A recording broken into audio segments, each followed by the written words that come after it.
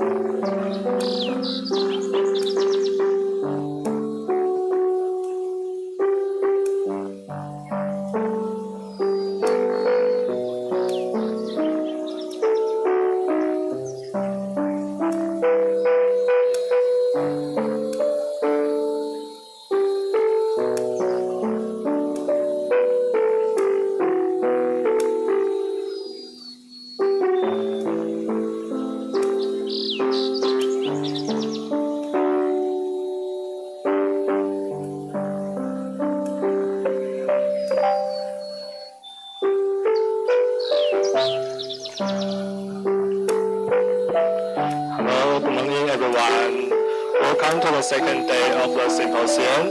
I'm your moderator today. My name is Chai.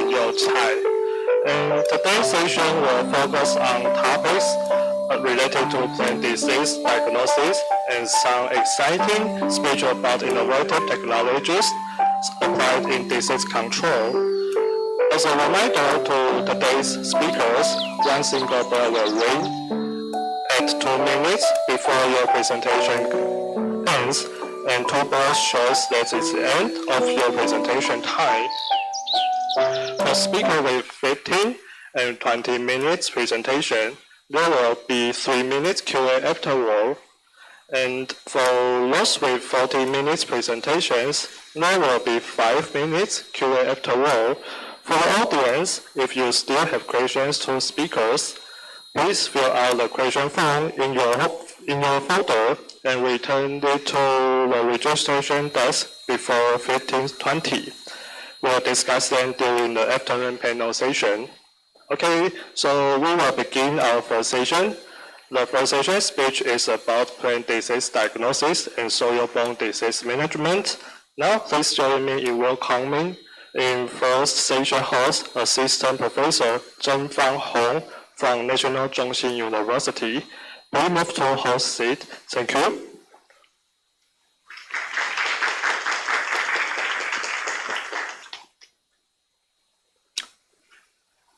Good morning, everyone. Welcome to the second day project. Yeah, hope you have a good sleep last night and enjoy the wine very much. All right, so let's get started with our first section. So in this section, our first speaker is Dr. Romina Gaziz. She's actually one of my co-PI when I was working as a postdoc at the University of Florida. So Dr. Romina Gaziz is now an associate professor at the Department of Plant Pathology, University of Florida.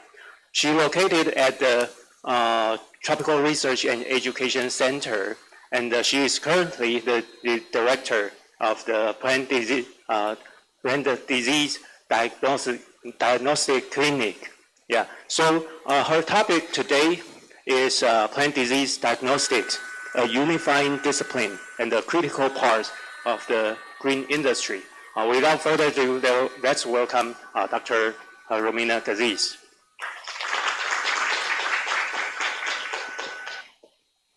Do I need to have this on my hand? Yeah? Okay. Okay. Okay. Ni hao. Hi. That's it. That's the only word I know. And chiche. So thank you for the introduction. It's my honor to be here. I want to start by acknowledging and thank you, my hosts, and I have been having a wonderful time meeting a lot of farmers that produce dragon fruit, passion fruit, guava. As you will know through my talk, we share a lot of the crops. So it is a pleasure for me to understand how you guys grow these crops, and I have to say much better than we do. So I'm here to learn, and I hope I can also share some of the knowledge that my lab has been generating through the years. So as it was mentioned, my name is Romina Gassis. I'm an associate professor with the University of Florida. I'm also an extension specialist and director of the plant clinic. And so a little bit about myself, as Fang mentioned, I'm based at the Tropical Research and Education Center, and I specialize on diseases affecting the commercial production of tropical and subtropical fruit trees and ornamentals. I have a 60% extension appointment and 40% research. Of course, we do 100 of both. And we also have teaching and mentoring and service and you name it, right? But this is the formal appointment of my position, and that's how I report to the university. So I am considered an extension specialist, which means that I serve to the residents of Florida, don't matter where they are. But of course, I mainly focus on the southern part of Florida and the production areas in that region. So I have multiple research and applied projects involving many tropical fruits. However, today I'm going to be wearing my diagnostician hat. And so this is what I'm going to be talking about. But if you guys want to discuss other projects and other pathogens affecting these production systems, just let me know. So this is my lab. I call it the Tropical Plant Clinic and Research Lab. It's the Gassis Lab. By the way, I don't update my website. It takes a lot of paperwork to do so. So if you want to know what we are up to, please use these QRs. You can look at the Google Scholar or my Twitter account to see almost daily updates on our projects.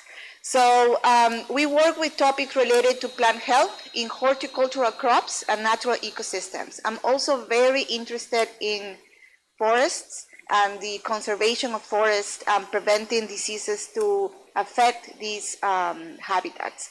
And so I come from a forest pathology background, and so I'm still really interested in the intersection between agricultural land and natural ecosystems.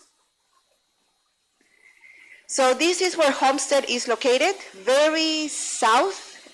We are 6 hours away from the main campus that is located in Gainesville. And so if you see the map showing the temperatures, you can see that we never get cold really. And more we are losing those really mild cold nights that we used to have during the winter, which allows for some plants to flower, to set fruit, and so on. So we are becoming more tropical, and the subtropical crops are migrating a little bit more to the north of South Florida, so more like Central Florida. And so another thing to point out is that we are very close to the Caribbean, and so we get a lot of pests and diseases from these areas due to trade, movement of people, and natural events, right, like hurricanes and high winds and you name it. And so another thing is that we feel kind of isolated, right, because the rest of the country is growing other kind of crops. And so I'm very happy to be here to kind of relate to the farmers and the researchers working on tropical crops. This is the Tropical Research and Education Center, and if you haven't heard about this center, I invite you to Google and go to the website. We are a very interdisciplinary, multicultural group. We have 18 faculty that includes people working in soil sciences, ag economy, precision agriculture, pathology, entomology, plant physiology, everything related to plant health of crops, food crops, and also ornamentals and natural ecosystems. So we are always inviting people to visit, to do sabbaticals, to do internships. It's a really nice place to be. And so yesterday we saw some images of urban areas being really close to agriculture. And so the same happens in Homestead. We are really a quilt intermix of agriculture and urbanization. And so we also have to be very careful to use certain pesticides because they will leach into the other areas, right? And so this is how it looks. This is an aerial image of Homestead. You can have open, most of the nurseries are open nurseries. We have very little protected agriculture because Florida is flat.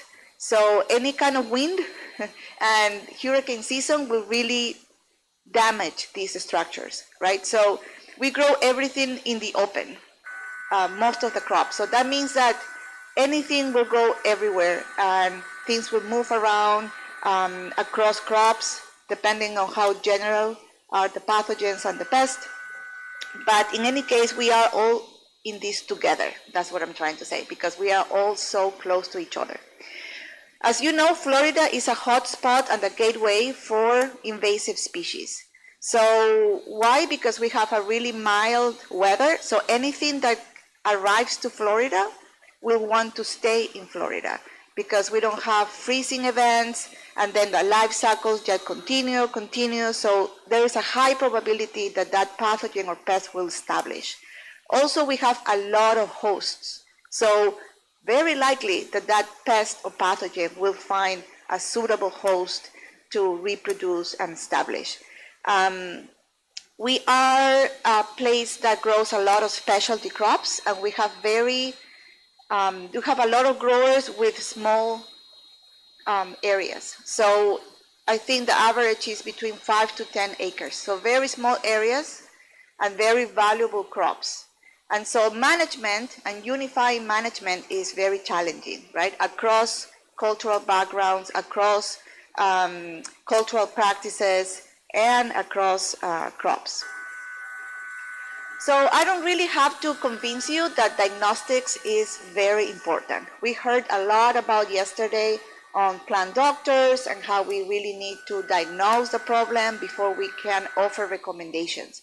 So you know that diagnostics is central. We cannot build an IPM program that is sustainable and sound and robust without knowing what is the problem of the plant health.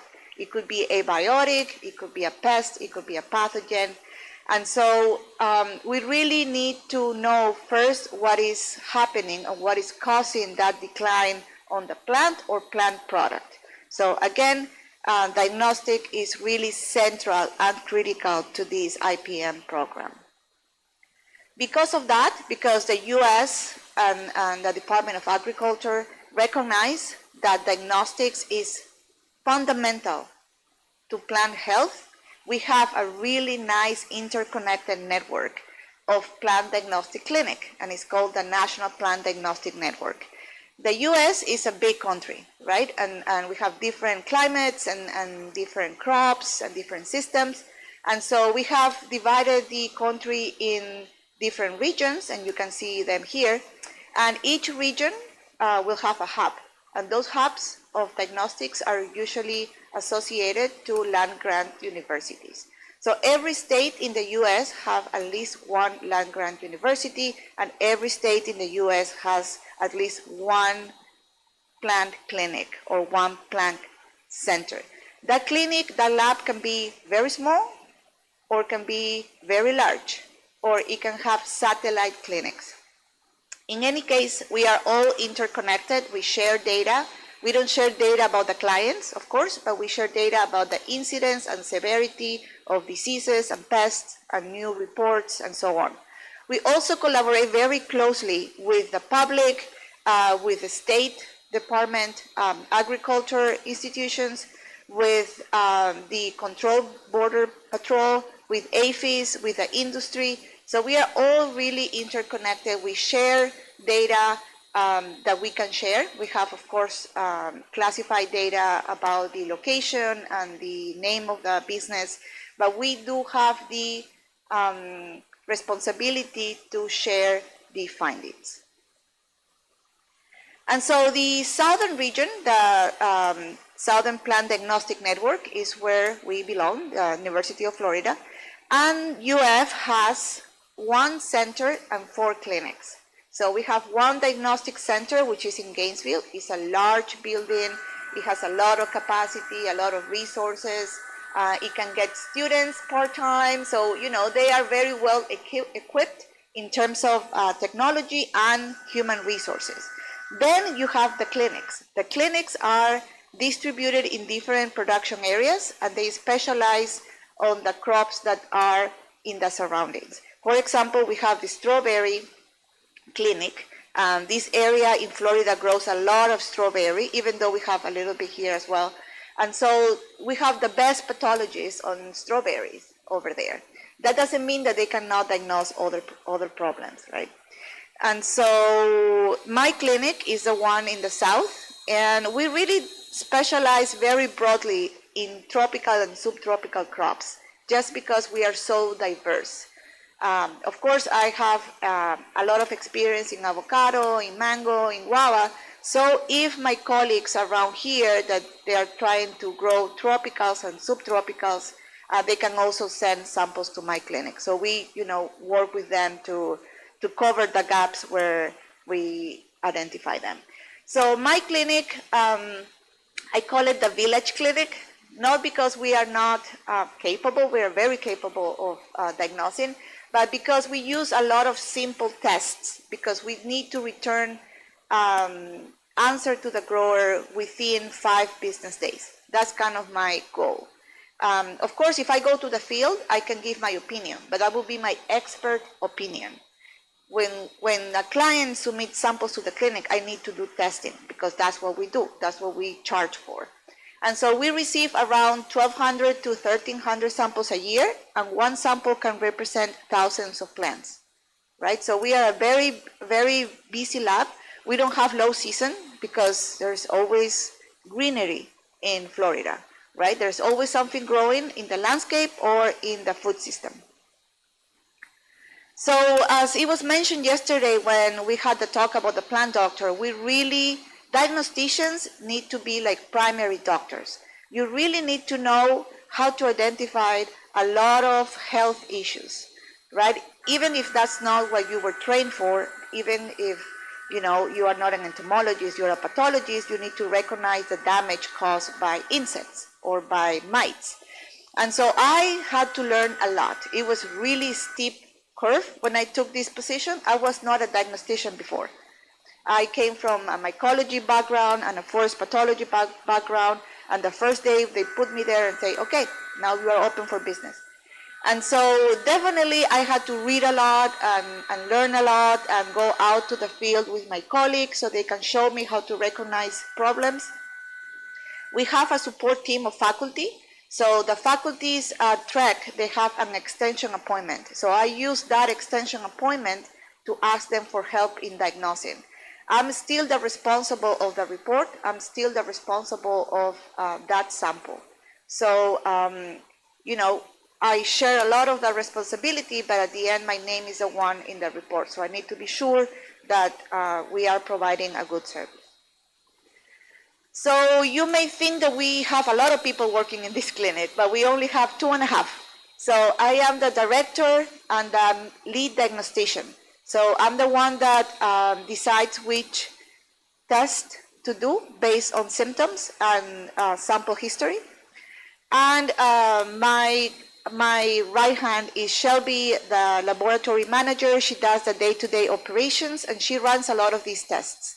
So I do a lot of the microscopy, a lot of the putting the evidence together, because I'm a trained pathologist. She doesn't have a degree in pathology, so she's learning and she's becoming a diagnostician, but she can run ELISAs, PCRs, so I can tell her which test to do. Then we also have Carlos, which help us preparing media and whatever we need to do to keep the plant clinic running. Sometimes we feel like there's a lot of plants, right? While I was here, one day they received 67 samples in one day. So sometimes it's crazy. Sometimes you get 1 or 2 samples a day, so you can start, getting the reactives ready and kind of getting ahead of what is about to happen. But sometimes it feels like there's a lot of plants. So as you know, disease diagnostics can be very simple. You can diagnose something in the field by experience if the disease or pest problem is very unique and there's unique characters, phenotypes, then you may be able to diagnose things in the field. But we are a testing facility, right? So we have to run the tests. These tests can be very simple, like putting the sample in a moist chamber and then looking under the microscope. So you will need training for that. You will need experience. And you can also culture, then you can do serological tests, you can do DNA-based tests, chemicals, and then this is the more advanced, that is what we look for, right? What we are heading to. However, there's still a long way to go. A lot of data still needs to be collected to get to that point of accuracy using modeling and artificial intelligence. So the village clinic uses a lot of these methods, right? When I am there, I can easily put the sample in a moist chamber and then look at the microscope, and based on my experience and my expertise, I can have a result in maybe a couple hours or one day overnight incubation, and then the next day I'm ready. Some diseases need definitely PCR or qPCR or LAMP or any DNA-based, even sequencing of the pathogen, because there's overlapping symptoms and there's no morphology to that pathogen, so you cannot really identify it. But in any case, that's what I call a village clinic, because we do a lot of the simple testing processing.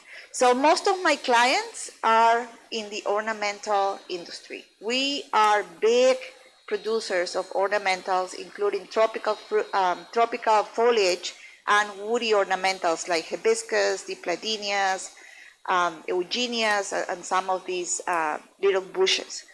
And so in my county, Miami-Dade County, there is 1,500 nurseries. So these are the major clients, the ornamental industry.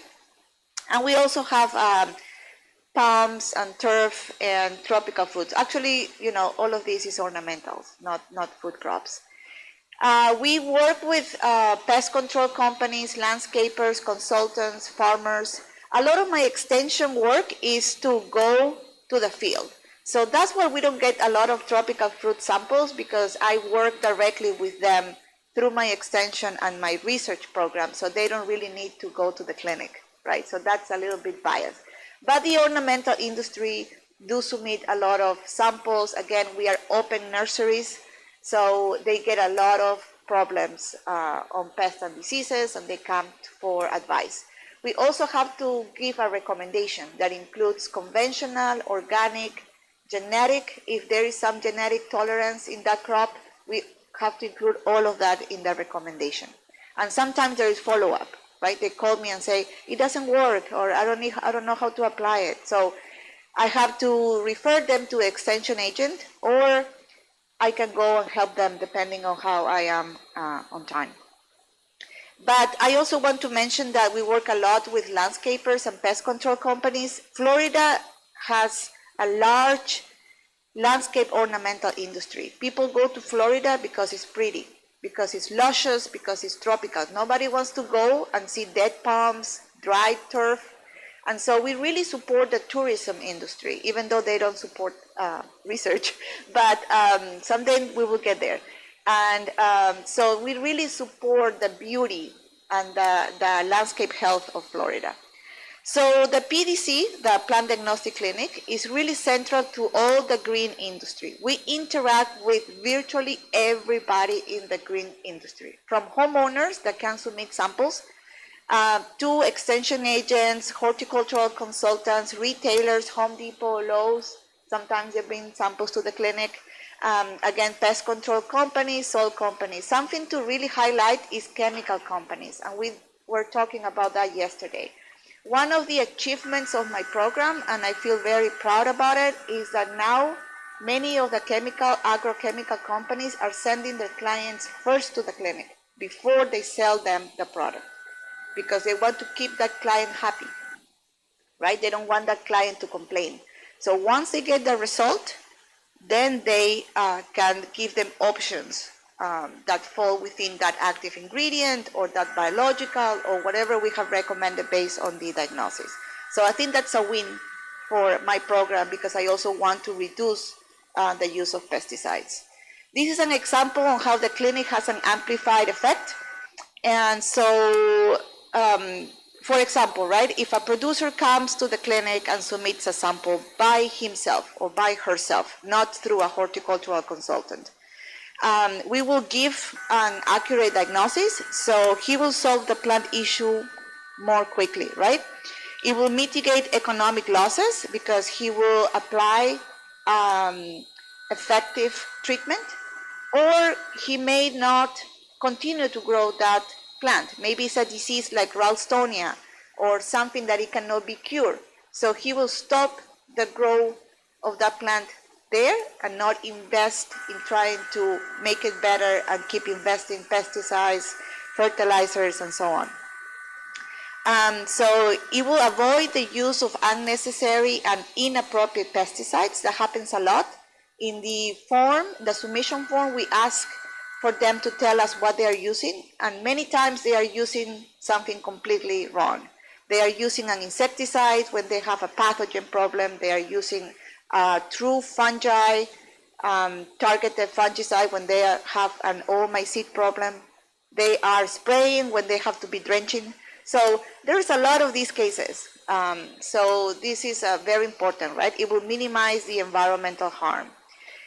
More importantly, and something that I want to highlight, is it will keep the industry and its related businesses thriving. There's a lot of businesses that support that producer, and that producer support a lot of the businesses, right? So in Homestead, we have substrate companies that sell the potting soil, the wood chips, the rocks that they use in the plantings, in the pots. You know, the chemical companies, landscapers, because those plants are going to be put in the landscape, and so there will be jobs for people cutting grass, cutting hedges, pest control consultants, and also the consumer, right? If that producer makes or generates a plant with a latent infection, or maybe is using so much fungicides that the disease is suppressed, but the pathogen is present, then that plant is sold in Home Depot. The homeowner goes and buys the plant, and it dies in a week because that homeowner is not going to put any fungicides. That homeowner is not going to buy another plant of that kind, right, or from that nursery. And so we are also affecting the homeowner, keeping them happy and more willing to buy plants.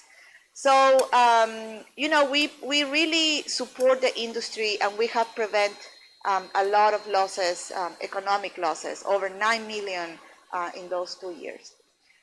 So, you know, we are important for the community. So the University of Florida is a land-grant university. That means that we need to address public needs.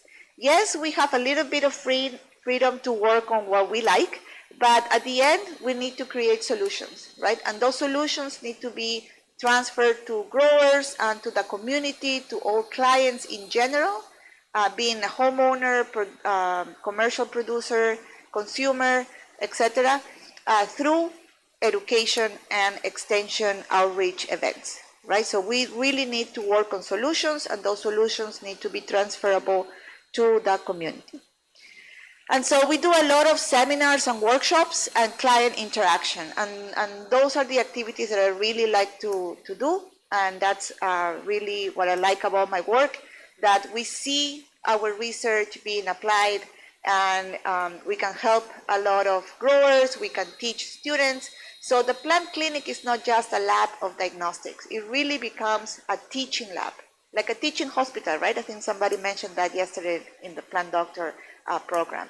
So we do become teaching hospitals or clinics, and we invite growers to come to the clinic, talk to us. We can also go to the field for interesting cases. And so we do a lot of outreach activities. Some of these seminars can last the entire day. Some of them are workshops And so we have multiple speakers. We invite the experts. They can join virtually or in person. Some of these workshops can last few days. So this is a workshop I hosted in Spanish on laurel wilt. So as you know, there's a lot of Hispanics in South Florida, and a lot of farmers do not speak English, actually. So my program is bilingual. We have to provide that information in both languages. And we had a lot of regulatory personnel from Dominican Republic, Mexico, Puerto Rico, attending this course in which they learn about how to identify laurel wilt and how to do research with this pathogen. We also do educational tours quite often. We are always asked if they can come to the clinic with their group. It can be the garden group, it can be the master gardeners, it can be a high school, it can be a college group, it can be extension agents from other counties, it can be people from other countries, right? So we are always open when we have time, always open to show how we protect and how we safeguard the local and regional agriculture. Something to mention, which I forgot, is that Florida is the gateway for invasive species for the entire country, right? So just like you guys like to share some of the pests and diseases, we also like to share them with California and Texas and Georgia. And so, you know, it's of interest of the country to keep us safe and protected, right? To not let these pathogens get in. We also describe new taxa. The plant clinic is an amazing place to do surveys of new species. We don't have to go to the field, they just come to us, right? So I have been lagging a little bit on this because I'm so busy, but I wish I had more resources to describe species through the clinic samples. This is one example of a Boston fern, which we grow a lot in Florida. And the substrate was completely colonized by this fungus, which happened to be a new genus. And this is not a truffle, even though it's a subterranean fruiting body, you cannot eat it. It's relative of the regular agaricus and these mushroom-forming fungi. So this is not a pathogen. Actually, it's not directly affecting or parasitizing the roots of the plant, but it's definitely creating a hydrophobic mat that is not letting the plant get any water or nutrients. So that grower is not going to sell this plant ever, right? So it can become a really big problem. Now, the report of new diseases is also very common and very easy to do through the clinic. Not easy. You can do that very often. Not easy, but you can do that very often if you have the resources and time. So this is one disease on monsteras and epiprenum. Monsteras are staple tropical foliage of Florida. We love monsteras. They are gorgeous. They really define our tropical landscape. And we also produce them to sell them across the country so people can put them inside offices. They are really good indoor plants if you can get some light, indirect light. There is a rust, which you also have it here. And it's very bad, and it can really, eat away the foliage in nurseries and also in the landscape, to the point that I'm recommending not to plant monstera anymore in the landscape and change to a similar looking plant like a philodendron or something like that. This is very sad, but it's very difficult to control rust, right? Especially in the landscape. And so very damaging. So when we do new reports, of course, we need to do the Koch postulate. So that's the part that is not easy. You would think that it's easy to induce symptoms of disease in the lab, but you have to have that disease triangle just right, right? And many of my pathologist friends can really support this statement, right? Sometimes you really have to have the perfect conditions for that pathogen to induce the symptoms that you first observe. But in this case, we were able to replicate those symptoms. We are also doing that with post-harvest on passion fruit. And so this was also a sample that was submitted by the clinic, and then we started to get more samples. We went to the field so we can collect more isolates, and we can really evaluate the significance of the disease. We need to show how important is the disease in the industry, and we need to get that field data. We also generate simple rating scales, so our team can evaluate the efficacy of these fungicides that we test in the field. We need to have a standardized way of saying what is the severity and how that product has helped prevent incidence and severity. Our bread and butter is to develop new diagnostic and detection methods. So that's what I work a lot on that. And I work a lot on trying to speed up the diagnosis of laurel wilt because it's a slow growing pathogen. So if you use the regular culturing methods, it will take you 7 to 10 days to see some growth out of that piece of infected wood. And so we have really shortened the time, and we have been able to now diagnose directly from the infected material using conventional PCR, and we have reduced that to 1 day. And now we are working on a lamp-based assay that will let you diagnose and detect the pathogen in 20 minutes and in the field. So that's great. So this is the lamp-based assay that I was talking about. If you haven't seen laurel wilt before, this is how it looks. This is an avocado tree infected with laurel wilt. And here we are with a grower taking samples in the field. Now we are in the validation stage. So we are testing naturally inoculated samples that you know are more complex than the ones that you can produce in the lab, right? And so this work has been supported by USDA, NIFA, and APHIS. And we also want to be able not only to detect directly with a crude DNA extract from infected material, but we want to detect it from beetles. Ambrosia beetles are really, really tiny. And so detecting the small titer in a small beetle is very difficult sometimes. Also, they carry other things, and their chitin and exoskeleton has a lot of PCR inhibitors, right? And so we really need to optimize the test. So far, it's going well, and we want to give this to our partners, our other areas that grow avocado that do not have laurel wilt yet, which is a lot. And so they can put these traps, and then we can do the testing to monitor and surveillance. As you know, we are a land grant, so we need to share this information with others. And so we share, depending on the pathogen, depending on the pathosystem, we collaborate with diagnosticians across the state, across the country, and sometimes overseas. And we share these resources, including positive control, negative controls, primers, and so on.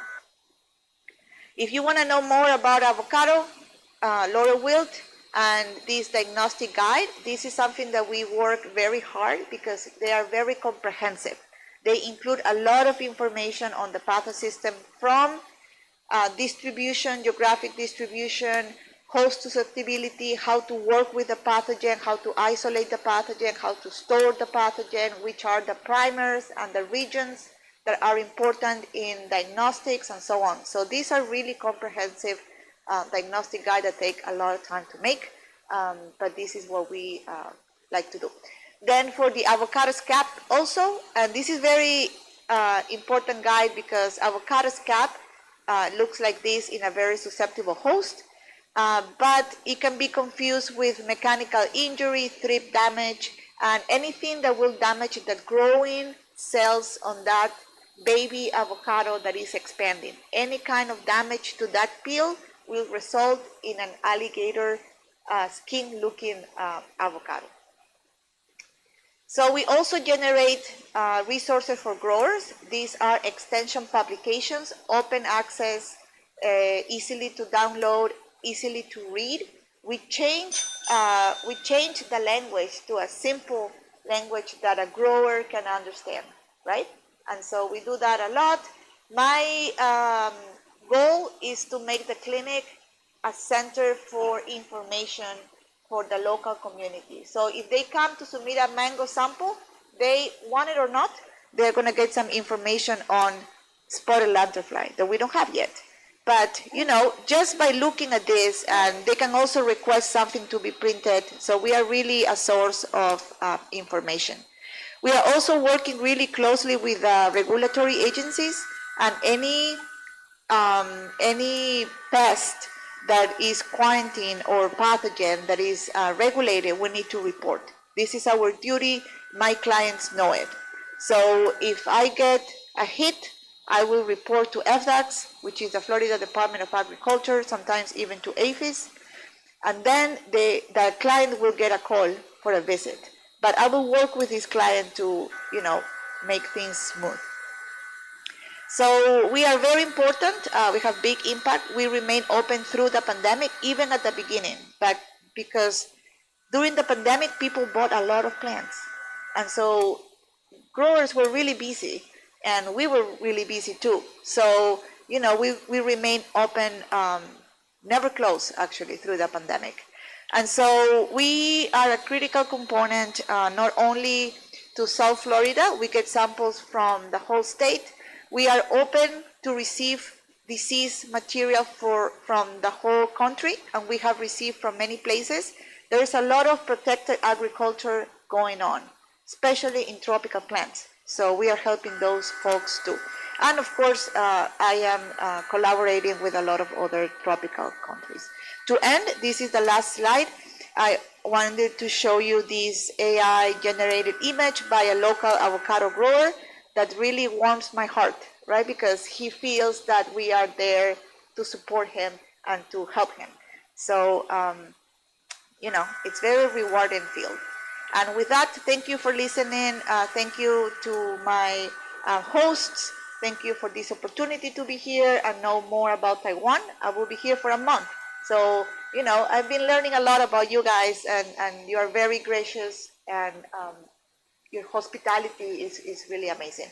And thank you to my team and to all my partners in research and extension. Thank you.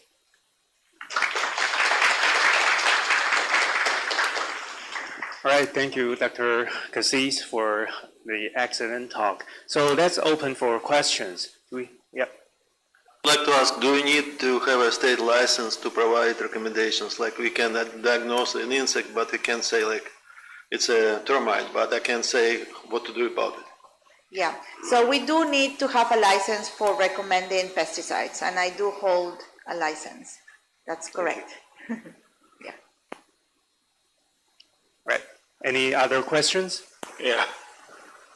Well, thank you for the wonderful presentation. Oh, okay. me, yeah. Yeah, sorry. Thanks, thanks for the wonderful presentation. I got a few questions here. Just listening to you. You did mention about horticultural crops. What happens if other agronomical crops shows up in your lab? Yeah, that's a good question. So my research specializes in tropical fruits and ornamentals. We have a vegetable pathologist at the station as well. We have a person work on hemp that can help. But if we don't really have like wheat or, you know, cash crops or row crops, if it shows up, we will do our best. We can always access the resources from the Florida Department of Agriculture if it comes to that. We have a good support network, but since time is of the essence, we will work on that sample. And, you know, yeah, we are pathologists in general, so we should be able to at least narrow down the problem. Okay. You mentioned about the commercial growers and landscapers. What happened when the homeowner sent you a sample? Yeah. So homeowners are a difficult group to deal with, as you probably have experienced. They have emotionally attachment to the plant. right? And so telling them that that plant is doomed is difficult. I have had people crying at the clinic when they get laurel wilt in their avocado that the abuela left, for them when they move in. But the homeowners have really good support in the extension office through the Master Gardener program. But a lot of times, the Master Gardener will refer the homeowner to the clinic for testing. And then they can follow up with the recommendations and support. Sometimes the homeowners does not trust the Master Gardener and want to go directly to the clinic. So I try to do my best. I cannot recommend, of course, the use of pesticides unless they hire a professional landscaper or pest control company. So we receive quite a bit of homeowner samples. They are difficult, but overall, I find them interesting because a lot of pest and diseases outbreaks start in the backyards of people. So I don't want to close that door for sure. Okay. In 2022 to 2024, you prevented over $9 million from potential losses. How did you measure that? Yeah, so we have to, in the States, I'm sure here too, you have to show your impact to the university in order for you to have a good evaluation, right? And the university has to show to the government that they are using the funds properly. And so having monetary impact data is very difficult. So what I did is I chose examples of commercial nurseries that have submitted samples to the clinic and indicated the fungicide or the pesticide that they use, and then cross-reference that with the diagnosis. And the ones that were mismatched, which were a great percent, I used that to calculate how much they would have lost if they didn't follow my advice. And so I work with a couple of commercial nurseries to get the prices in general plants, right? How much it costs per acre in pesticides, in labor, and so on. So that's how I came up with that number. I'm curious about, you got the budget, right, from the state. Do you charge the clients at all? Yes, so my position is paid by the state, right?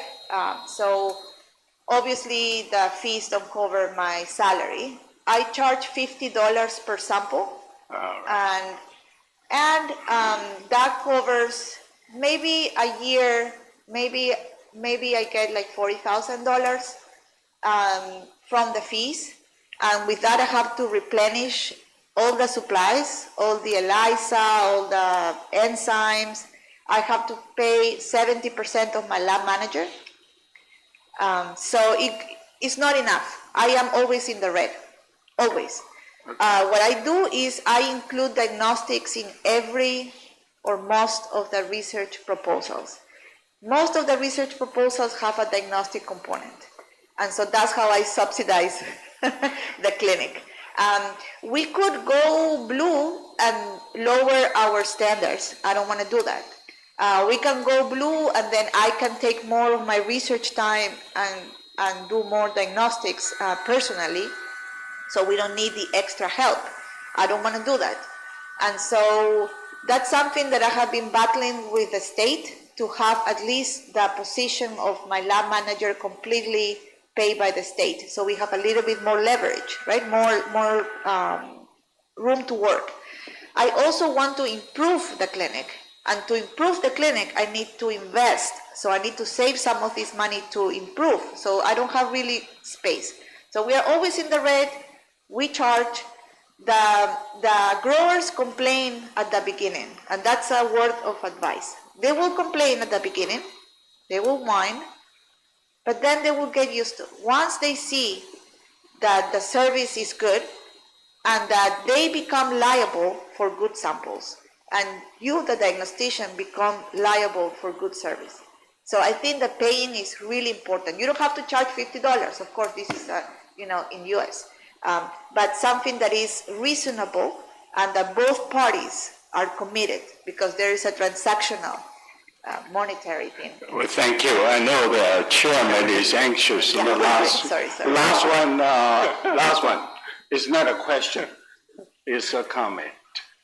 Romina, you're a very, very dynamic lab because you only have 2 pathologists, and you did so much. Thank you for Thank you. your I appreciate it. presentation. Thank you. Appreciate that. All right, thank you. Sorry, because of time, yeah. So, sorry, I have to move on because of time. Yeah, sorry for that. But if you have additional questions, you can talk later to her. Okay. So I think there is a.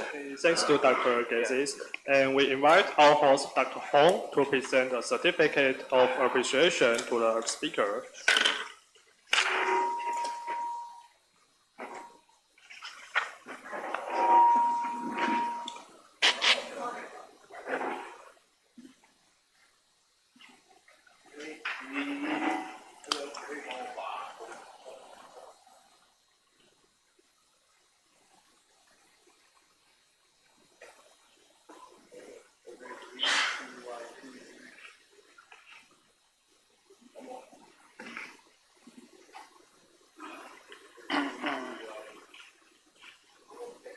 Okay, thank you. Please take your seat.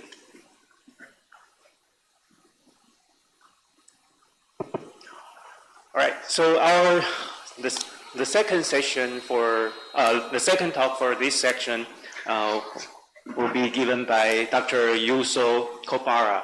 So Dr. Yuso Kobara is currently a principal researcher at the National Agriculture and Food Research Organization. His research mainly focuses on the environmental fate of pesticides and also developing the risk reduction technologies for soil fumigants. So let's welcome Dr. Kobara.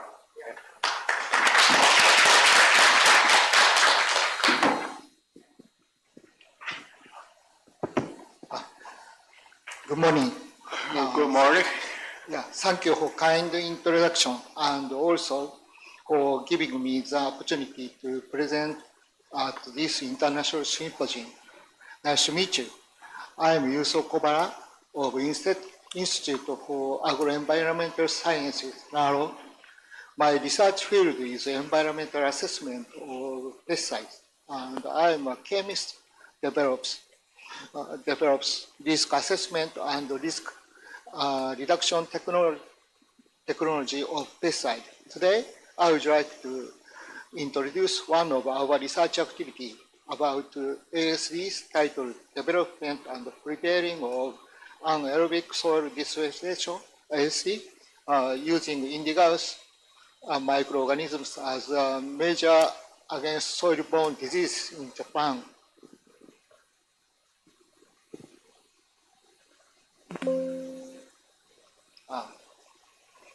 This slide shows the agenda of my presentation today. You can see soil this way. Infestation treatment before planting is essential to prevent soil-borne disease. Reduction in use of pesticide and proper use are required. Necessity and background of soil disinfection effort made so far. Key point of successful anaerobic soil disinfection. Soil disinfestation while crops are still being grown is extremely difficult. So difficult to obtain differences in susceptibility between target soil-borne pathogens and crops. So soil disinfection treatment before replanting is essential. So, just a moment. Japan's Ministry of Agriculture, Forestry and Fishery has formulated Midori strategy for sustainable food systems. Midori, the medium-long-term strategy, will pave the way for the future. Enhancing, engage, just a moment. enhancing engagement of stakeholders at each stage of food supply chains, promoting innovations to reduce environmental burden. The key performance indicates that by 2050 is 50% reduction in risk-weighted use of chemical pesticide by this simulation of the integrated pest management and newly developed alternatives.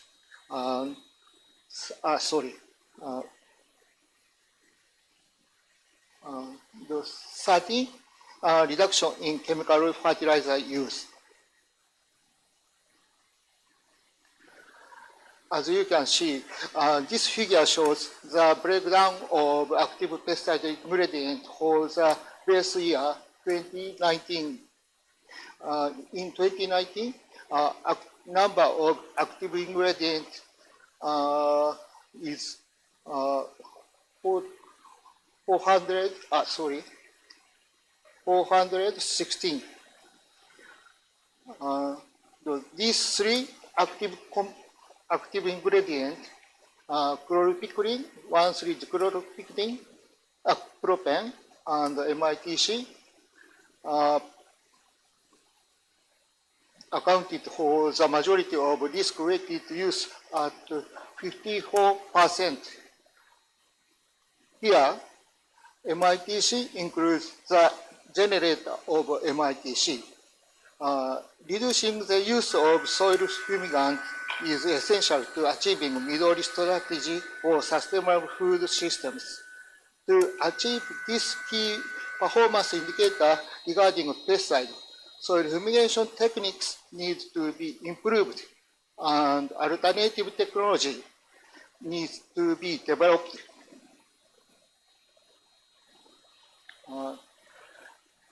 This slide shows soil infestation is treated a very wide range of crops and soil-borne disease in Japan. Strong agriculture, lower cost,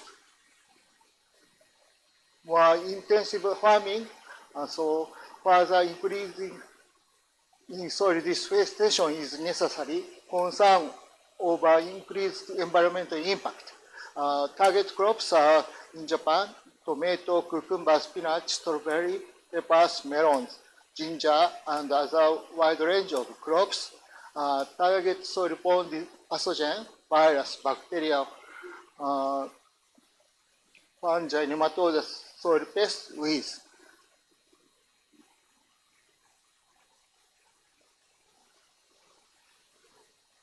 In order to develop alternative technology to soil fumigants, we have been working on development and preparing of anaerobic soil disinfection using ethanol.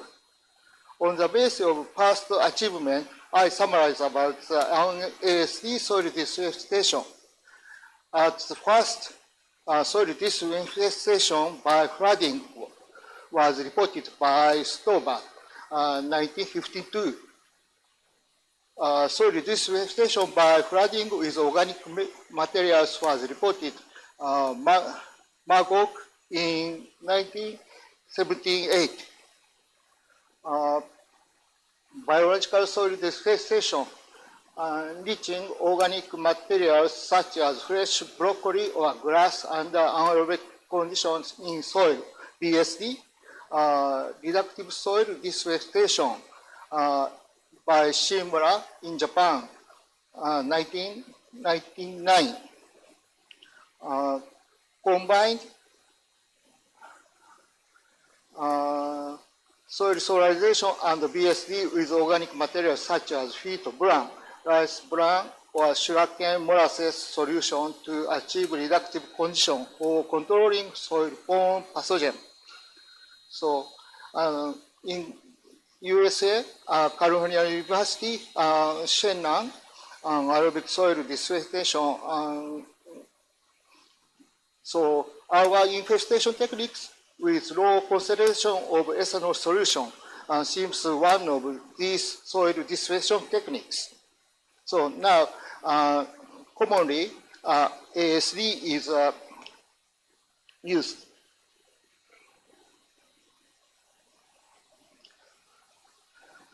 This table provides a comprehensive list of organic materials used for ASD in Japan. Organic materials include rice bran, wheat bran, molasses, dry molasses, omolase, ethanol, trade name, Ecologial. Sugar containing diatomaceous earth. This name, Hangenmari in Japanese, mixed organic fertilizer, soil fine. And this one is soil fumigant, chlorpicrin. And solid and liquid forms are available. And the most convenient organic materials used are dependent on farmer's condition. The amount used per 1,000 square meter is usually 1,000 kilogram or per 1,000 liter. This shows the general cost of each organic materials. And in recent years, organic materials, especially for AC, such as Ecologial, Hangenmari, and Soil Fine, have been launched on the market.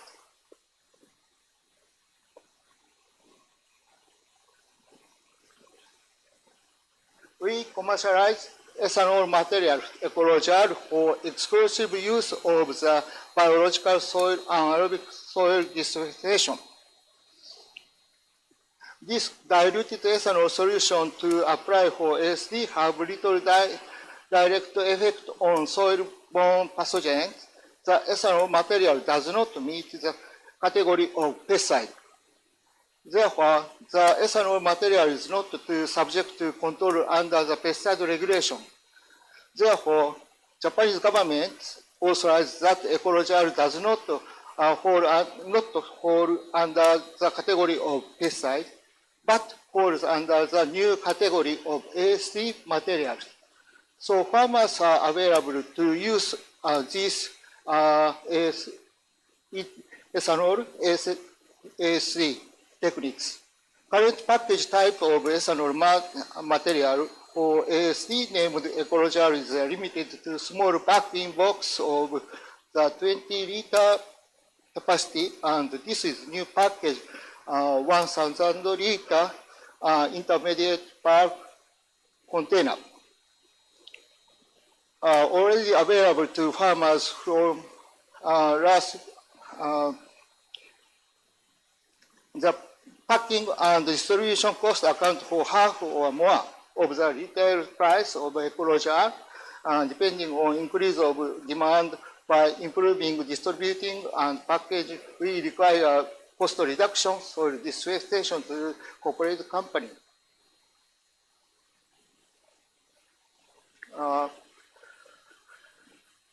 Recently, production of bioethanol increased substantially, so the effective utilization of crude ethanol,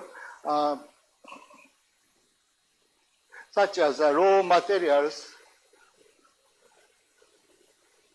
and the byproduct from the distillation process is required. Almost 100% of raw alcohol is imported from Brazil. Byproduct ethanol from distillation purification process generated, and the generation ratio for the raw materials ethanol is about 1%. This ethanol purity is about 89%. And byproduct ethanol price is about 30 to 40 Japanese yen per liter. As for the use of byproduct ethanol, the merit is big in economical efficacy.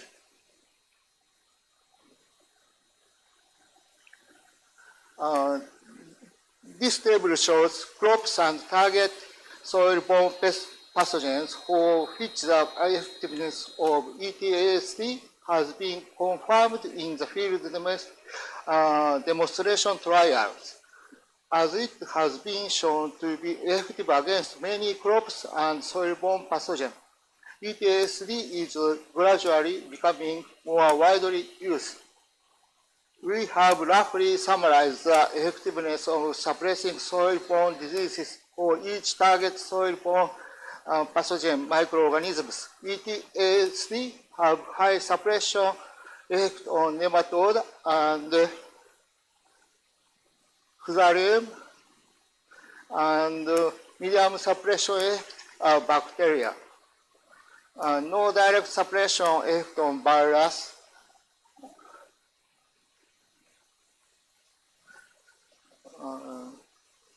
Has been confirmed. As for weeds, ETSD no suppressive effect on lowland weeds, but it has been confirmed to have suppressive effect on upland weeds. To prove the diluted ethanol has no direct suppression efficacy on pathogens, tomato wilt fungus was immersed in a 22% ethanol solution for 15 days, then transferred onto agar medium to check for mycelium growth. It's the ethanol concentration used for soil ASD. Ethanol does not have direct suppressive efficacy on pathogen.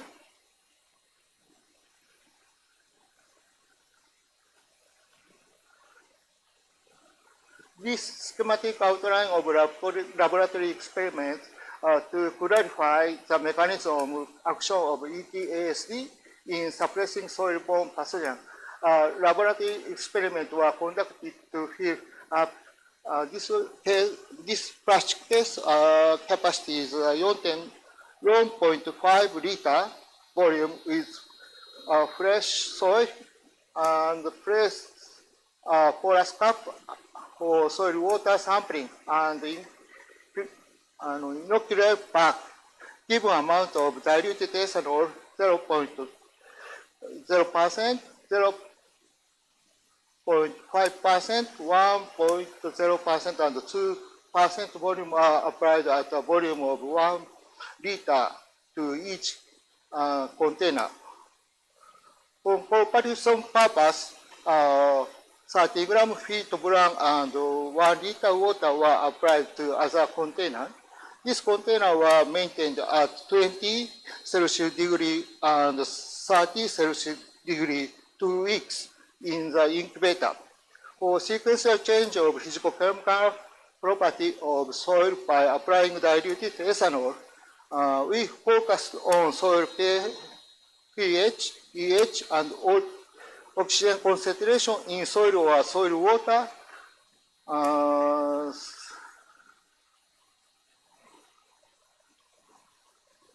And 1 and 2 weeks after treatment, soil solution were withdrawn by porous cups and analyzed for organic acid and metal ion. The amount of organic acid and metal were analyzed.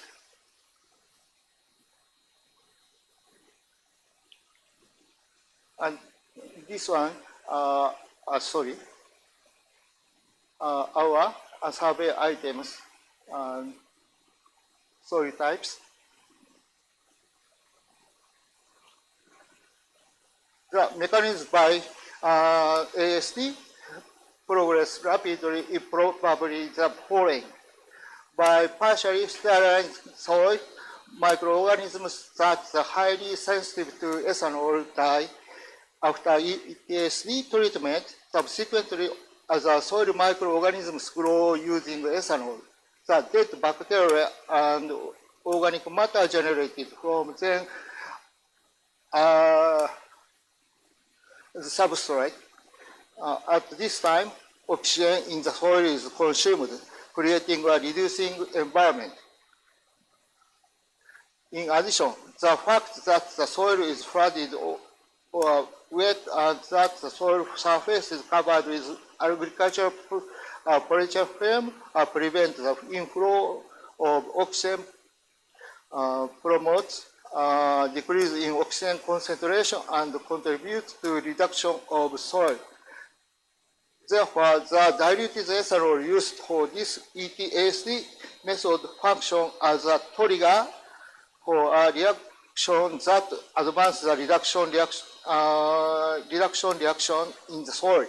So organisms that are not sensitive to ethanol, even these which require oxygen can be suppressed within about a week. Step 1, activation of microorganisms. Ethanol become resources and activate microorganisms. Step 2, soil reduction and reducing condition, oxygen-free condition, activity of pathogens and nematodes in suppressed.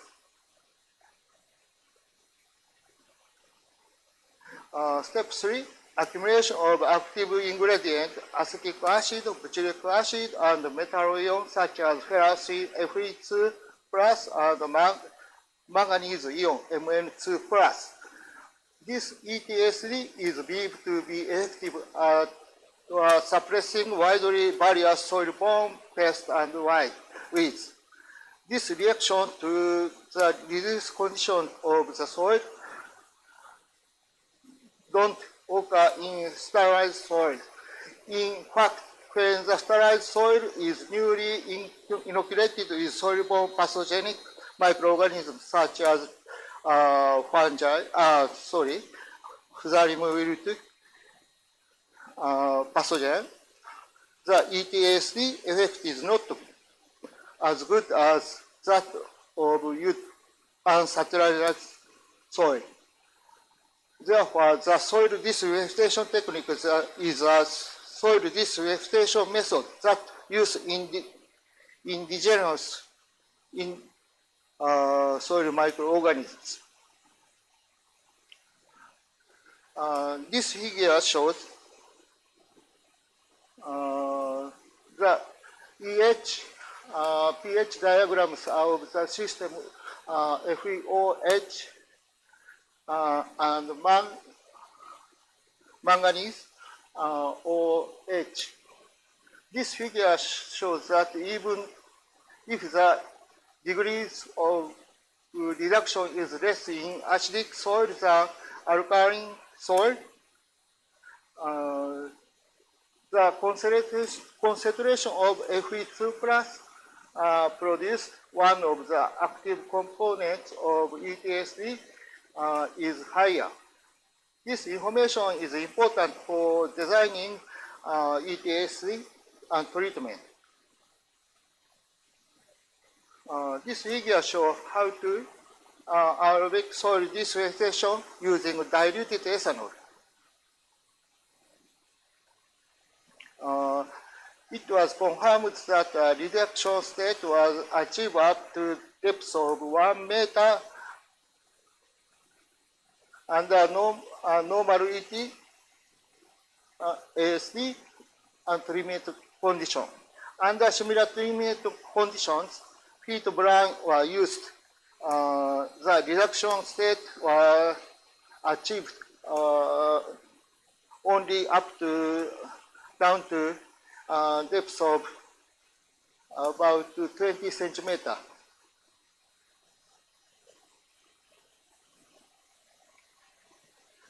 This slide shows efficacy of weed control. This photo shows without treatment one crop after one crop cultivations. This one ethanol A3 and this one heat brown. Ethanol has good suppression efficacy of weeds.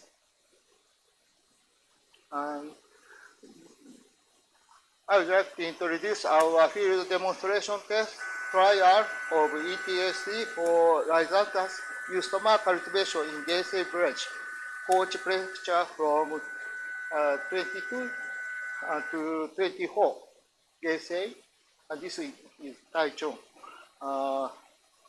Geisei village is a major horticultural area.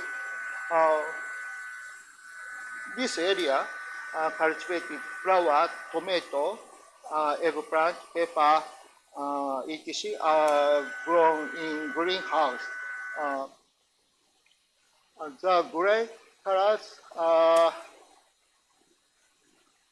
in this area photograph all cultivation facility.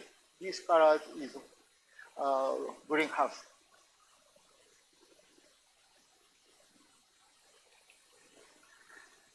In the early stage of the trial, first year, ETSC was performed in a flat state as shown here. Raised beds were formed after ETSC treatment, but this don't result in a sufficient suppression of soil-borne disease damage. At the result review meeting conducted after the ETSC demonstration experiment and from on-site surveys, the overall results were discussed together with extension professionals and individual growers. Outcomes from the field for which results were effective were contrasted against those from where results are insufficient. After the irrigation conditions during ETSD treatment are confirmed, detailed suggestions are made to improve uneven ETSD treatment, such as soil compaction. In addition, the soil must be managed before ETSD treatment to prevent from becoming excessively dry. In the soil dry, if the soil is dry, then the soil surface requires wetting evenly in advance by pre-irrigation. In the case of full surface flat ETSC treatment, the layout and installation interval of the irrigation tube must be reviewed. Irrigation tube must be changed to more suitable one. Also, raised bed ETSC treatment must be performed.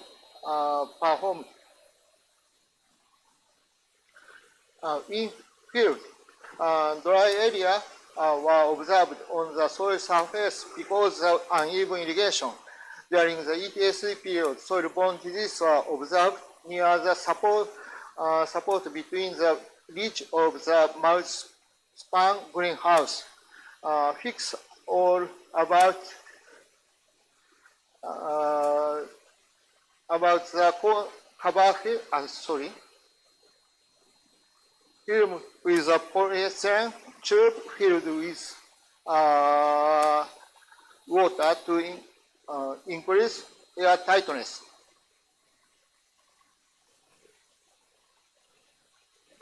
This photograph of the same field before and after the introduction of ETSD in a field demonstration trials of Rhizanthus are shown. Previously, propiculin fumigation and sterilization, such as conventional soil disinfestation, applied. However, as can be seen from the photograph, serious soil-borne diseases were not occurred.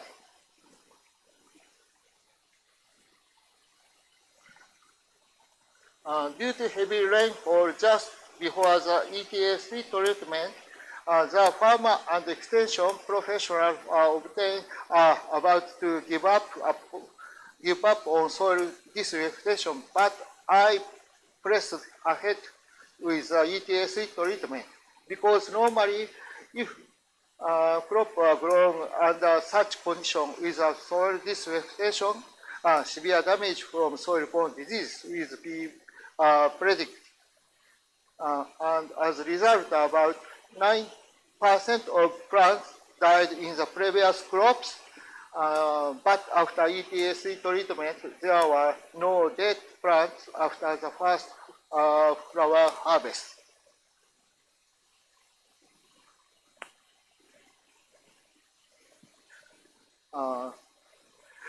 Before this table shows comparison of income losses in area-wide ETSC demonstration over 3 years in a rhizanthus monoculture in Geisei Village, Kochi Prefecture. Before ETSC in 2021. Wilted plant rate, this one field number,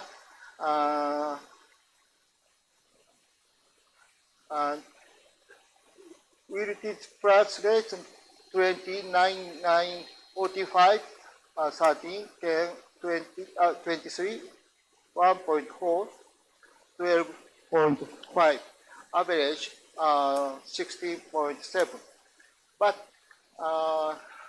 after ETSC, first year 2022, 3.4 to average 2.4 decrease of wilted plant rate, and 23 and 5.9. But this one is this is because deep tillage was carried out after ETSC treatment. So 24 average 0.5 6.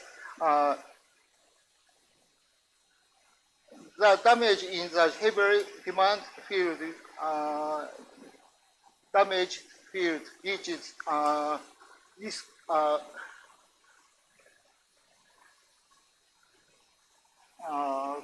evaluated economic evaluation reached to this Japanese price, but it thought that this method was effective at reducing the amount of damage through 3 years of effort. The rate of wild plants was reduced in to an average of 0.6. I think have high significant economic benefit.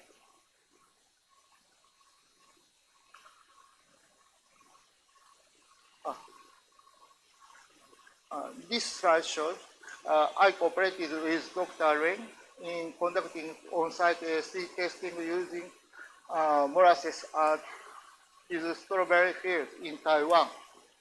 But I would like to skip this one. I conducted severe condition under very cold season in Tomakomai area, Hokkaido. Skip.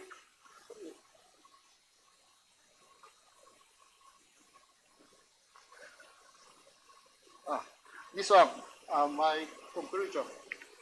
Prevailing anaerobic solid distillation using diluted ethanol for formation of limit of environmental factors. Soil temperature season expand application in low temperature periods. Reduction of materials, reduce irrigation amount and treatment concentration. Types of soil-borne pathogen, microorganisms, treatment of sloping land, elucidation of the mechanism of ETSC, evaluation of cost, evaluation including not only immediate material cost but also the yield after overcoming soil disease recovery are necessary. Thank you. That's all.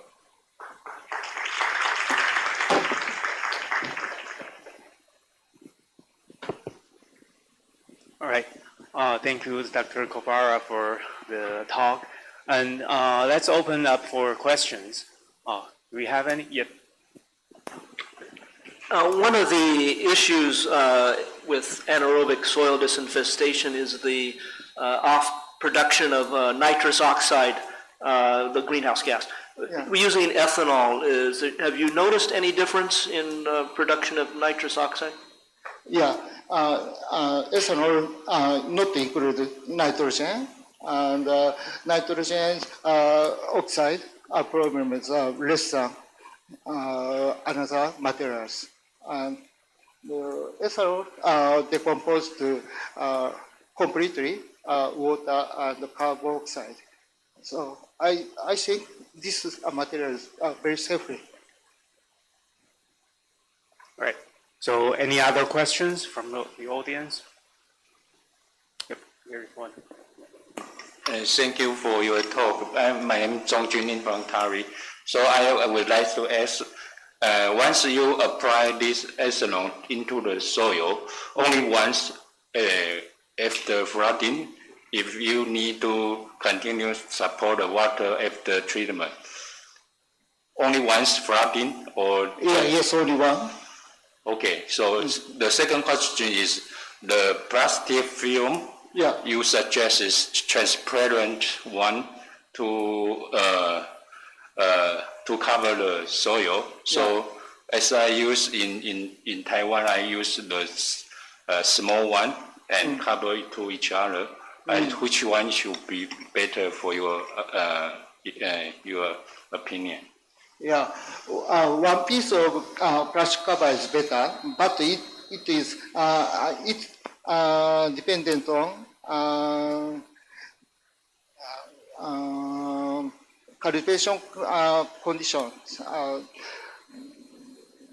Farmers cannot get one piece of plastic film, so in that case, we recommend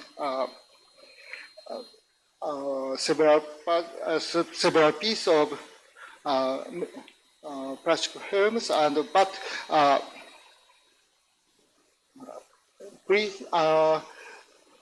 and prevent of oxygen inflow.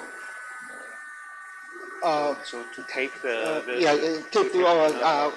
To then overlap. Yeah, the oxygen coming in. Yes. Yeah. Okay. I think it's time. So let's thank Dr. Kobara again. And if you have a further question, you can talk to him later. You mentioned about the efficacy on the microorganisms. Yeah. And it's high on nematodes, fusariums, and weed. Yeah. But mild or medium on bacteria. Can you explain why? Bacteria. Bacteria is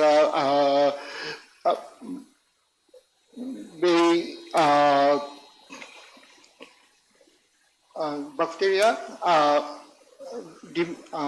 lives in to deep soil, soil depth of about down to the 1 meter. You think you think the bacteria is deeper than the nematodes? Yes. But can bacteria cell wall play some role at all? Yeah. Pardon. You know, the bacteria has the cell wall. Cell wall. Would that play some role in becoming a medium? Medium. I know it's effective, but it's medium. I just wanted to know the mechanism. And bacterial population density is very not even, and bacterial density recovery is very high. Small density is remained of bacteria, but that's density recover very rapidly, and bacterial root damage become very big. Okay, thank you. Can you flip to that your income loss slide? Yes.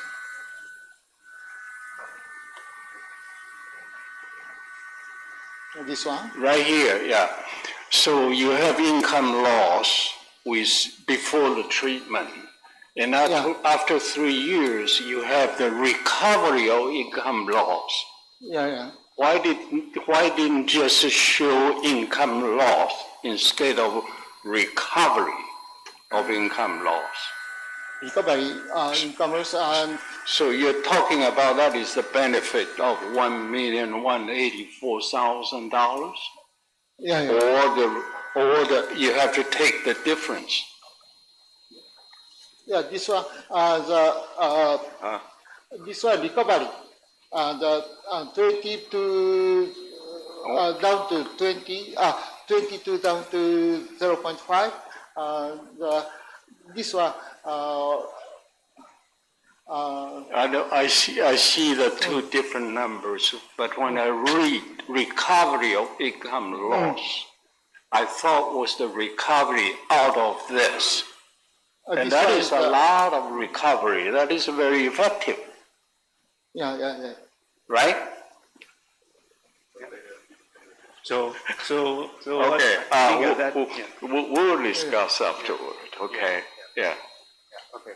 So good job. Thank you. Yeah. So thank you again, Dr. Tabara, for the talk. Thank you to Dr. Tabara. We invite our host. We invite our host, Dr. Hong, to present a certificate of appreciation to the speaker. Please look at camera.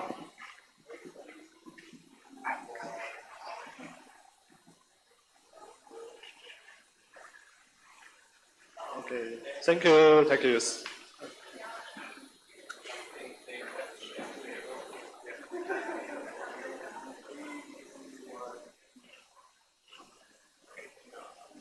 Thank you, please take your seat. And Dr. please stay on the stage. Okay, next we invite Dr. Shi from Harry.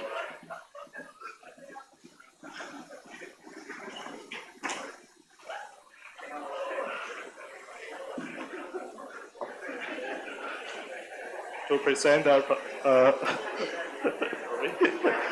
present a certificate of appreciation to the Dr. Hong.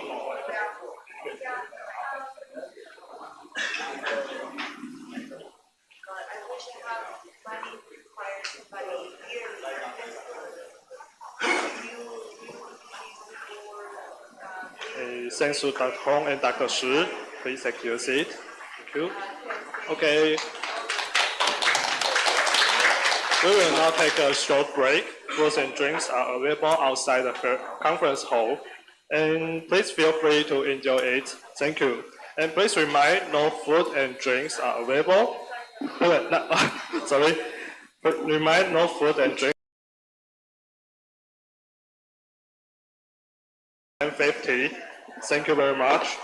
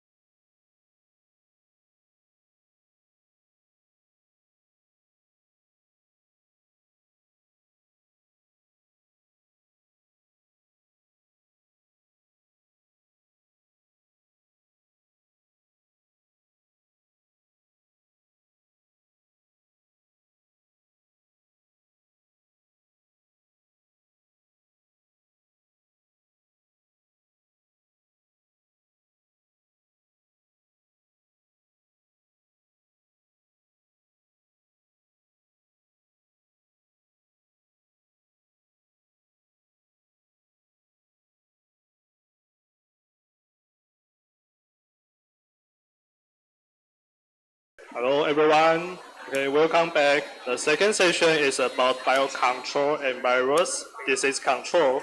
Now let's welcome the second session host, researcher Jin-Xin Huang from Taiwan Agricultural Research Institute. Please move to host seat. Dr. Huang, thank you very much. Hello, everyone. Are you okay? Yes. And my name is Jim from Taiwan. It's my pleasure to serve as the moderator for this section. And we have three presentations scheduled for the session, coming from important advances in agricultural pest and disease management. Include pathogenic microorganisms for major agricultural pests in Taiwan, and biological control of potato scab in Taiwan, and virus diseases infecting passion fruit in Okinawa, Japan. Before we begin, I would like to say to our friends from Korea and Thailand, thanks for your patience and good alcohol capacity last night, right? Kwan and John and friend from Thailand, Oh, okay, I joined a lot last night, so it's okay. So we have the first speaker, associate researchers, Susan Zhang. Yes, Susan Zhang she's from Taiwan, also my colleague in division, applied zoology division, and he's good at research about the development of microbial control agents targeting insecticide-resistant pests. Okay, the stage here is yours. Okay, thank you for your introduction. I'm Dr. Zhang from Taiwan. This is because the time is limited, so this is just a brief review. And at the end of the talk, I will share some current progress in the microbial development in Taiwan. So the pest infection are unavoidable challenges in agricultural cultivation, and for decades, the synthetic chemical pesticides have long been for the primary tool. But there are some serious problems like the environmental toxicity and negative impacts on non-target organisms. And the worst one is the pesticide resistance. So while we were talking about the microbial pathogens, it can help us reduce the reliance on chemical pesticide and provide a sustainable and environmentally friendly. And this is the three bacteria, fungi, viruses are all the major microbial pathogens in pest control. And some of them are endophytic microorganisms. That means they can culture in the plant and promote the plant growth. And in the pathogenic bacteria, most of the commercial pesticides are spore-forming bacteria, like Bt, because it is easy to store and apply. But in recent years, the non-spore-forming bacteria, native bacteria, including the Corynebacterium, Pseudomonas, and Photorhabdus, have gained more attention here because they have another different moderation. They can reduce the pesticide resistance. And then the other one, the gram-positive non-spore forming, is the Streptomyces. It's famous on his metabolism. And this is a moderation of the Bt. All question about it start from the insect larva inject the Bt, including the spore and cryophyllene from insect, and the cryophyllene will dissolve in the alkaline environment in the midgut. Then the toxin binding to specific receptors of the midgut, and forming a pore structure cause the cell homogeneity imbalances and disrupt the midgut of the insect and cause the insect death. Then in the moderation, they contain two critical growth phase, vegetative phase and stationary phase. And the spore 0AP triggers the differentiation from the vegetative phase to stationary phase. The differentiation of the two critical growth phase is very important for the mass production of the BT.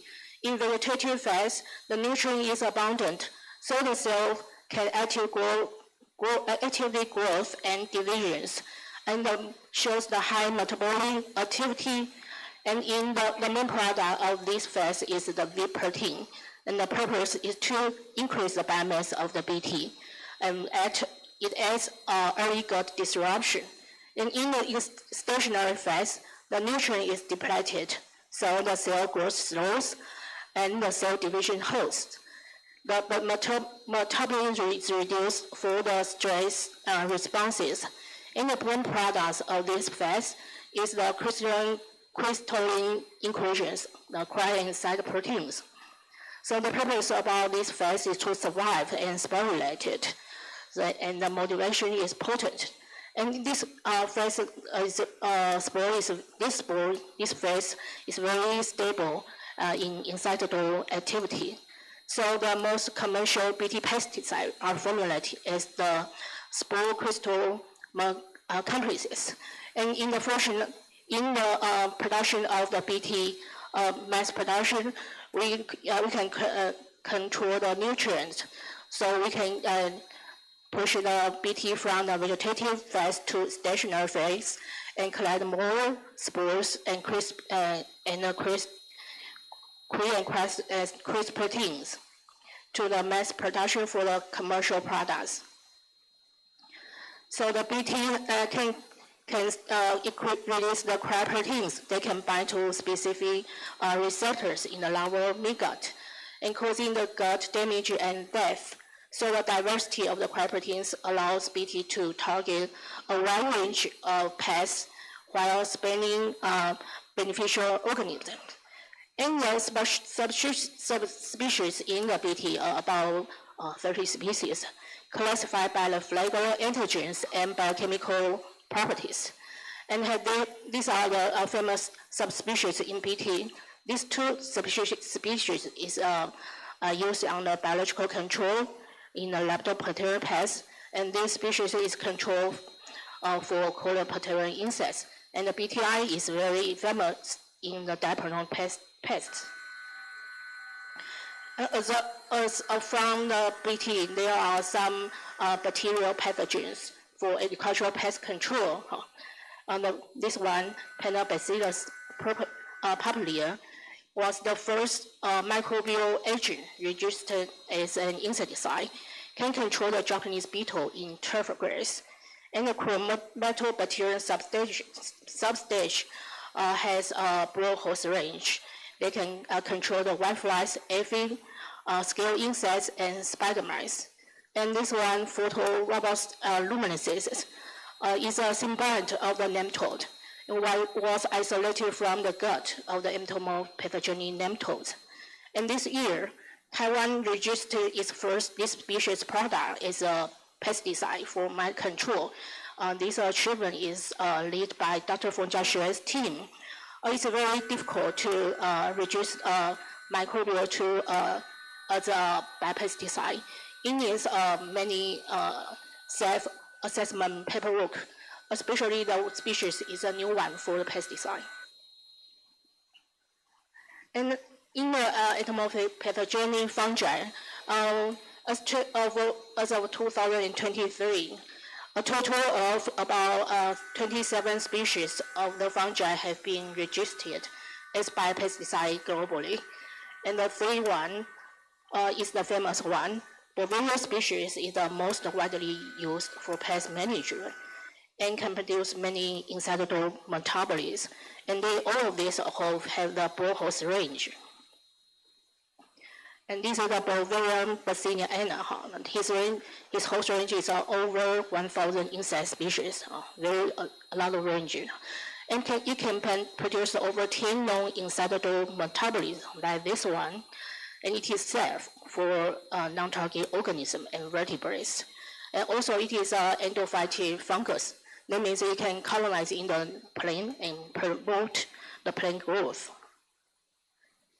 And this is the motivation of the Bovarian Bassiana, all are from the conidia. When the conidium attacked to the cuticle of the insect, they can germinate to form a structure, means a prosorium. It's a very specific structure. They can release the enzyme and form a penetration pack.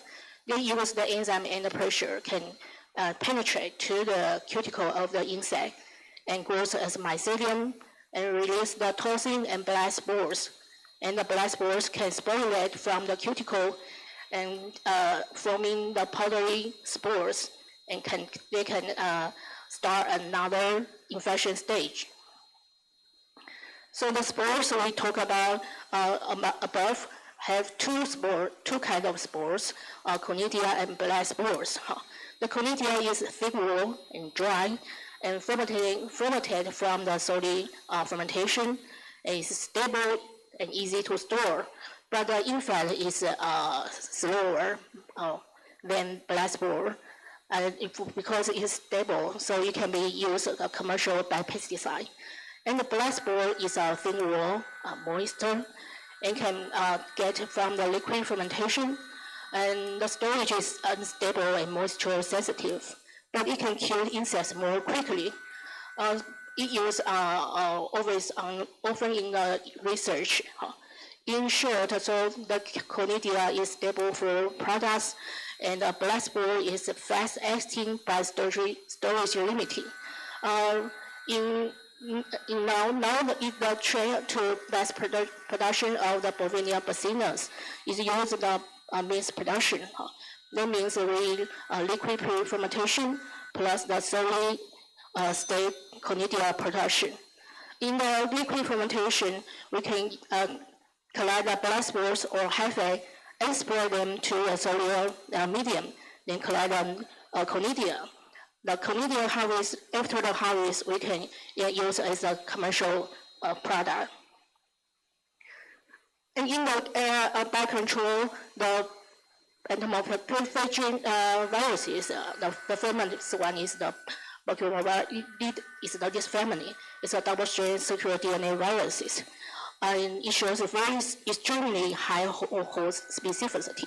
And in fact, pests for feeding for days. So it cannot kill the insects immediately. It was classified by the collision body structure. The famous one is the MPVs. And this is the modulation of these MPVs from the collision body ingested by the larva, and it can dissolve in the meager alkaline environment and bind to the meager epithelial cells, and then uncoating the coat, then release the DNA. After they replicate, they can form the body viruses, infect another cells, then eventually cause the death, the host death. The host lets the melt or liquefies and release another occlusion bodies to the fields and to another infection stage.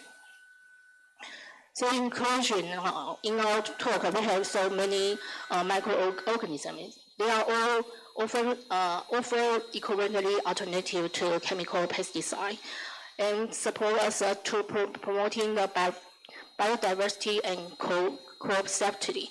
But they are still have challenges to tackle about pesticide resistance, environmental, and limited shelf life. In the future prospect, the strong improvement and better formulation and integration with IPM is very important. In TARI, we have a team to screen and develop the microbial to be a pesticide, targeting on the mite, diamondback moth, and thrips and aphids. We have identified several promising strains and are turning them into effective microbial pesticide. In the current progress, we have 2 species. One is ongoing target microbial-based production formulation for control of the two-spotted spot mite. And this fungus is in the prototype formulation testing for mass production and is very great for the diamondback moth. Thank you for your attention. Thank you, Dr. Zhang, for your wonderful presentation. Is time allowed to have a question? It's now. 他现在几分了？是3分钟。Okay, so the time is enough, so only allow one question. Oh, yes, Tim. Yes, you. So it's actually 2 questions. Like, Okay. and very quick. Okay. The first question, the blastospores. Yeah. Can you mass produce blastospores? Yes, Okay. we can make. So the main problem then is the formulation, the stability. Yes. Okay. Yes. Are you looking, or anyone looking of using nanotechnology, carbon nanotubes to protect them and the environment that they can be used in that condition? Yes, there are many research about this kind of field, about the capsule like Yes. this. Yeah. Okay. Okay. Yes. Sorry. Yeah. Jane, can you flip back to the first mode of action slide? This one or fungi? The very first one. Very first. Yes. Okay. No. Oh, yeah. Oh, it's okay. I think you have that one here. This is for fun. Okay. I wanted to know CRY stands for what? Let's cry. Let's cry protein. You can buy. This is the prototype. After the dissolve in the meat, they can bind to specific receptors. Yeah, I know that. And form a structure. I know that. What's the full name? I say full name of it. Yeah, right. It's for fun. It's crystalline. Yes. Okay, right. But the insect is crying. Okay. Okay, because time's limit, so we would like to give a big applause for Dr. Zhang. And welcome the next speakers, Lin Zhongjun, Zhongjun Lin. Zhongjun Lin is ongoing research focused on the application of beneficial microorganisms. What? Oh, okay, I forgot one thing.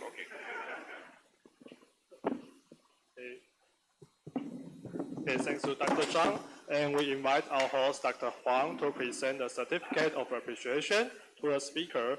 Please look at camera.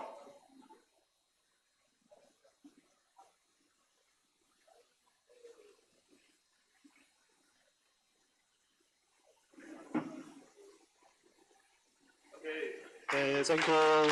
Please take your seat. Okay, next speaker, Zhongjun Lin Zhongjun. His ongoing research focus on the application of beneficial microorganisms for crop protection, and he also screened the material, especially the organic material, for inducing plant resistance.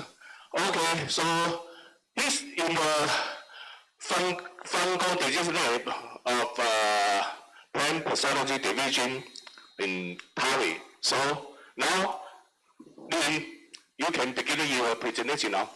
Thank you. Give a big applause to him. Okay, thank you for introduction. Good morning, everyone. My name is Zhongjun Lin from the Plant Pathology Division, TARI. And it's my pleasure to be here and I have opportunity to share some of my work to all of you. And I would like to thank the organizer for inviting me to speak to give a speech at this important event. So today I will discussing the optimizing biocontrol of the potato scab. So potato is the number 4 largest food crop in the world, followed by rice, corn, and wheat. And the cultivation of potato in Taiwan is started at 1914.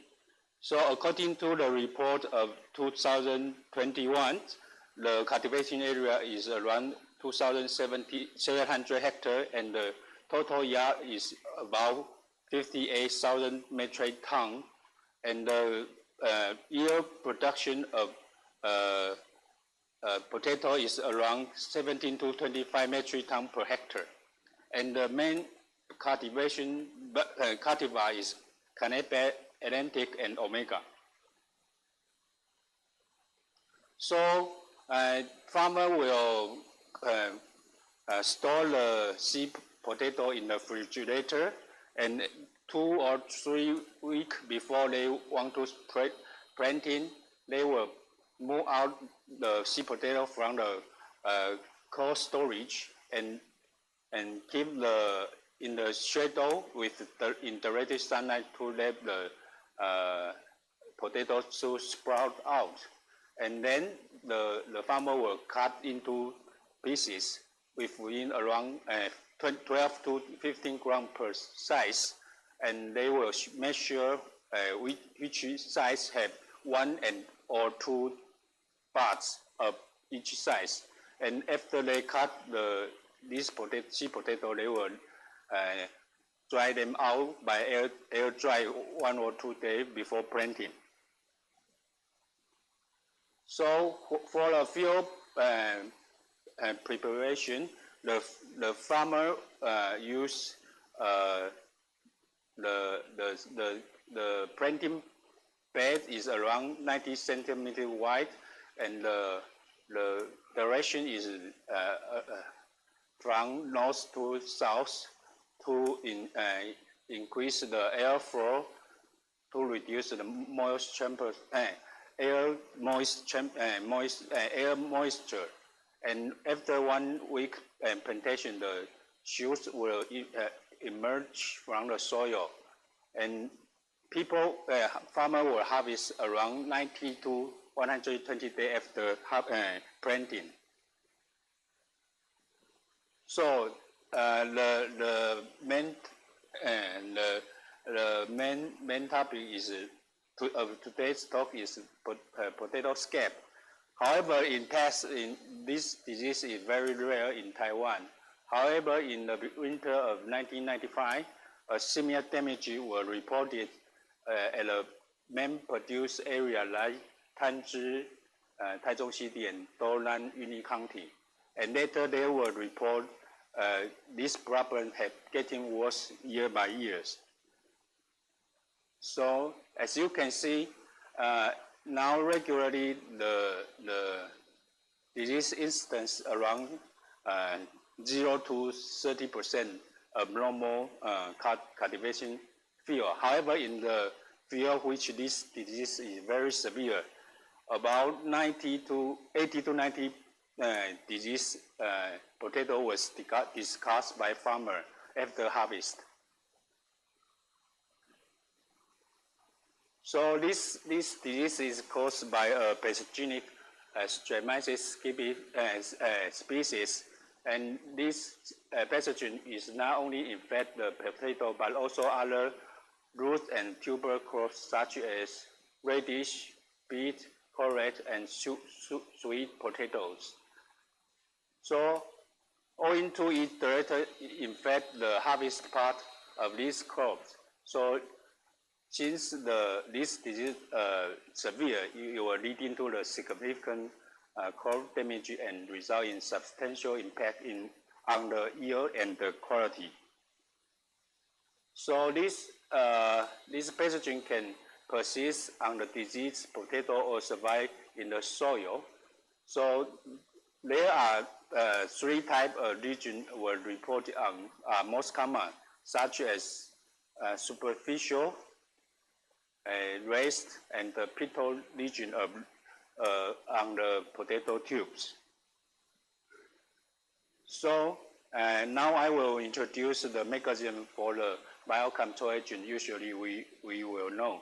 So the first one is the beneficial microorganism can produce the antibiotic substance which can stop the growth of the pathogens. So some common pathogen biocontrol agents such as Bacillus, Pseudomonas, and Trichoderma were reported to have to produce the antibiotic substance against the pathogens. And the other mechanism is the biocontrol agent can occupy the ecological niche of pathogens which infect the plants. So by getting the beneficial microorganisms first, they will crowd out the pathogen and make them to make the disease occur more difficult. Another mechanism is a biocontrol agent can alter the plant physiology and affect the water use, hormone level, and the nitrogen uptake, and the nitrogen fixation. So this altered plant physiology can enhance the plant growth and stress tolerance.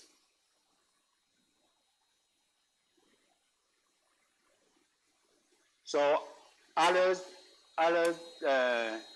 biocontrol agents like Pseudomonas, Bacillus, Trichoderma are reported to trigger the plant immunity and helping the crops more resistant to the disease.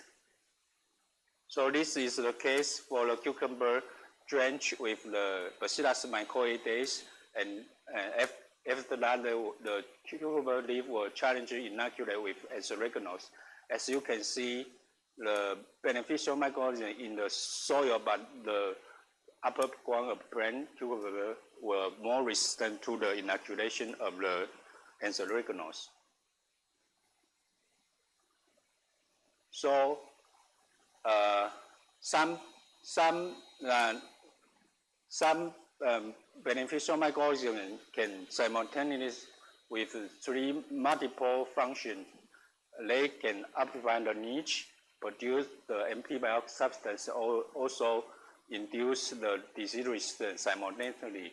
So these lipopeptides produced by Bacillus, such as Servatin, Iturin, and Fungicin, they have the surface surfactants. They can help the Bacillus to colonize the roots or the leaf surface and make a whole of the cell member of the pathogen to kill the pathogen. And also this compound are also reported can be induced the resistance of plant against multiple diseases. So this is a successful case that research used a suppressive strain of Streptomycin drenched into the ground of the potato soil and can successfully protect the potato from the potato scab. So now my main job in TARI is to develop the biocontrol agent for many crops. So firstly, because the potato scab is not easy to evaluate, so I use the tomato bacterial oil as a target, and I screen this.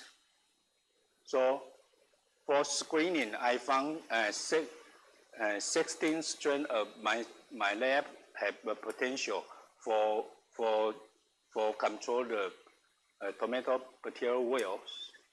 So the candidate for such as LMP-1 is most promising. Okay, so this seed was after this seed germinated and soaked into the candidate of bacterial suspension for 1 day, and then transplant to the pot. And 2 weeks later, we'll drench inoculate with the Rhizotonia solanacearum and observe the symptom every week. So you can see the check one. this and this LMP-1. This is the first week after inoculation, second week after inoculation, third week after inoculation, and the fourth week after inoculation. So in control group, 8 out of 10 plants will show wilted symptoms. However, only 3 of 10 tomato seedlings show the wilting symptom. So we also conduct this candidate can in the field under field condition can increase and prevent the occurrence of the bacterial wilt in the field on tomato. So next I choose the MP12 against the potato scab. On the dual culture, we can see the LMP-1 can stop the growth and the sporulation of the potato scab pathogens. And even the slide of sweet potato soak into different concentration of formulation broth, they can not become rot because farmer always not let their slice to contain with some water. So this slide shows the Tari developed this Bacillus subtilis LMP-1 in different formulation. This is suspension concentrate, wettable powder, and these are showing the sweet potato coating with the powder. So this have no bad effect on the potato plants. So we will try 70 different recipe for cultivation the LMP-1, and the number 4 medium show the best efficient on these pathogens. So we will conduct a preliminary field trial in the Tari research farm. So we have used 2 kinds of sweet potato. One is the nature infected sweet potato, and second is artificial inoculated sweet potato. So once the nature infected sweet potato will cut and coating with the LMP-1 diluted with the diatomaceous earth, and after 3 months sowing, we will drench with the different concentration of formulation broth of LMP-1. The control effect will observe 3 months later. And the artificial inoculated sweet potato, the protocol is similar to those of nature infected potato. So as a result, we can see coating, pre-coating and drench with 204 diluted LMP-1 can significantly reduce the disease severity by 34%. And in artificial inoculated trial, pre-coating and drench with 204 diluted fermented flow can reduce more than 60%. So this slide shows the nature effect sweet potato coating and drench with the LMP-1 can effectively reduce the disease area of the potato harvest.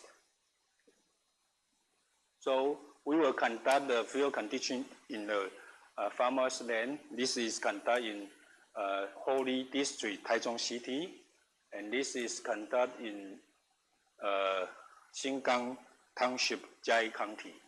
So we also have shown the field demonstration to farmers for the efficiency for biocontrol of potato. So this is before packing, and this is after packing. No, less than 1% of potatoes were discarded by the farmer.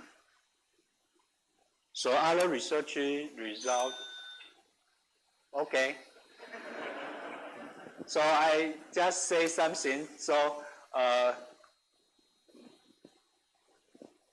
okay. So the flooding of the soil can reduce the population of this pathogen by 86%. If you rotation with rice will decrease more. And this is organic material has the past correlative with the disease severity of potato scab. And when you maintain the soil water content around 33 to 40, the disease severity will be lower. So we suggest the farmer can maintain the field water content during the period of field formulation to be suggested. And the healthy seedling seed potato was, can be used for reduce the disease of this disease. And okay, I stop here because these are the conclusion. Okay, thank you very much. Thank you, Dr. Lin. You gave us many methods to control potato scab disease, including beneficial microorganisms, materials, and even seed potato, healthy seed potatoes. And I should give the, okay, right? Oh, it's okay. And because time limit, so no question for the audience. But we have discussion sessions in the afternoon. If you have any question, you can write down on the paper sheet, or you can give the oral questions in the discussion sessions in the afternoon. Okay, so time limit, so I'm sorry. Thanks to Dr. Lin. We invite our host, Dr. Huang, to present a certificate of appreciation to the speaker. Please look at the camera.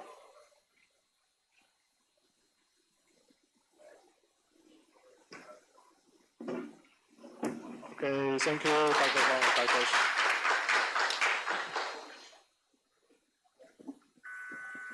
So next speaker, because next speaker, Aji told me is from Japan. I'm not familiar with him, so I would like to introduce a little more. And Mr. Aji told me is from Okinawa, Japan, focus on developing sustainable disease control strategy for horticultural crops in subtropical regions through integrated pest management, pathogen identification, and studies on disease ecology and the control techniques. And okay, Mr. Aji told me you travel a lot. Okay, but because time limit, so I just gave the stage to Mr. Aji told me, would you like to speak in what kind of languages? Japanese? No, Japanese is not allowed here. And Mandarin is okay. Would you? Okay. Or in Japanese? Okay. Hey, I thank you for the introduction. I'm not good at English, so it is okay to speak English. Maybe not. Oh my God. Okay. I'm trying my best. Okay. Good morning, everyone. My name is Ajitomi, from the Plant Disease and Insect Plant Management section at the Okinawa Agricultural Research Center. And today I will be presenting the result of our epidemiological survey on virus diseases affecting passion fruits in Okinawa Prefecture.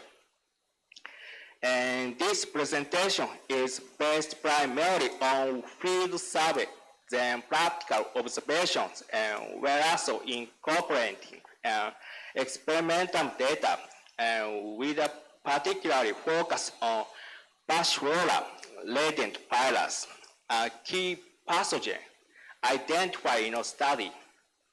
Thank you very much for your interest. First, let me give a brief overview of passion fruit.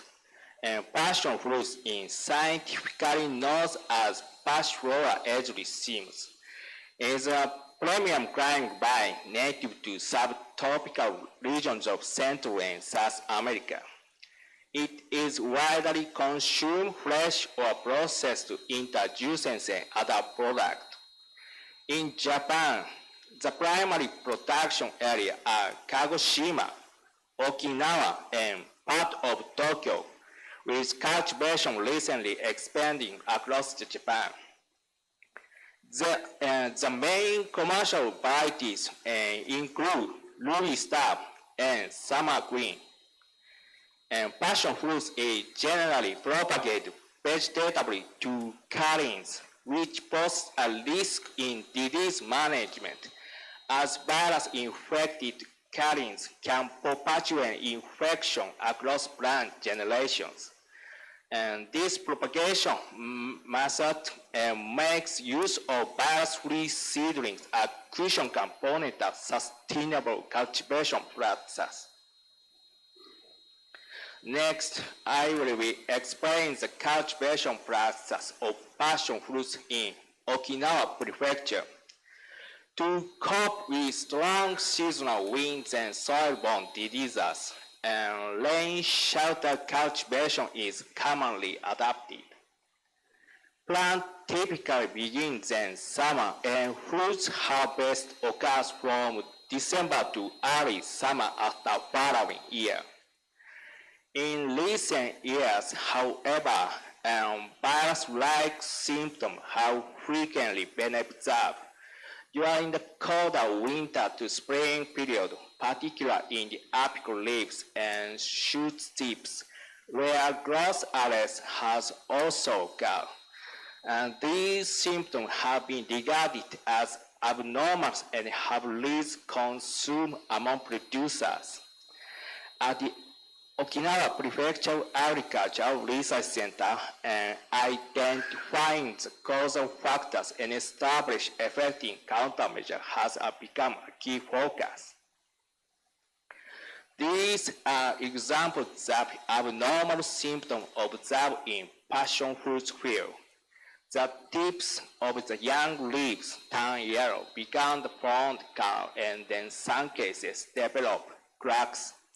Growth arrest occurs at the shooting peaks, so lest the plants pull back, their growth stops entirely, posing a serious problem in the production field.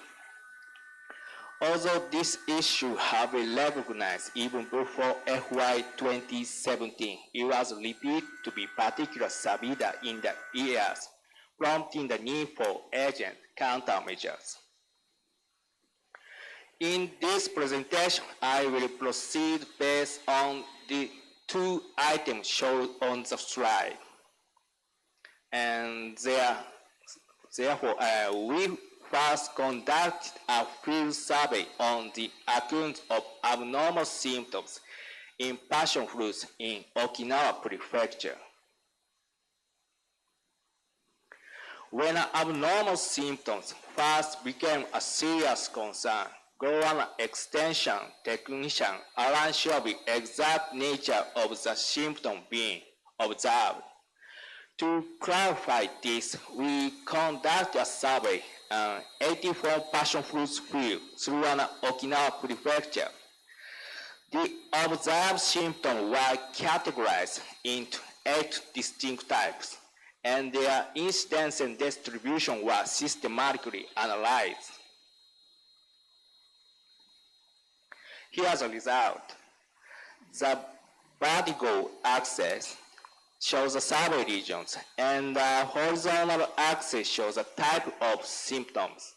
From our survey, we found leaf blowing and mature leaves, and new shoot standing, leaf surface cracking, and interveinal growths were commonly observed.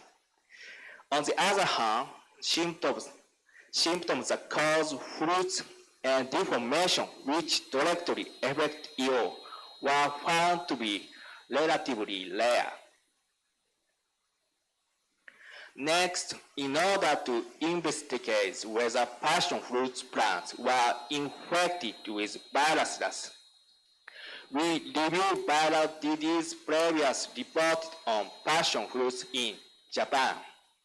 According to the Japanese plant disease name database, Passiflora latent virus (PLV) has been reported as a causal agent of mild mosaic disease. As a causes of mosaic disease, brown bee-weld virus 2, BBWB2, and cucumber mosaic virus, CMV, have been reported.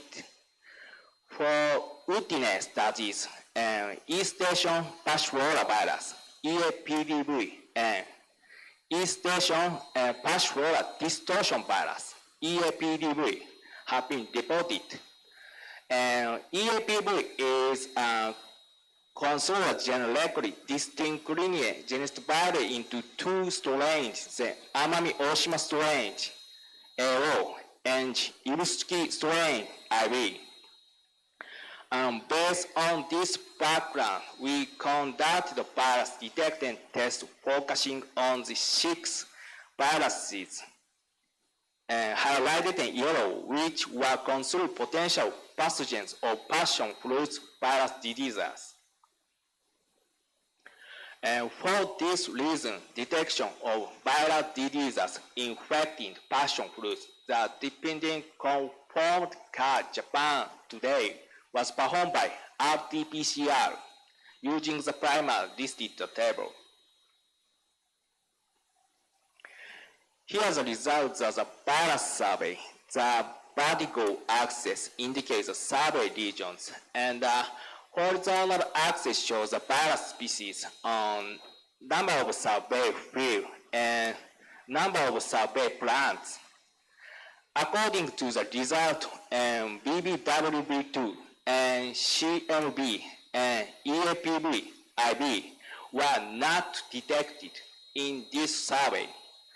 On the other hand, 3 viruses, EAPDV and EAPV AO and PLV, were detected.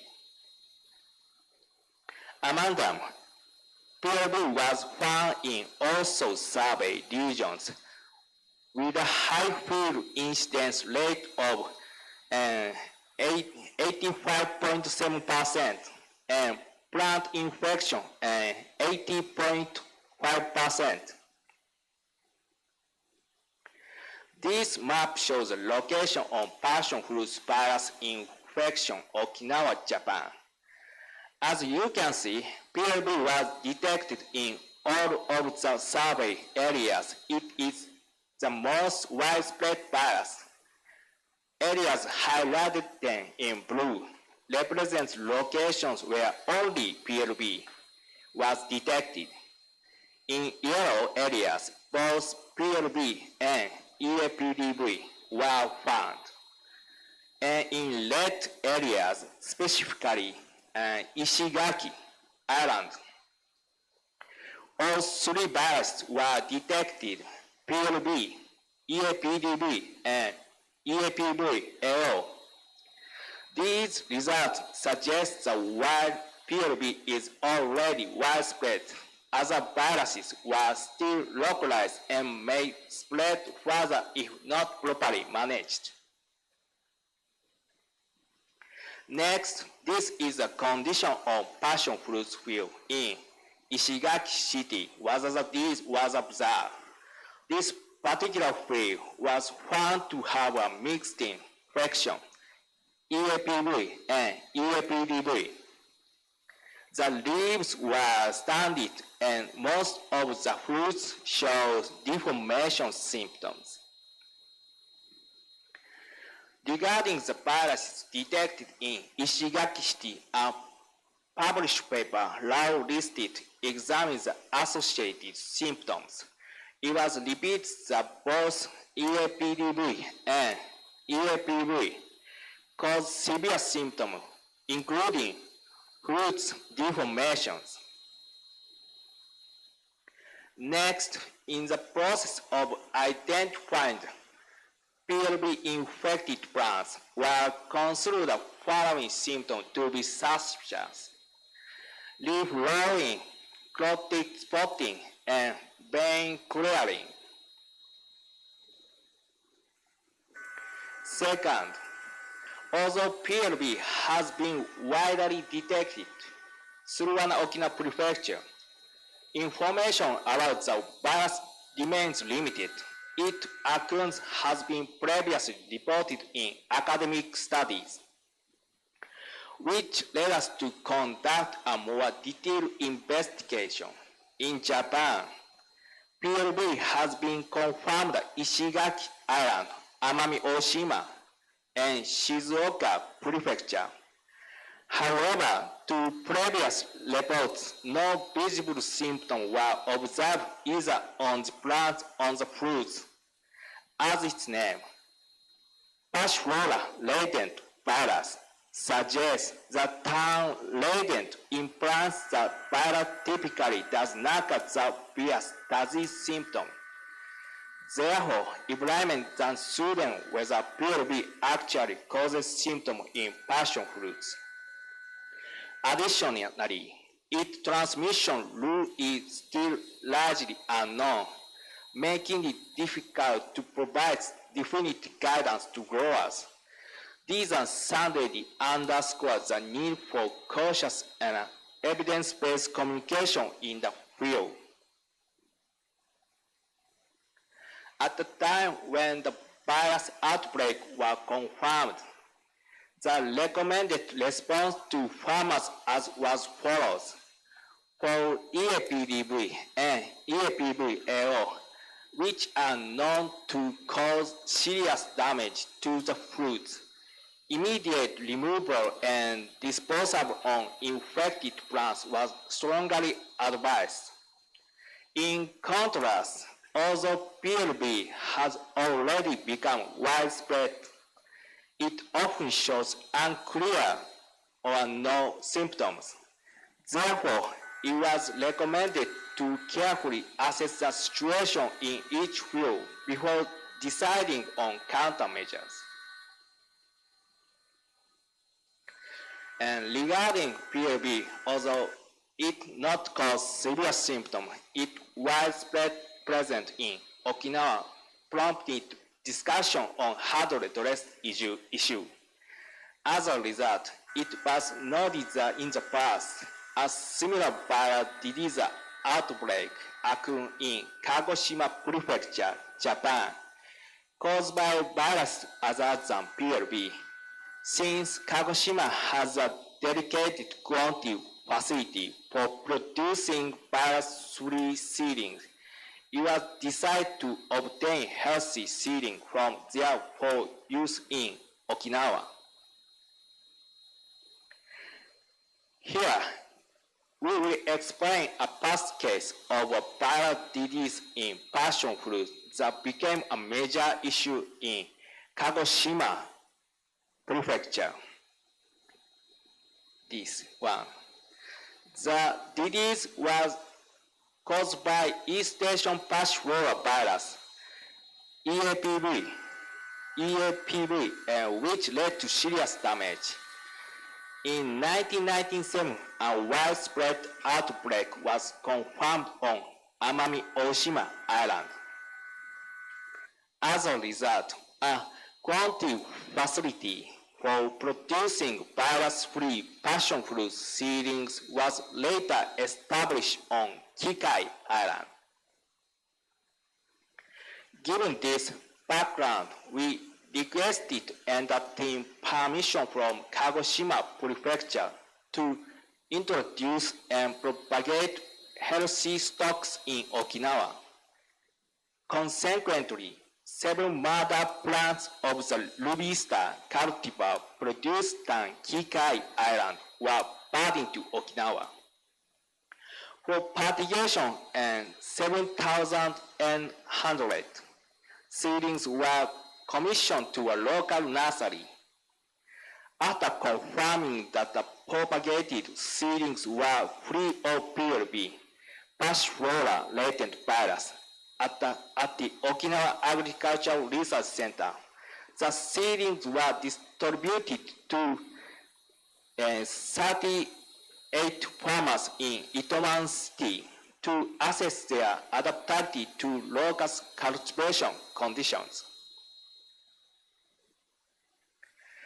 Here are the results following the introduction, and these slides compare the conditional passion fruits plants in FY 2017 and FY 2019. In FY 2017, plants exhibited symptoms of shoot tips standing during the winter, and repeated pruning was necessary to encourage the growth. Overall, growth was not satisfactory.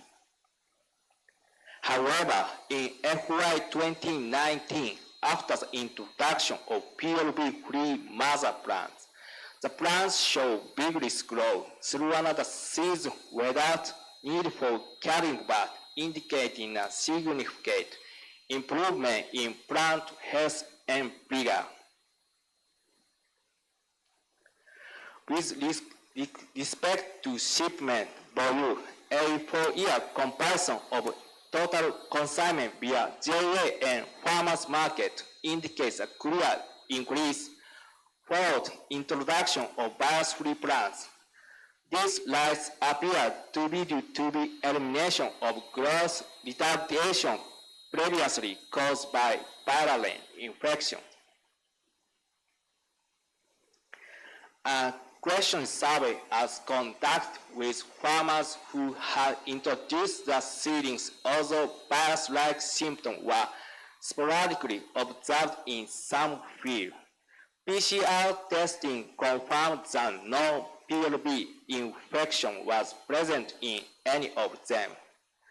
As a result, many farmers reported that many were able to cultivate the crop with peace of mind, without concern about viral disease through a growing period.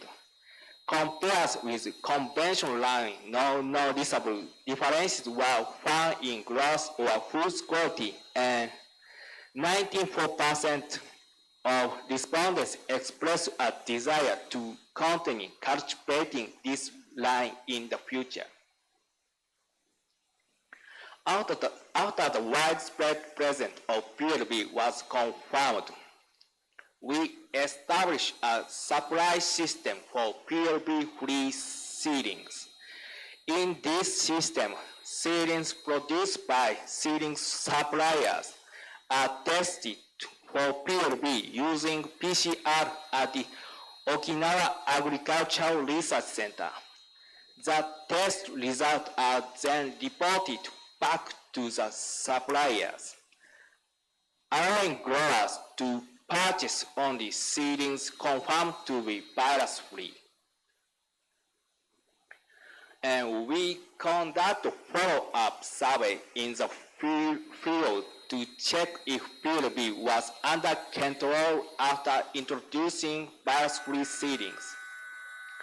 And fields were divided into 2 groups, one with PLB-free seedlings and the other with non-virus-free seedlings.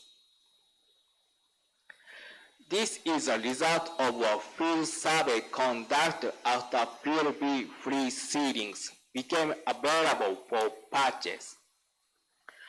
Among the field using virus-free seedlings, only 3 out of 15 tested positive for PLB.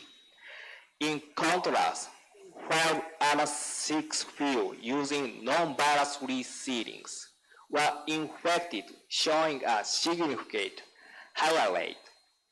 These results clearly demonstrate that virus-free seedlings are effective in suppressing PLB infection in the field. Here, we present an important question: why is PLB detected in field where virus-free seedlings were used?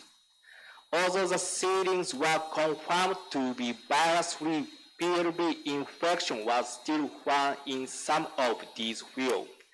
This raises another critical question: how is virus being transmitted? To implement effective control measures, it is essential to clarify the rule of virus transmission. Therefore, we conducted an investigation into the transmission pathway of PLB.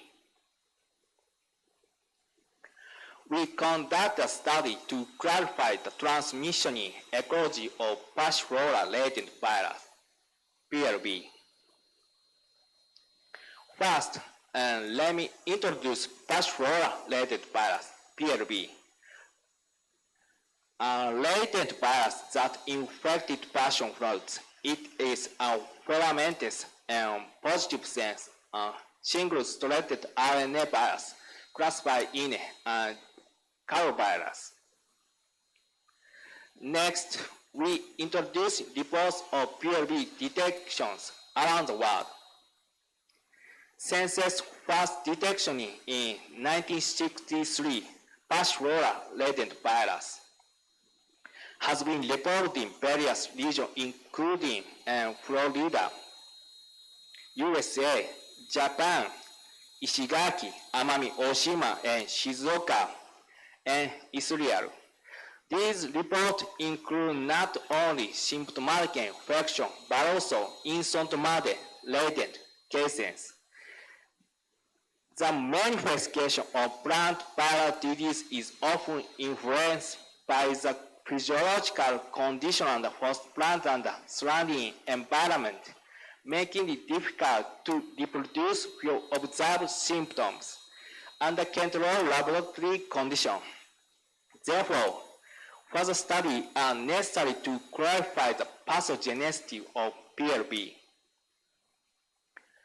To investigate the causal relationship between PLB and abnormal symptoms observed in the field. Here, we describe our grafting experiment to determine whether the abnormal symptom can be transmitted by PLB. We used passion fruit seedling confirmed to be virus-free as rootstock. Then we grafted science that were infected with PLB onto this rootstock. If symptoms appeared in the rootstock, it would suggest that PLB is involved. On the other hand, if no symptom appear, it will indicate that PLB is not the causal agent. The experiment was conducted to assess whether the observed abnormalities were due to PLB alone. Here are the results of grafting experiment. As shown in image, abnormal symptoms appear in the science that was infected with PLB. In contrast, no symptoms were observed in the rootstock, which have been virus-free at the time of grafting. However, PLB was still detected in the rootstock by RT-PCR. This indicates that PLB was transmitted through grafting but did not cause visible symptoms in the rootstock.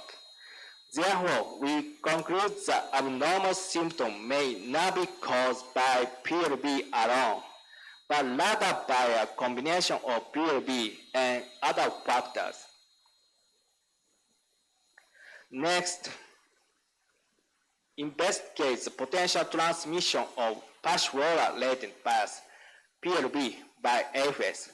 In this experiment, aphids were first starved for approximately 2 hours and then allowed to feed on PLB-infected passion fruit leaves.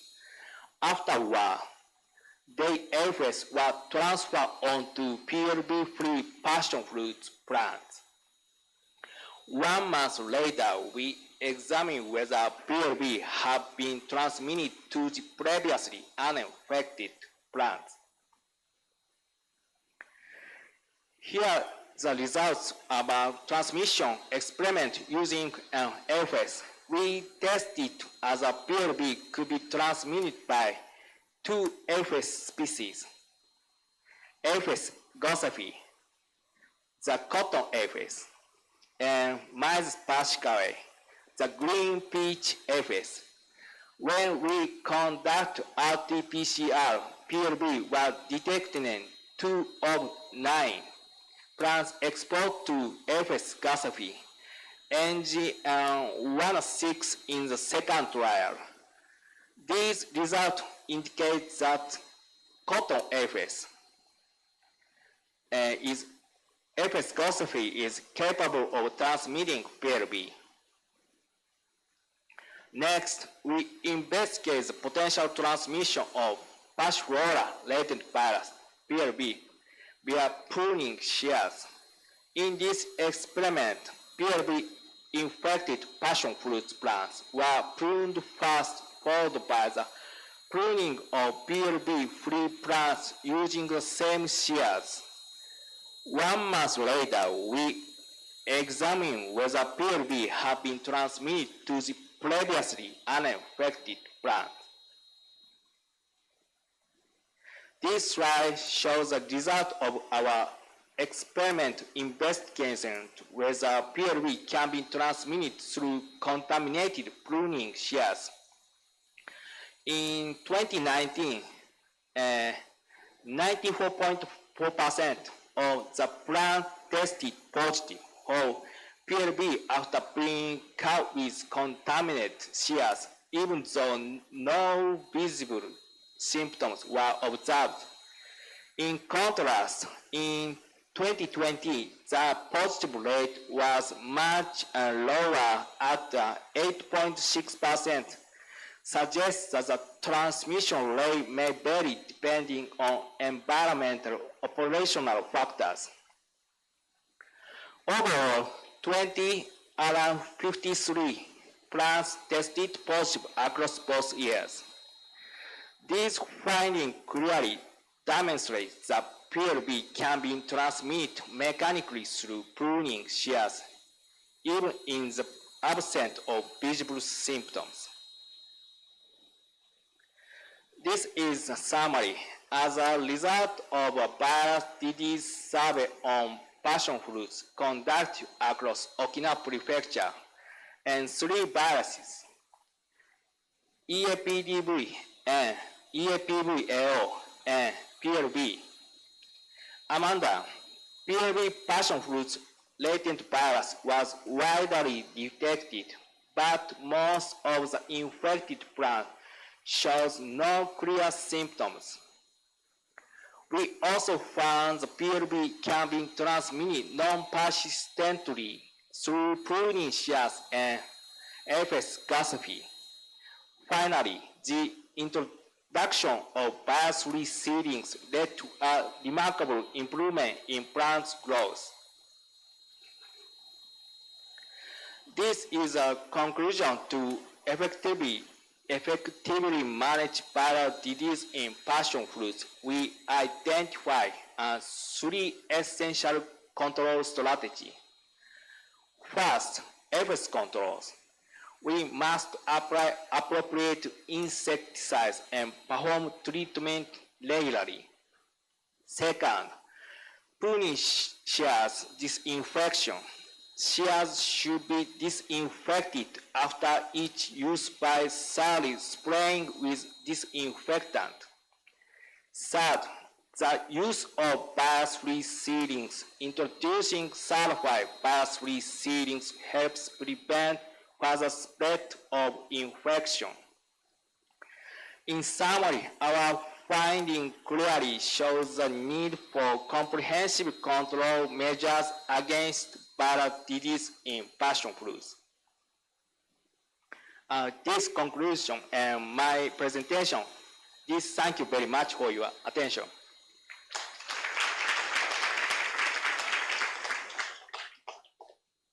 Thank you.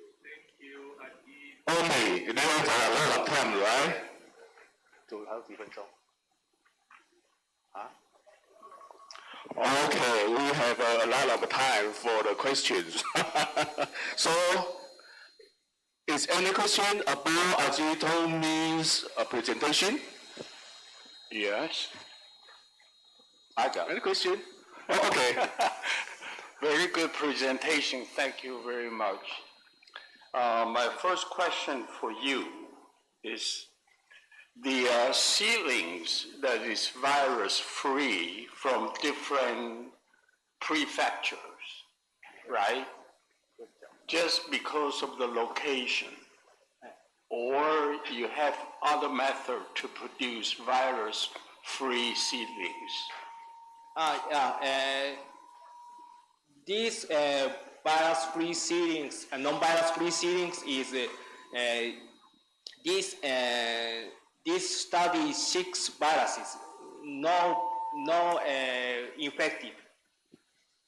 Okay. So just because of the location, can we do virus-free through Murray stem tissue culture? Possibly, PLB is widespread PLB is possibly a sub transmission nurseries. Okay, thank you. My question is, what happened to that city if that city started to have symptomatic, non-virus free? That city is not able to provide. So when that happens, what are you going to do?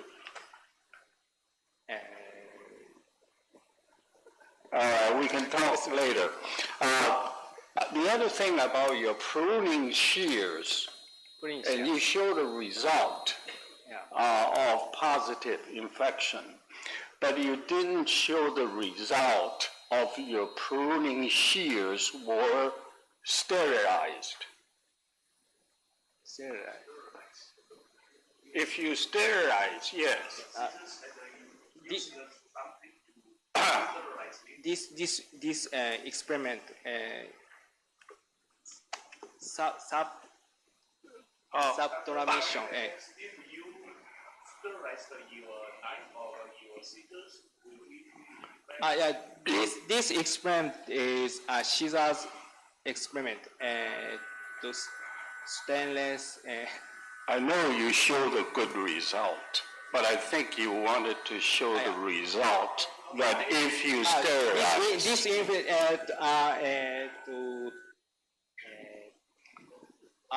alcohol, no alcohol.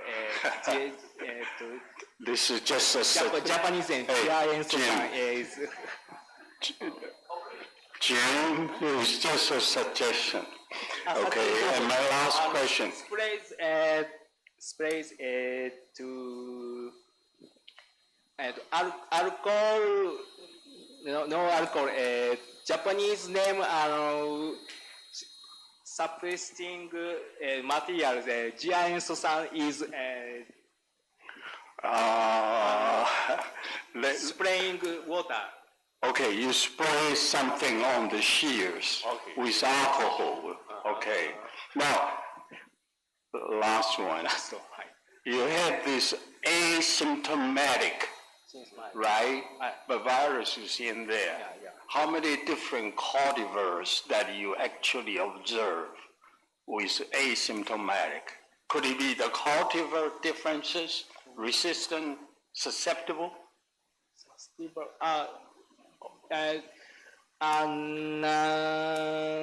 This PLB genetic. This virus is heavy infected plants, low infected plants, wide infected. So you're talking about just one cultivar in your research?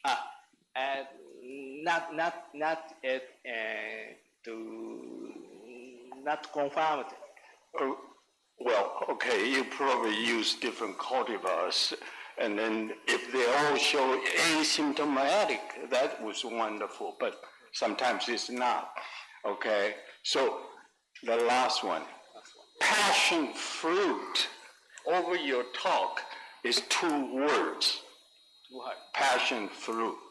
Now, if I write this into 1 word, passion fruit. Can I do that? Fruits or passion fruits. To one word, to combine the passion fruit to eat passion fruit. Keep out passion fruits and passion fruit. Yes. Yeah, I don't know. Okay. That's no idea. Thank you. Okay.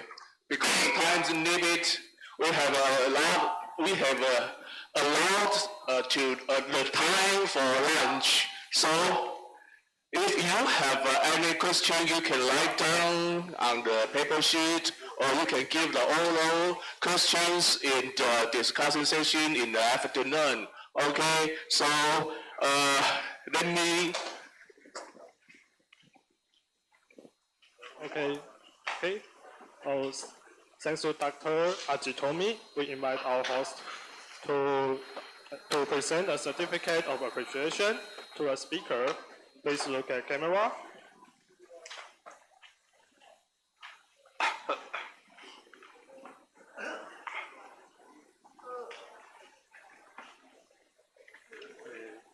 Okay, I think that's got. Okay. So please take your seat. And Dr. Huang, please stay on the stage. Thank you. Next, we invite Dr. Shi to present a certificate of appreciation to the host. Thanks to our host, Dr. Huang. Please look at the picture, to the camera.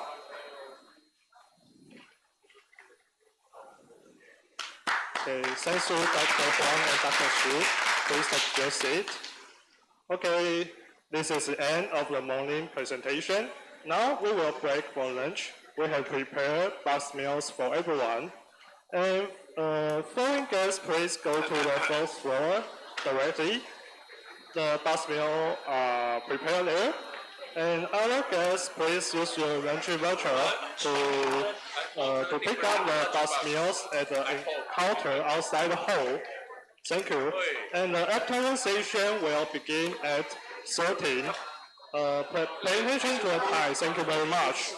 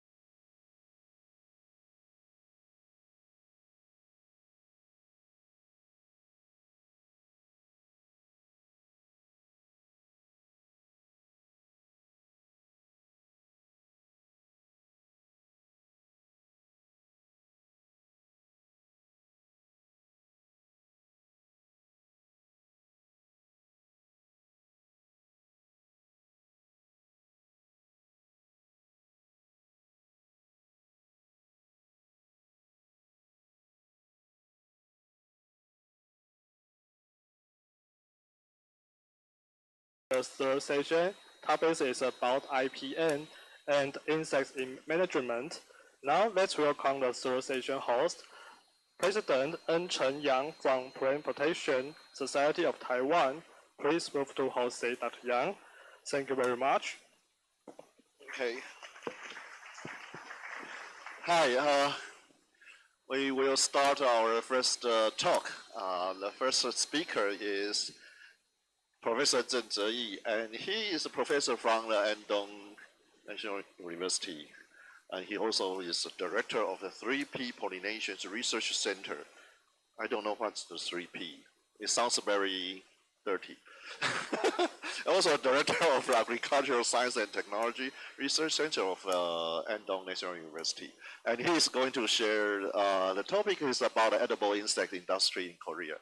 Let's welcome him. Start.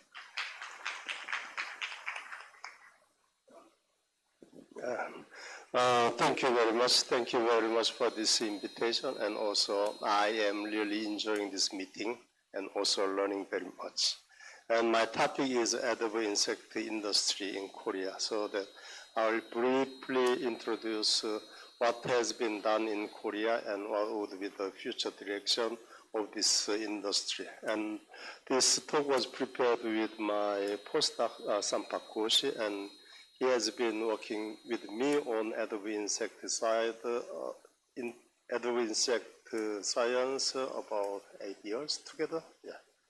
And I'm from Andong, and my university name was Andong National University, but the name has changed recently, very recently, into Gyeongguk National University, because my university has merged with local another university, and so we have to change the name. Yeah. By the way, in the beginning,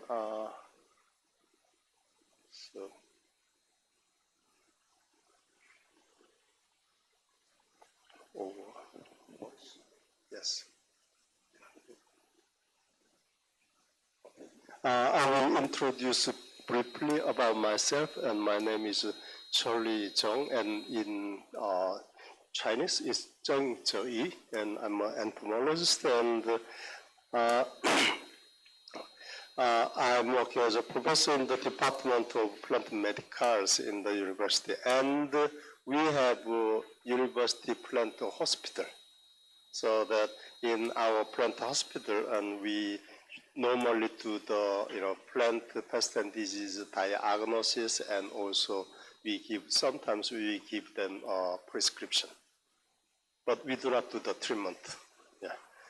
And also I'm working, serving as a director of Agricultural Research Institute, and this research institute, we had a big fund, we have some funding on the pollination program. That is what 3P pollination program. And 3P means plant and pollinator and production. So that the goal is to increase agricultural productivity through the pollinator protection and providing sufficient pollination to the plant. And also, I'm also working as a director of Insect Industry R&D Center from the local government Gyeongbuk. And also, I'm serving as an advisory member of KFDA. And here, this FDA is regarding the food item. So we want to have insect put in as a food, then we have to register those insect items as a food. So at that time, we have advisory. I have advisory work, and also working as an advisory member on the plant quarantine risk assessment. And I was a former president of Apicultural Society of Korea, and I'm working on honeybee a lot, and also I'm a vice president of Korean Society of Applied Entomology. So that actually in Korea has long been known as a white shirts and white shirts people. So that every people has the white shirts and how it comes. And normally we had a long history of silkworm production and also silk production. So that by producing silkworm and silk, we could have the good white colored cloth. And also, Korea is long been known as a good history of apiculture, and we have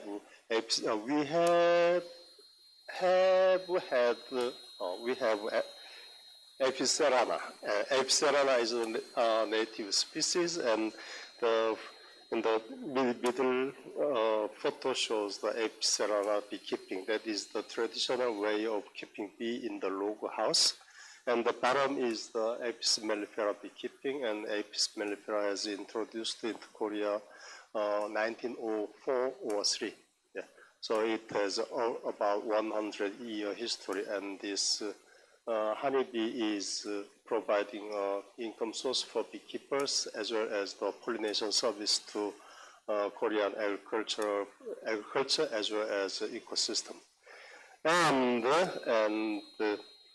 And this is what we call bandegi. This is a silkworm pupae. And silkworm pupae has been widely and has been long loved by Korean people. So everybody had experience on eating silkworm pupae. And so the name we call bandegi, and bandegi means is a pupae. And so the people actually consider this silkworm pupae as just food ingredient. They don't think this is insect. Sometimes this bandegi, this is insect, then they say, oh, I don't like that. But that's how people perceive insects and silkworm pupae. And another one is this is a grasshopper, and grasshopper has been a kind of a seasonal appetite, because grasshopper normally we collect from the rice pod field during the autumn season only. So at that time, and we cook with beans and grasshopper together, and then this is the types of our historical association with insect. And also this insect has long been used as a medicinal purpose.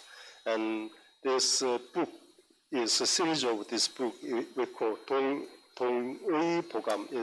Dongui Bogam means it's an Oriental medicinal book.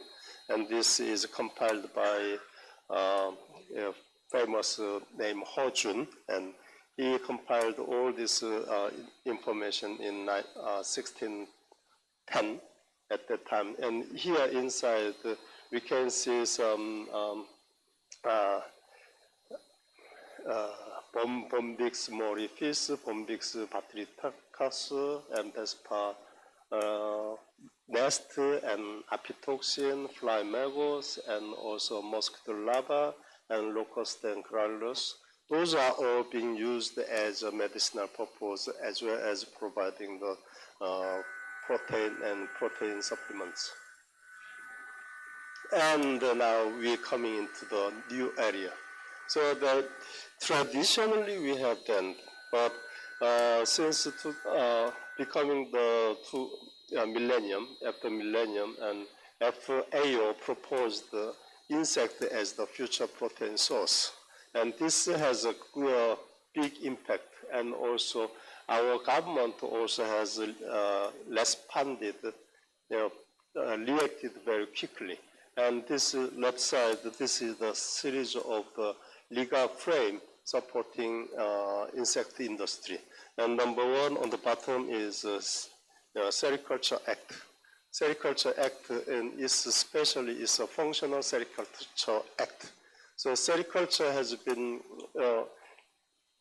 practiced long historical time and producing silk and other things. But now people do not grow bombyx anymore. The bombyx growing farmers are reduced, but they are only focused on some part of active functional material, functional bioresource, so that this Sericulture Act is supporting, promoting the functional sericulture.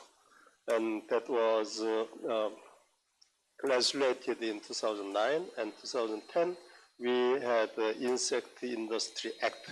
This is to promote the insect industry in general.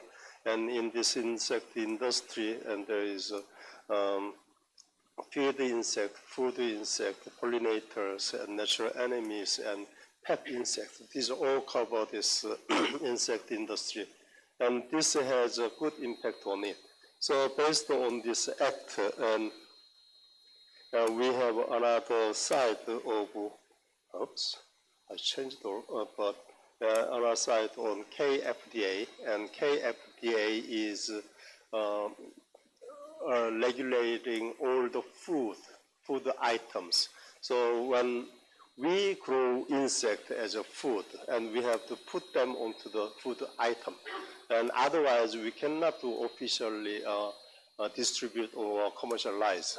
So to put into the food item, we have a list of documents we have to compile, and also we have to provide that this is edible, this is safe, this is not toxic, and this does not have allergen, and the exact stage of the food insect can be harvested under the condition and in the production condition and so on. So we have to compile all those information and then put appeal for the FDA, and then KFDA has a kind of committee meeting and has a process, and then okay, so then it comes a food item. So that we have now about 10.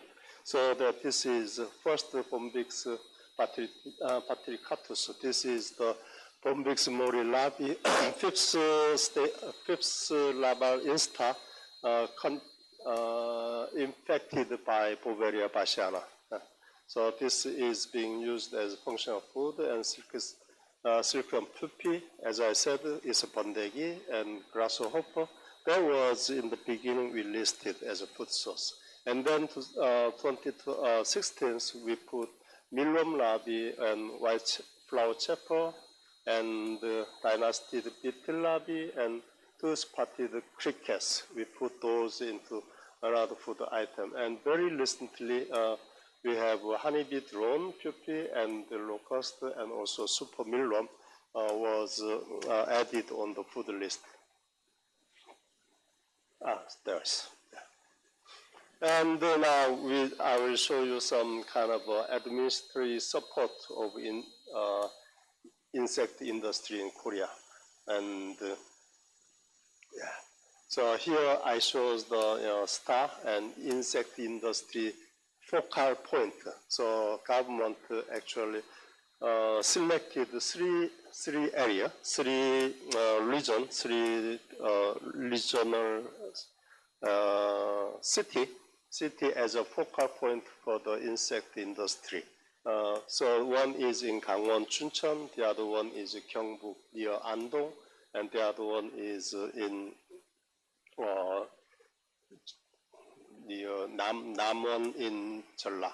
So these three focal points, by selecting these three focal points, and I want to put some more money on the production and processing, and then processing and distribution. So this is become the center. But to make this, so we have another support from the technical support from sericulture and apiculture.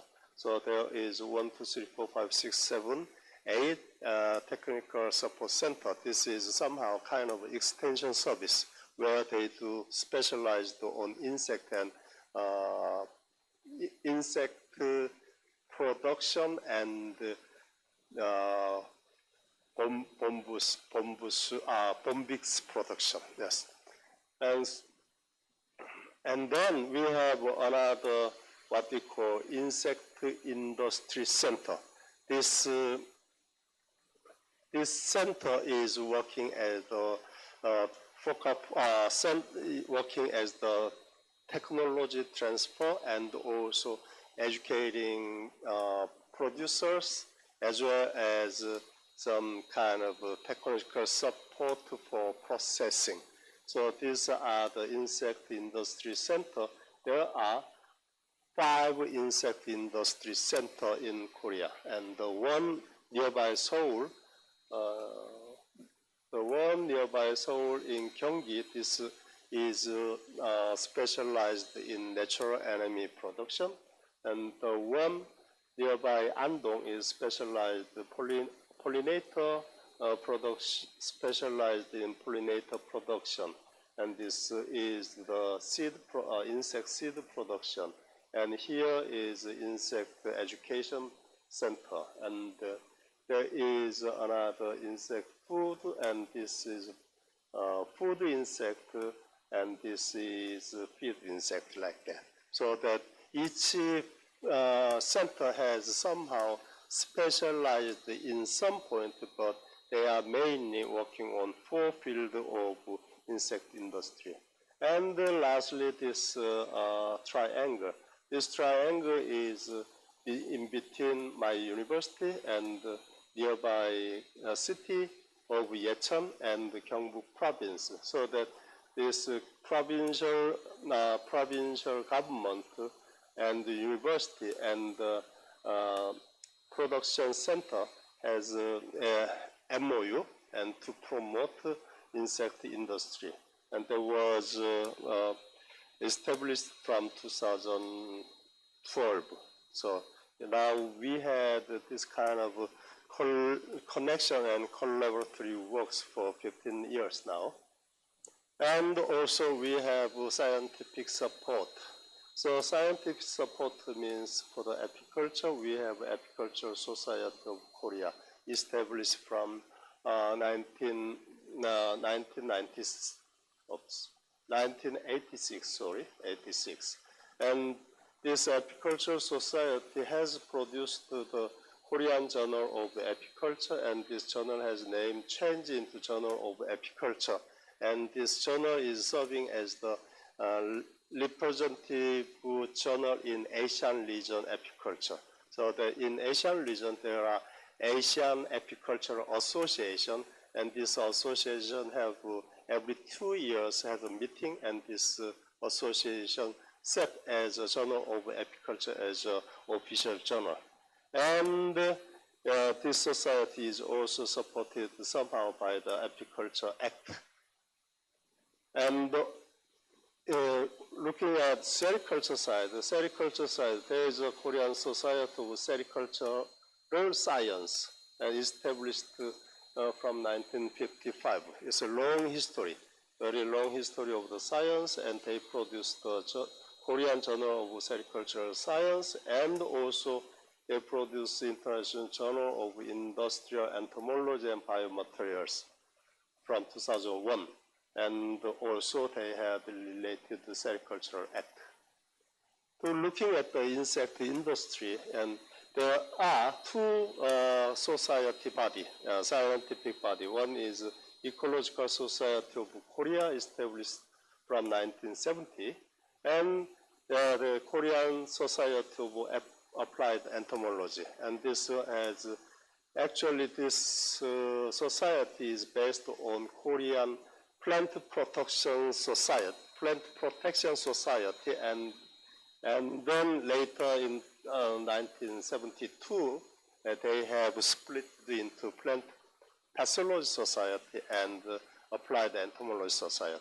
And then they produce each journal, Korean Journal of Entomology, and later they also produce international journal named as Entomological Research from 2004. And long time editor is there, Professor Kwon Osuk, yes. And also there is Korean Journal of Plant Protection, Korean Journal of Applied Entomology, and also there is a Journal of Asia Pacific Entomology is produced from this society. And they have Insect Industry Act supported.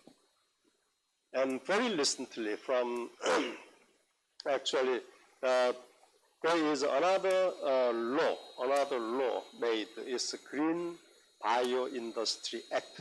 This Green Bioindustry Act was actually legislated from 2023, and from 2025 it is being effective.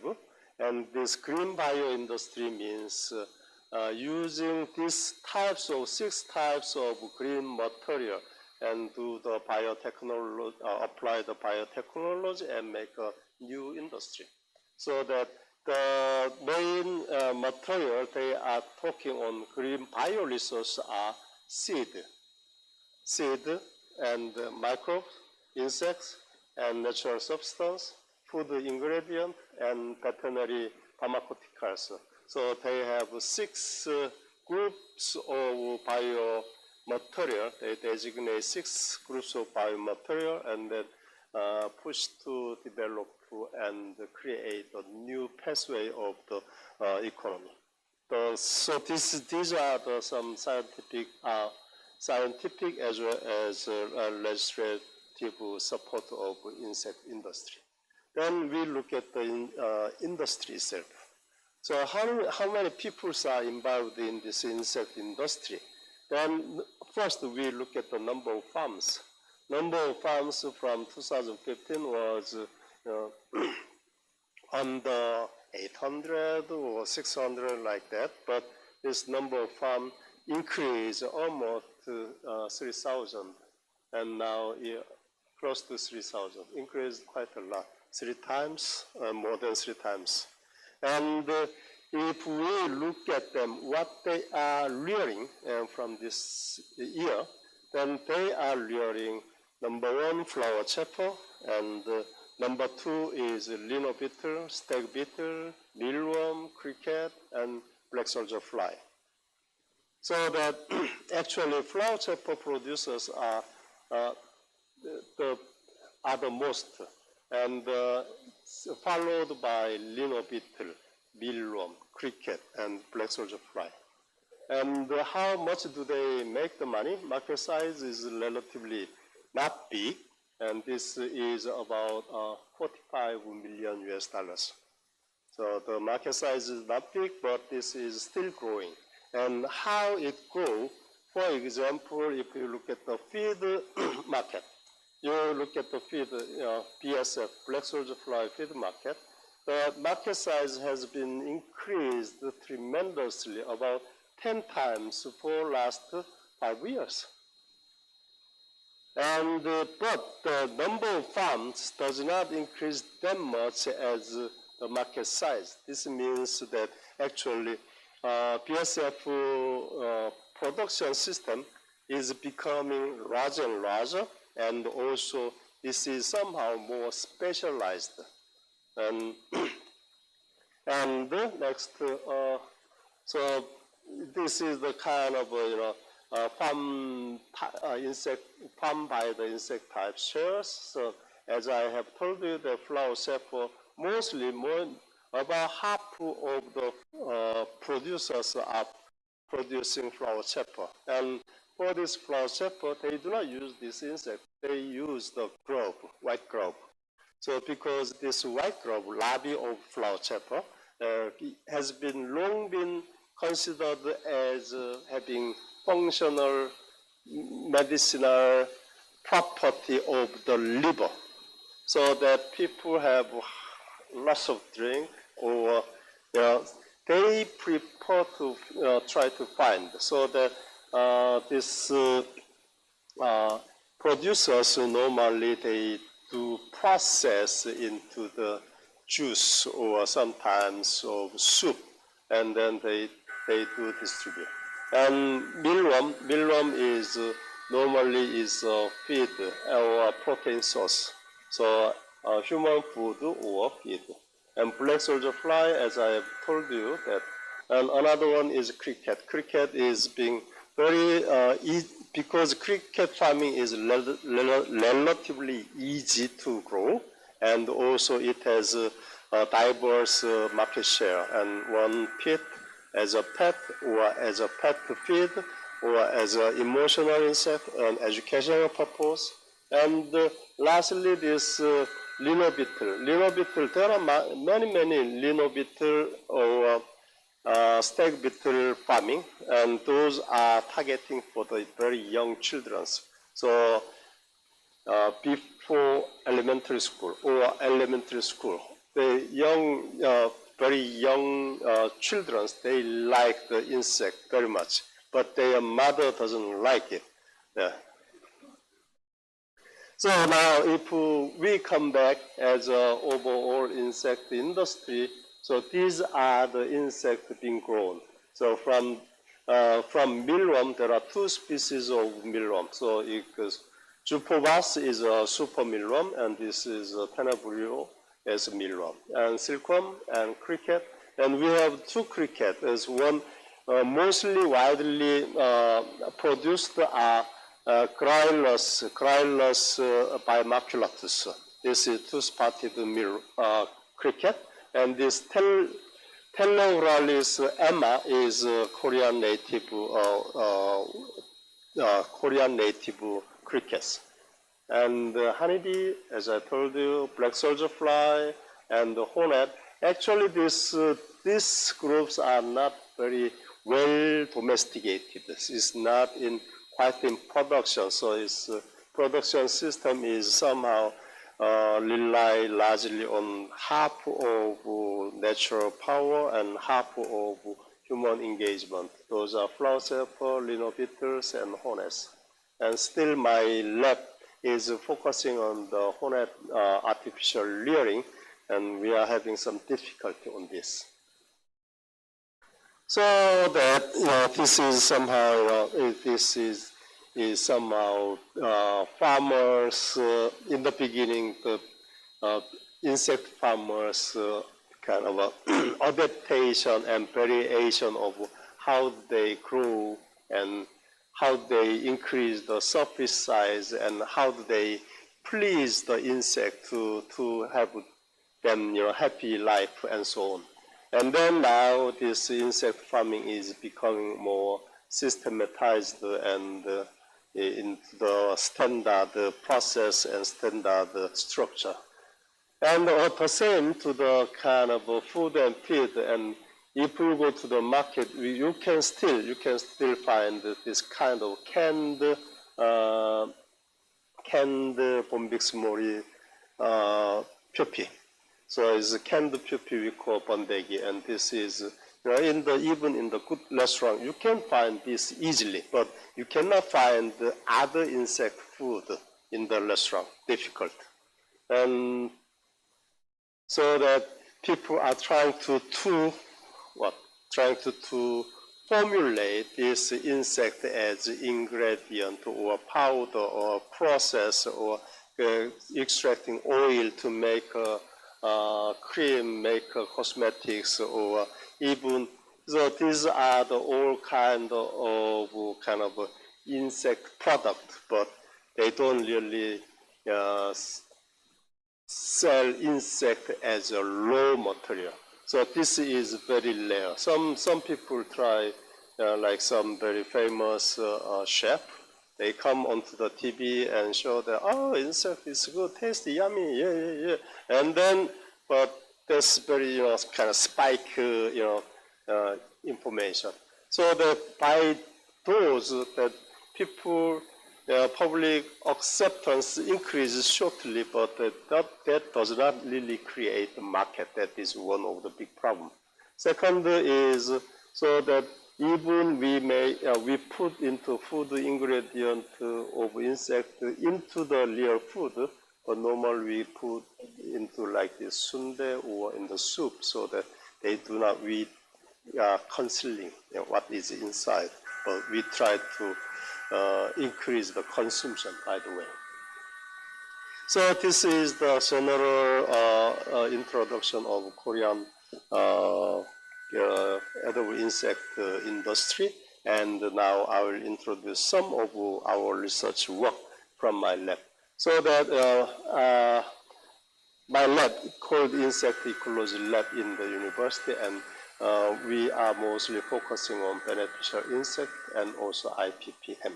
And in the beneficial insect side, I has been long studied on the phytosid predator mite ecology, and also applying this predator mite into biocontrol system of spider mite. And that is one part of my study. The other one is pollinators, so that increasing pollinator diversity, increasing pollinator and then pollination success, as well as honeybee protection. This is another part of my study, my lab study. And using this beneficial insect, we want to put into agricultural system. So that in agricultural system, what we call IPPM is advanced concept from IPM. So integrated pest and pollinator management. And I am more focusing on the habitat manipulation and modeling. So that in this IPPM system, we want to increase pollinator and natural enemy population and decrease pest disease and weed by combining cultural method as well as habitat management and diversity. So this is barley field and we want to put flowers. This is grape field, we want to put flowers. This is another, we have an apple orchard and my city is apple center and apple production, we want to make a flower street and a flower garden. So by providing those, we want to create a more livable environment and also we want to reduce pest population. This is what we are doing with these people. And this about 5 years ago in my lab and this is the other years of my lab members. And so that these are some foreign scientists coming to my lab and Korean students working on diverse area, and also these groups are our foreign partner, and some of them are already here. And yes, so among this, we have done a lot of nutritional value and assessment of diverse insect, and also by the nutritional value change from the diet, from the developmental stage, and also optimum stage to harvest and so on. These are one part of study, and the other part is sustainability. So the sustainability analysis in this case, we do life cycle assessment, or we just put insect, how efficient and how economically friendly are those for the production of food. For example, these are some insects we have done all the analysis, so that Hymenoptera, Ossoptera, Coleoptera, and normally we compare with conventional meat, chicken, pork, and beef, like that. So if we look at, so that actually, in terms of protein contents in dry mass base, they are really high compared to other conventional food. And so even the same species, the protein contents can change depending on the stage, depending on what they eat, and depending on the condition. So we kind of try to understand the detail of those information. And another aspect of insects are they have very low fat. Of course, there are some insects, they have very high fat, but normally they have very low fat. And if you look at this fat inside, there are saturated fatty acid, unsaturated fatty acid, and also there are omega-3 and omega-6. So these compositions are quite healthy for them, for us. Sorry, yeah. And amino acid profile depending on the stage, larval stage, pupal stage, and the same to fatty acid profile, minerals. So we have analyzed all those information, and recently I have checked that what are my most cited papers. So those are the citation. If you see the citation, the most cited papers are edible insect, not the pest management, pest ecology. I'm sorry about that. And recently, this year's paper also look at this edible insect or sustainable ability analysis and the insect as innovative food, this will get more citation, is getting more citation. And lastly, I will provide some of the future direction. Number one is the scale up of insect farming. Insect farming scale up is two types. One in 1.2 big facility. The other one is many small point and networking and collecting and harvesting to network.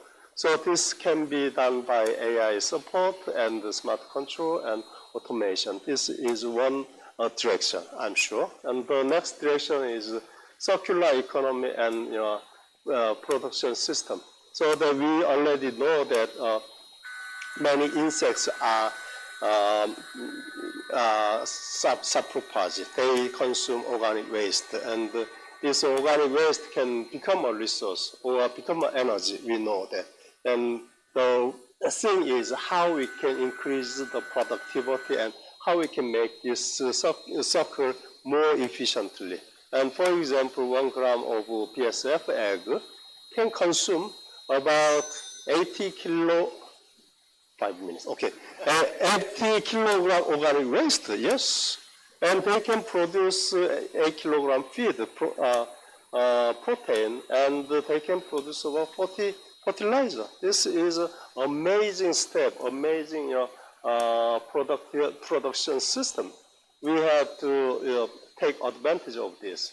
And second, I told you life cycle assessment is very important because we are facing the life-threatening climate change and energy, water, and so on. So that this actually life cycle assessment is assessing the whole production system from whole production system, how do they impact climate change, ecosystem quality, resource, and human health. So this study, actually this was done by the foreign people, but they have used the Korean, South Korean small-scale flower chapel production, and they also had suggested that this Korean production system is quite good in LCA perspective too.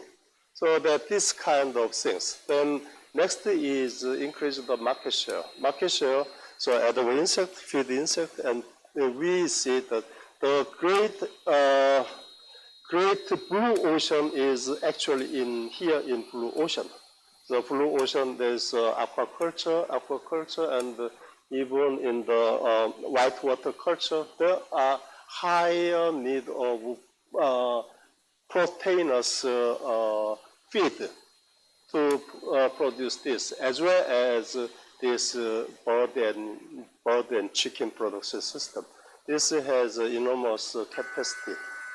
And in entomological sense, we have to work on insect, and so that kind of new genetics and breedings, so that selecting high productivity breeding line and high fat producing lines, high protein producing lines, so that this RDA breeding team has successfully bred 3 different breed lines and then distribute to farmers.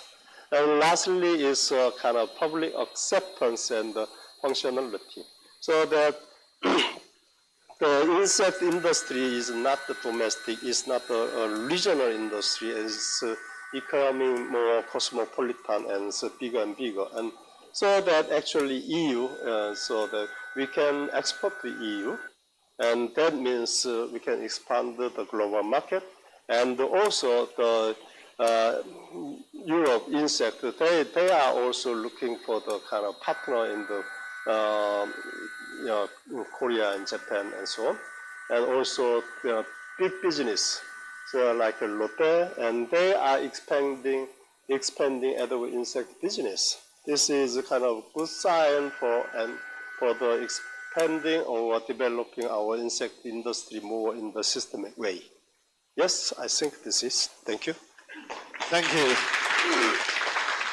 We still got a short time for quick questions. Any audience want to raise their hand? Okay. do you so yourself do you eating the flower chafer like insect as a medicine to increasing ability of your liver immune system?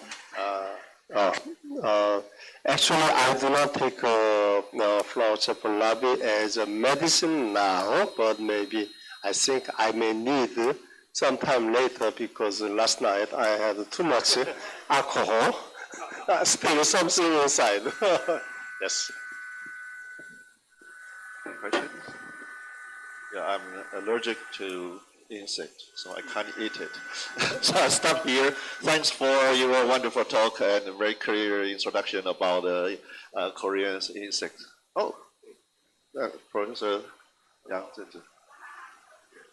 Oh, are you asking question? Oh. You have two species of a cricket, and one is Emma, right? But I think that mostly it's becomes very common. Most of the cheetah domestica already becomes the hood in Southeast Asia, maybe the South Asia is included in your country too. So maybe you have to think about maybe you have this species, right? Yes, thank you very much. Yes, that could be one possibility, but as far as our kind of a system development, we began with televirus Emma, and then had some difficulty, but productivity is not as high as what has been reported, and then later we use Bisex maculatus, and probably your suggestion can be further considered. Thank you very much. Yes. Okay, well, we need to move on to the next speak. So I'd like to present our certificate of appreciation.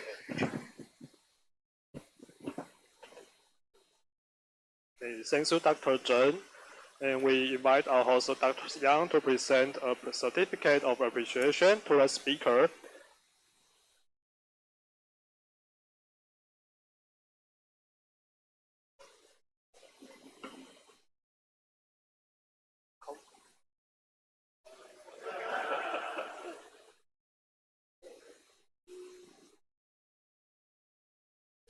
Okay, thank you. Please take your seat.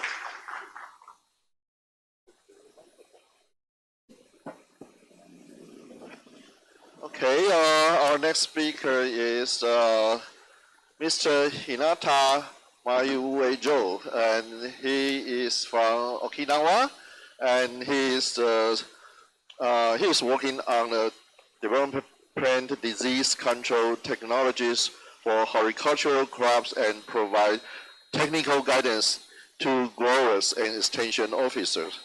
And now he is going to give us his talk about integrated control management against the foot rot of the sweet potato based mainly on the trifloxystrobin vegetable powder in Okinawa prefectures.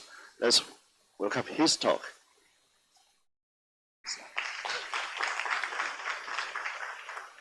Thank you for my introduction, and thank you for inviting me to this symposium. Now, Mayuejo from Okinawa Prefecture Agriculture Research Center will be presenting. Thank you for your attention.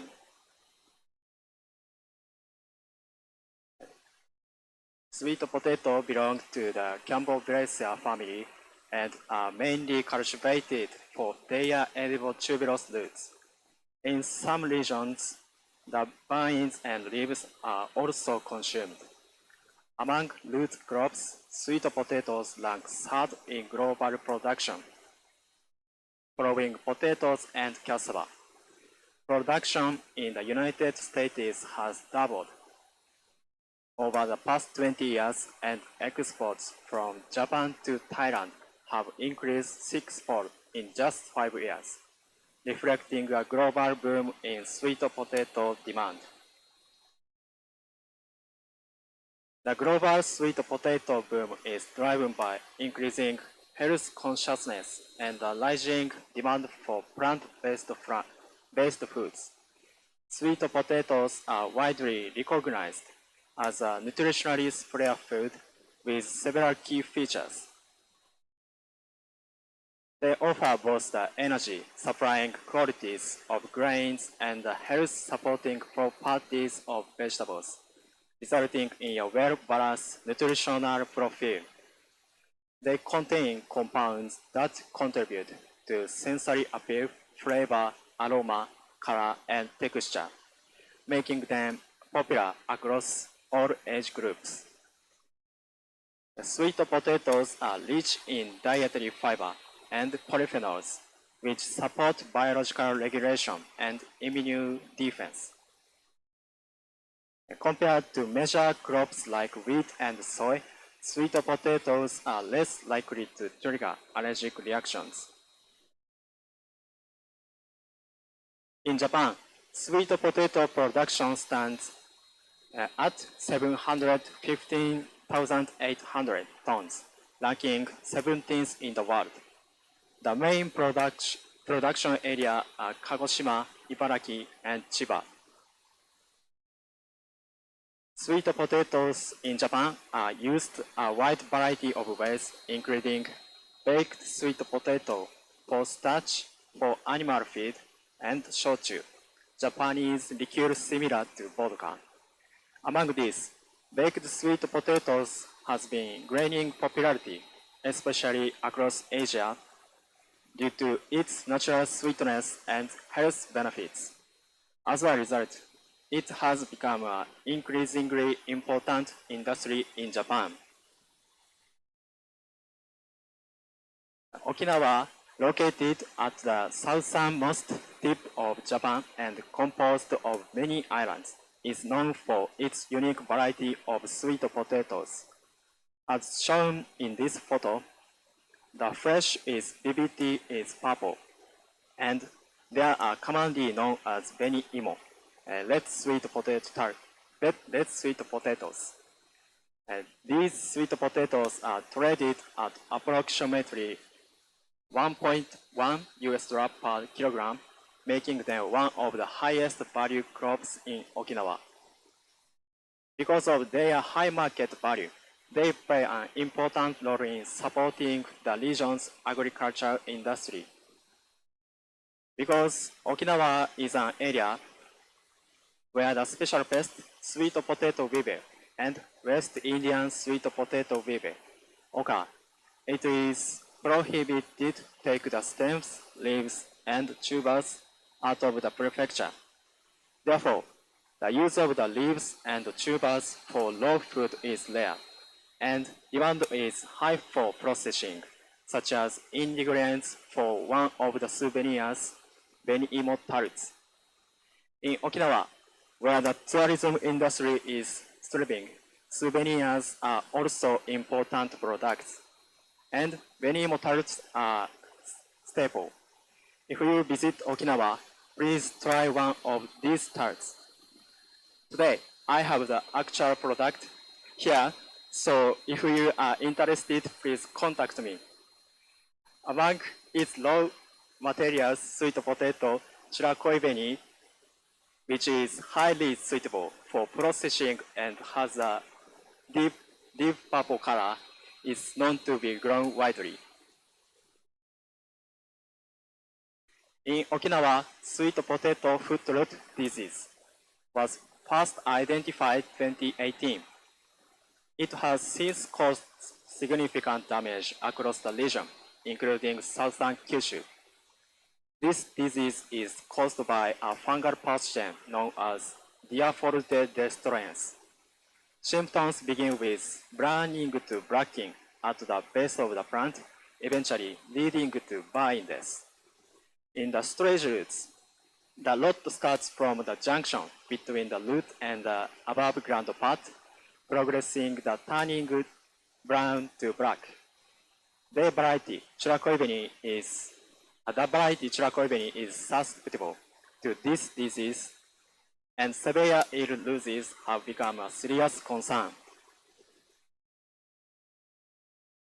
This disease primarily invaded field throughout the contaminated planting materials.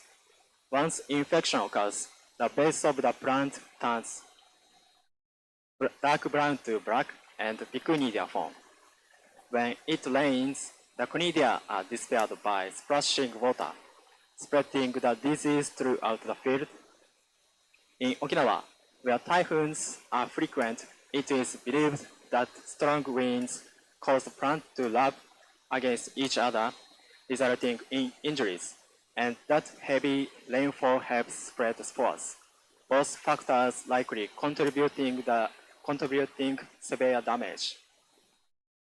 As the disease progresses, the stems and leaves wither and the storage roots begin to rot.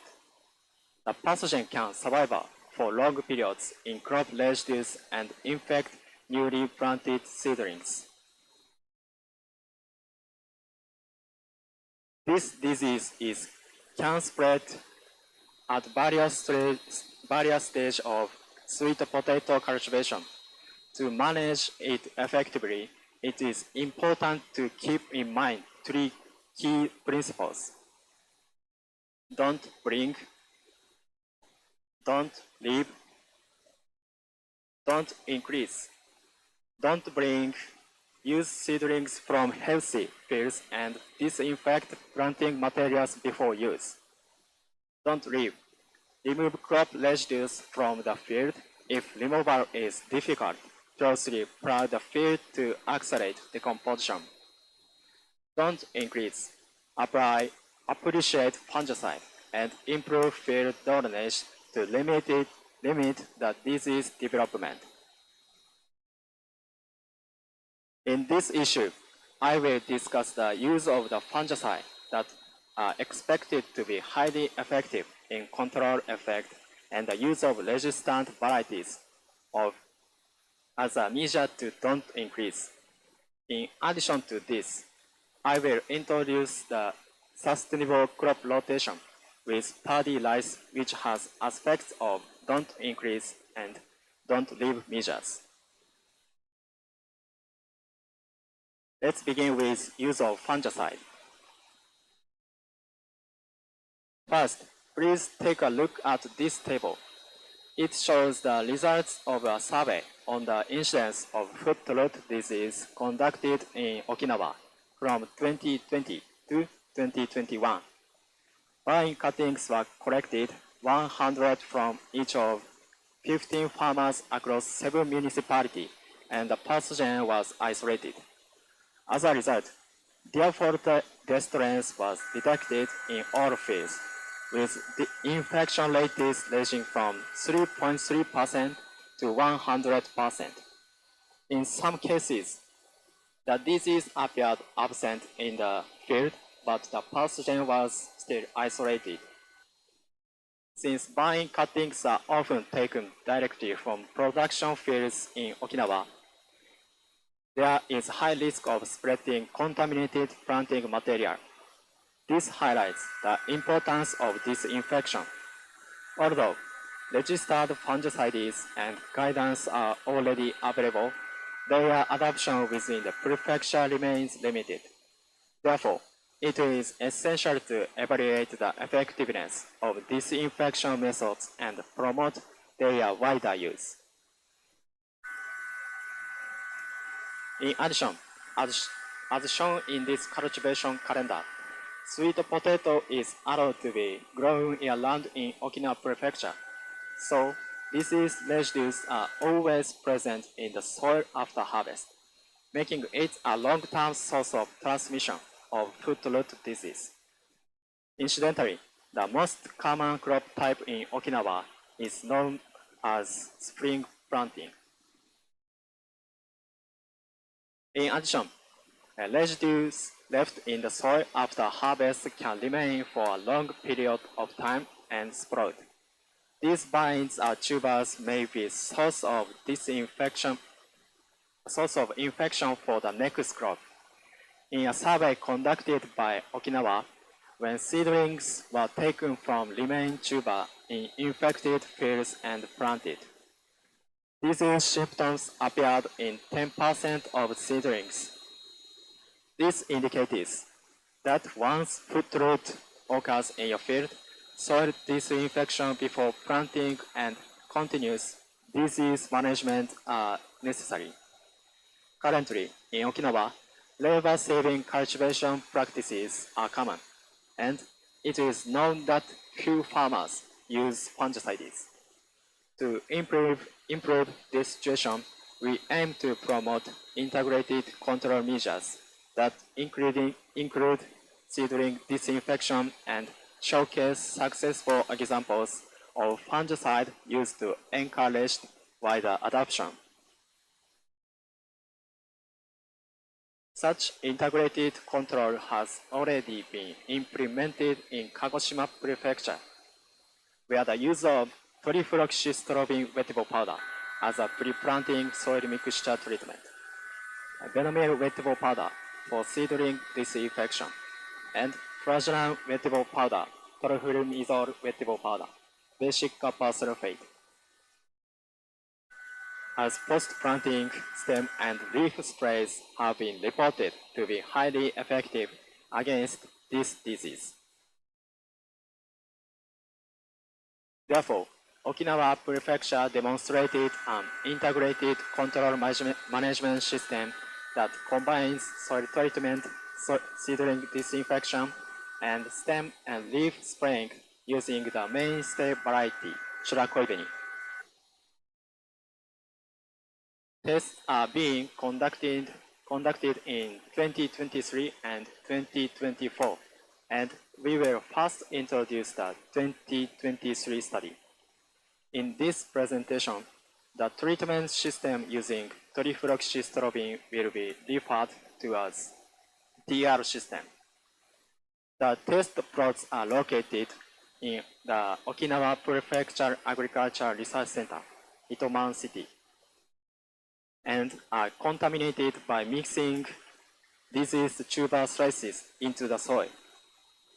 The main variety of Okinawa, Shirakoibeni, is used as the test variety. 33 plants per district with 3 replication. Planting was set for May 17 and harvest for October 25. The way to read the table is as follows. The top part shows the method and timing of chemical treatment, and below that, the name of the chemicals used for each system is listed in abbreviated form. As for the contents of the test area, the conventional system only disinfects seedlings with Benled. Next is TR System 1, which has been proven to be effective in Kagoshima Prefecture, as I mentioned earlier. Although its effectiveness has also been confirmed in Miyazaki Prefecture, it is expected to be difficult to implement in Okinawa Prefecture, where labor-saving cultivation is often conducted. From the perspectives of cost and labor, about 3 to 6 weeks after planting is a critical period that may be missed by pre-planting soil mixture treatment and seedling disinfection. At this stage, applying flagellan can help suppress disease development. Spraying trifluoromethol and basic copper sulfate is also believed to help control disease spread during rainy periods and reduced post-harvest infection. Therefore, we tried to implement a TR system too. Reduced spraying to only the first half of growing season to reduce spraying costs and labor. There were 3 survey items conducted in this study. First, the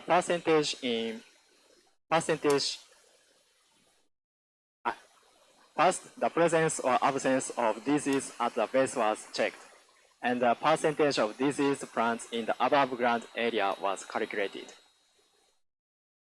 Yields were converted to yield 10 after weighting the standardized products 100 gram or more, and non-standardized products less than 100 gram. For the percentage of diseased tubers, 30 tubers were selected from the standard products, cut lengthwise, and checked for rot. The results are shown here. This shows the above ground disease incidence of Chiracoebene, which was directly hit by 2 typhoons. In this situation, TR System 1 was found to be highly effective in controlling the disease. In addition to the lack of chemical application in the later half of the growth period, it was considered that the disease incidence was higher in TR System 2 due to the typhoon attack. The TR system increased yield and reduced the tuberous root rate of disease compared to the conventional system. Next, I discuss the 2024 test. This year, as in the previous year, we are conducting the test using contaminated plots within the institute. The test variety is Chiracoebene. For the test areas, the conventional TR System 1 and TR System 2 were continued from last year, and a new TR System 3 was added. This system is based on the possibility that the disease may have been encouraged by typhoon TR System 2 in the 2023 trial. So, basic copper sulfate will be additionally spread before the typhoon strikes. Here are the results. This graph shows the incidence of above-ground disease symptoms. Although there was no direct typhoon hit that year, one did pass nearby.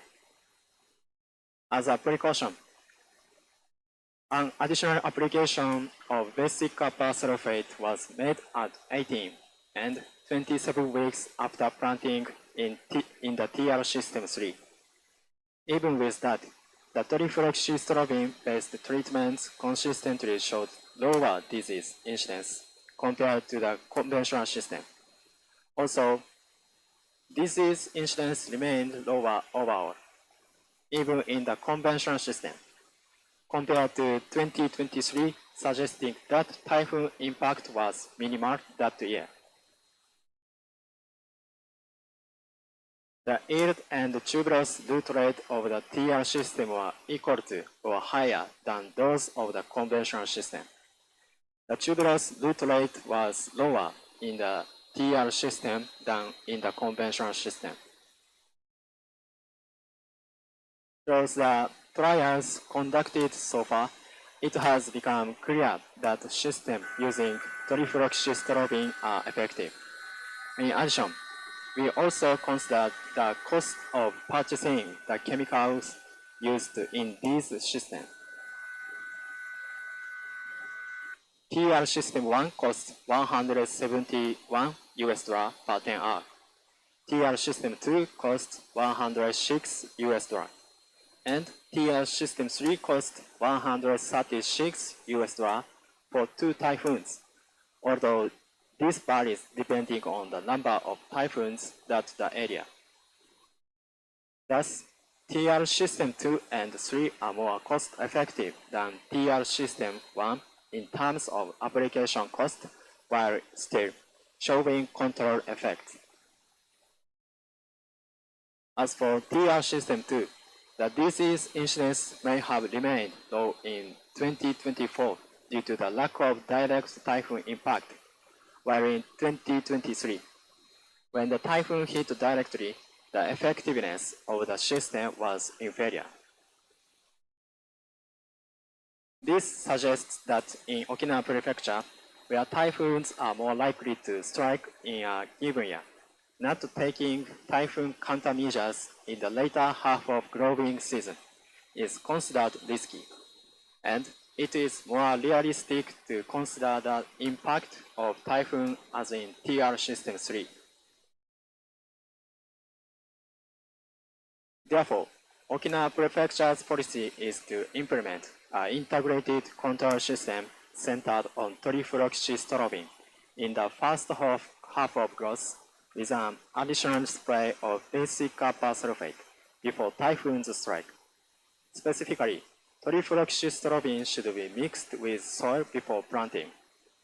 Venomil wettable powder should be used to disinfect seedlings, and after that, after 2 sprayings of fraudulent wettable powder on stem and leaves, basic copper sulfate should be sprayed before typhoons hit the area. We believe that we need to increase the number of cases of implementation of the TR System 3 and confirm its reproducibility as a future issue. This is followed by an introduction to control effect using resistant cultivar. The 2 cultivar used this trial was Oboroveni, developed by National Agriculture and Food Research Organization as a new variety resistant to foot rot, and Benitsuyoshi, developed by the Okinawa Prefecture Agriculture Research Center. Oboroveni is recommended for use in jagal soil, a type of soil unique to Okinawa, where it shows the most vibrant fresh coloration. It is also known to have taste quality comparable to current main variety, Churakoibeni. Benitsuyoshi is suitable for cultivation throughout Okinawa and has been shown to have a deeper purple fresh color than Churakoibeni. Both cultivars are expected to be used in combination with Churakoibeni as ingredients for confectionery products. We conducted trials using these cultivars in the same manner as the previous test with trifluoxystrobin. First, for Oboroveni, the incidence rate of infected plants was lower than that of Churakoibeni, even in the conventional system. Additionally, it showed high yield performance. A similar trend was observed for Benitsuyoshi, confirming its effectiveness in suppressing foot rot. These results indicate that both cultivars exhibit a high level of disease control against foot rot. Furthermore, when combined with the trifluoxystrobin system, the incidence rate was further reduced, resulting in even more effective disease control. It is expected that these cultivars will become widely adopted in Okinawa in the future. Now, shifting the topic slightly, I would like to introduce the crop rotation system involving rice cultivation. First, why did we focus on crop rotation with rice?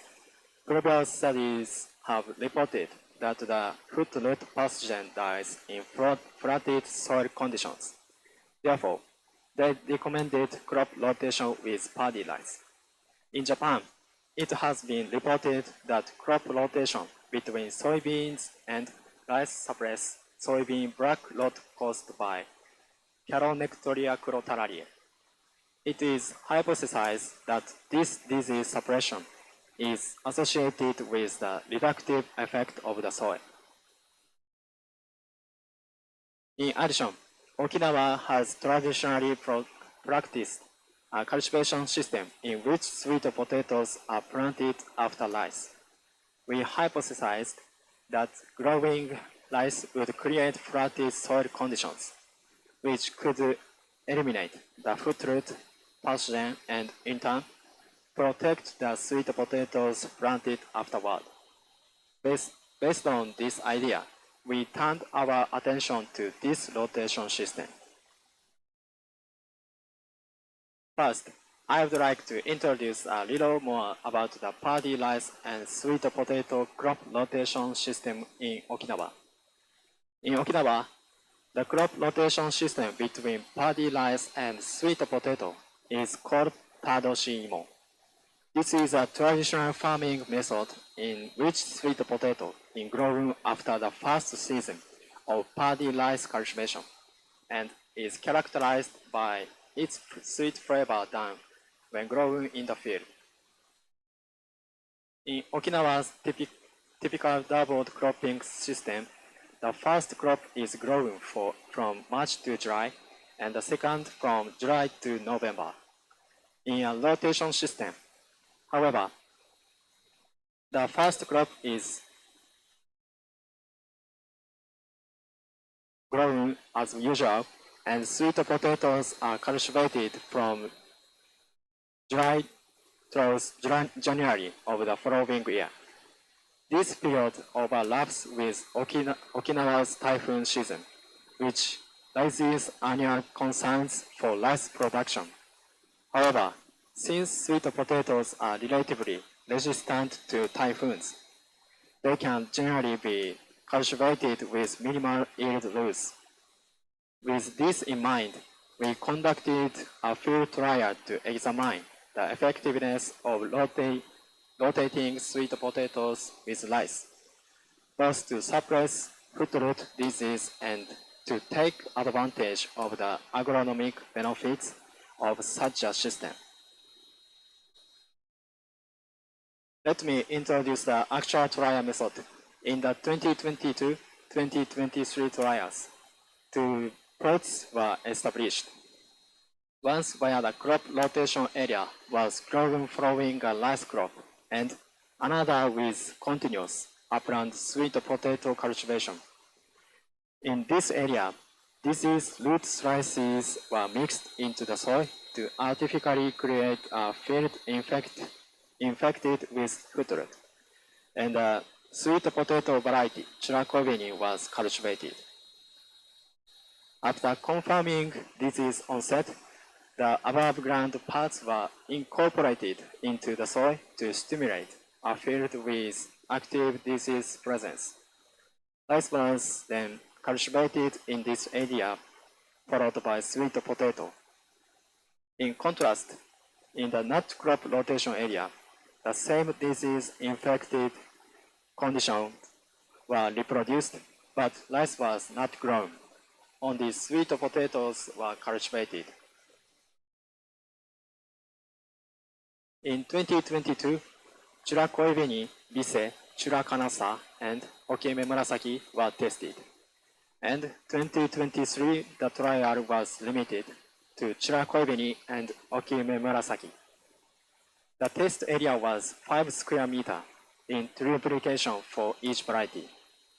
And fertilizer management was in accordance with the cultivation guidelines of Okinawa Prefecture. Prior to planting, seedlings were dipped in a 200-fold solution of Chura Benomil vegetable powder for 30 minutes. After planting, we conducted a disease incidence survey using these indices, and also conducted a lot survey. Incidentally, since no disease development was observed 2 months after planting, buying returns were conducted to promote disease development.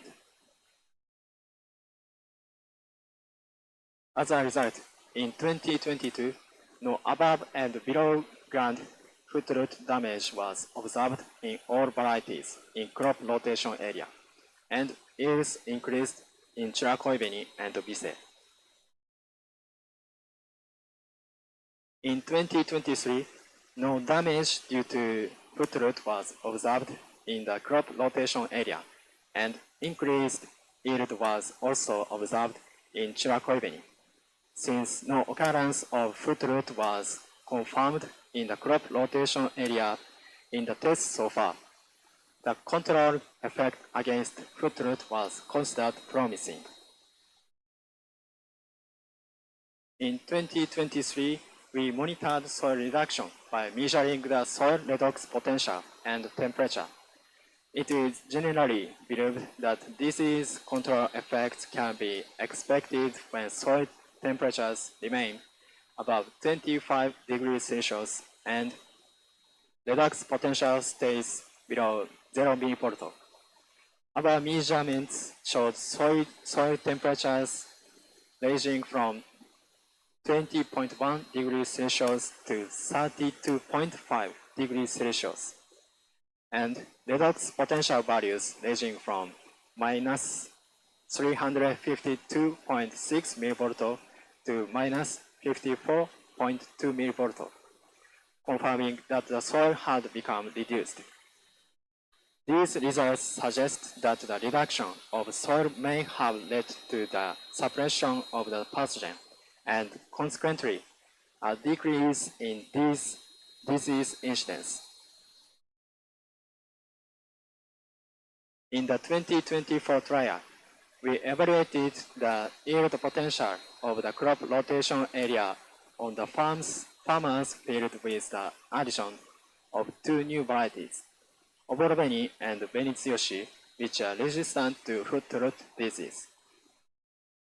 The results showed that no damage due to rot was observed in this year, and yields of all varieties were not significantly different from those in the field.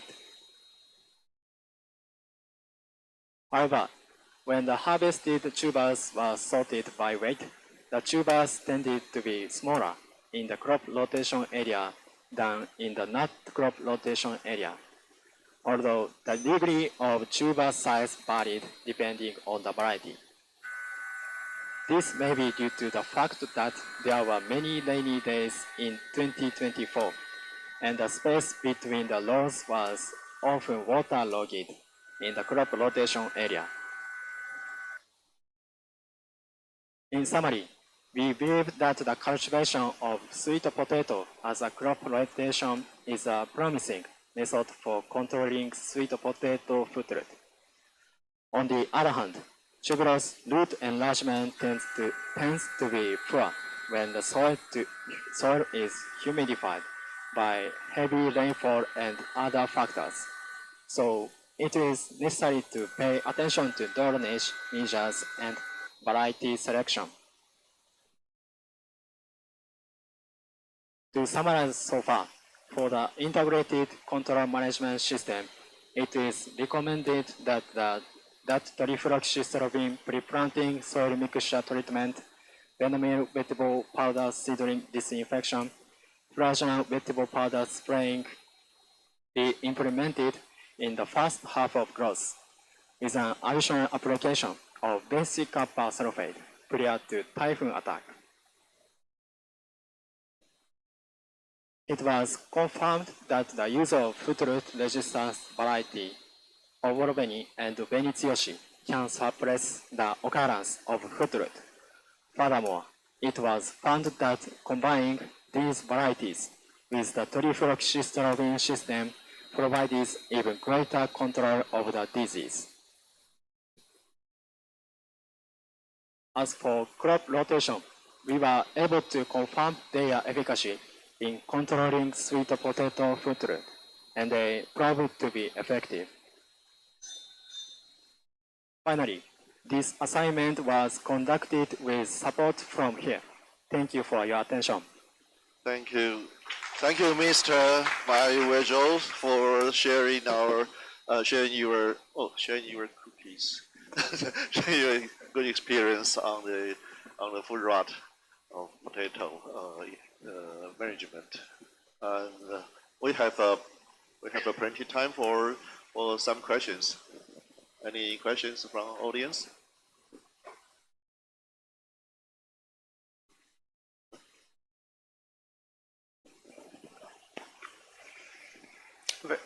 Thank you very much for the very interesting talk.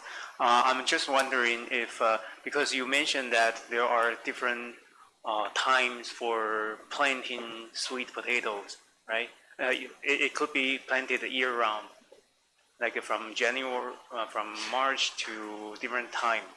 But does it work for every time? I mean, the food rot supposed to occur during a specific season. Is there any specific seasons that tend to have food rot disease? That's the first one. The second question is that always effective if you are applying the TR3 or TR2 when you are planting or growing sweet potatoes at a different time? That's the two questions. Yeah.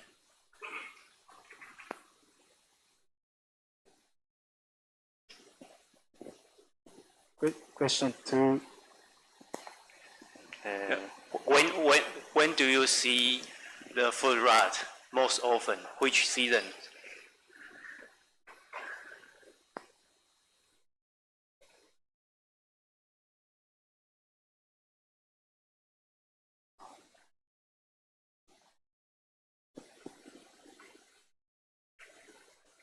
I don't know detail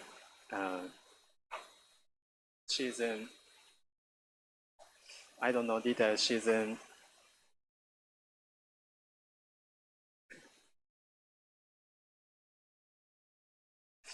Sorry.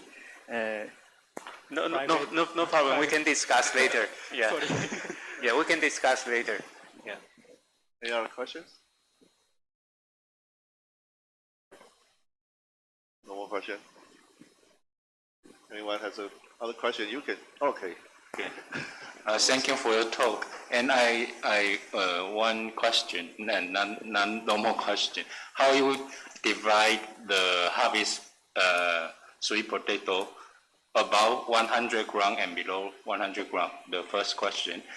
And the second question is, I think there are so many insect pests under the soil. So if there are any relationship between the food rot and the insect under the ground.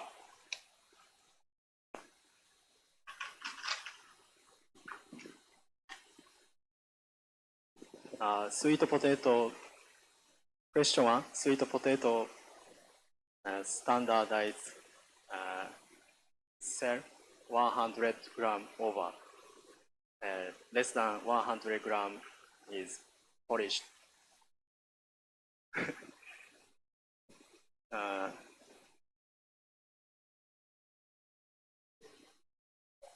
100 gram, the commercial price is higher. Otherwise, the farmer will discuss them.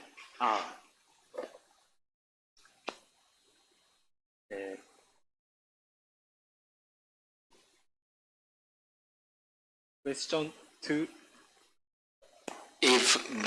I think there are so many insect pests under the ground. So once the insect bite the sweet potato, maybe there are some relationship between the occurrence of food rot and the occurrence of the insect pests. Have you observed the relationship between this disease and the insect?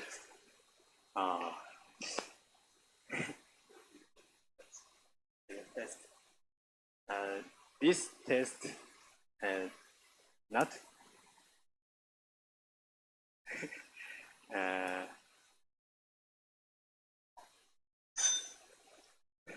sorry, private. 申し訳ない. Okay, time is enough. So we need to move up to the next speaker. But first, I will present a certificate of appreciation for your talk. You have done a very great job. So please.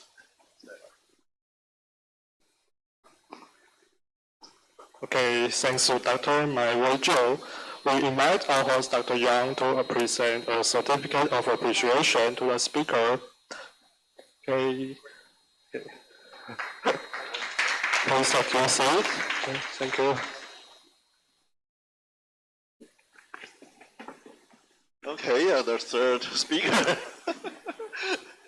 Dr. Junjun An from Research Institute for Climate Change and the Agricultural National Institute of Horticultural and Herbal Science, Rural Developmental Administration. It's a long name. And he is going to, the title of he is going to present is the temperature-driven dynamics of the development and the reproduction in Oriental fruit fly, right? Insight for advanced pest management. Let's welcome his talk.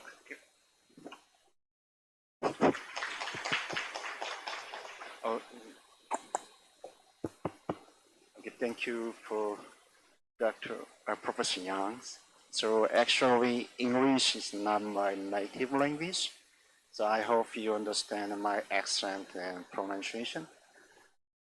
It's my honor and pleasure to introduce myself and to share with you the result of the international cooperation study about the Bacterosa dorsalis known as the Oriental fruit fly.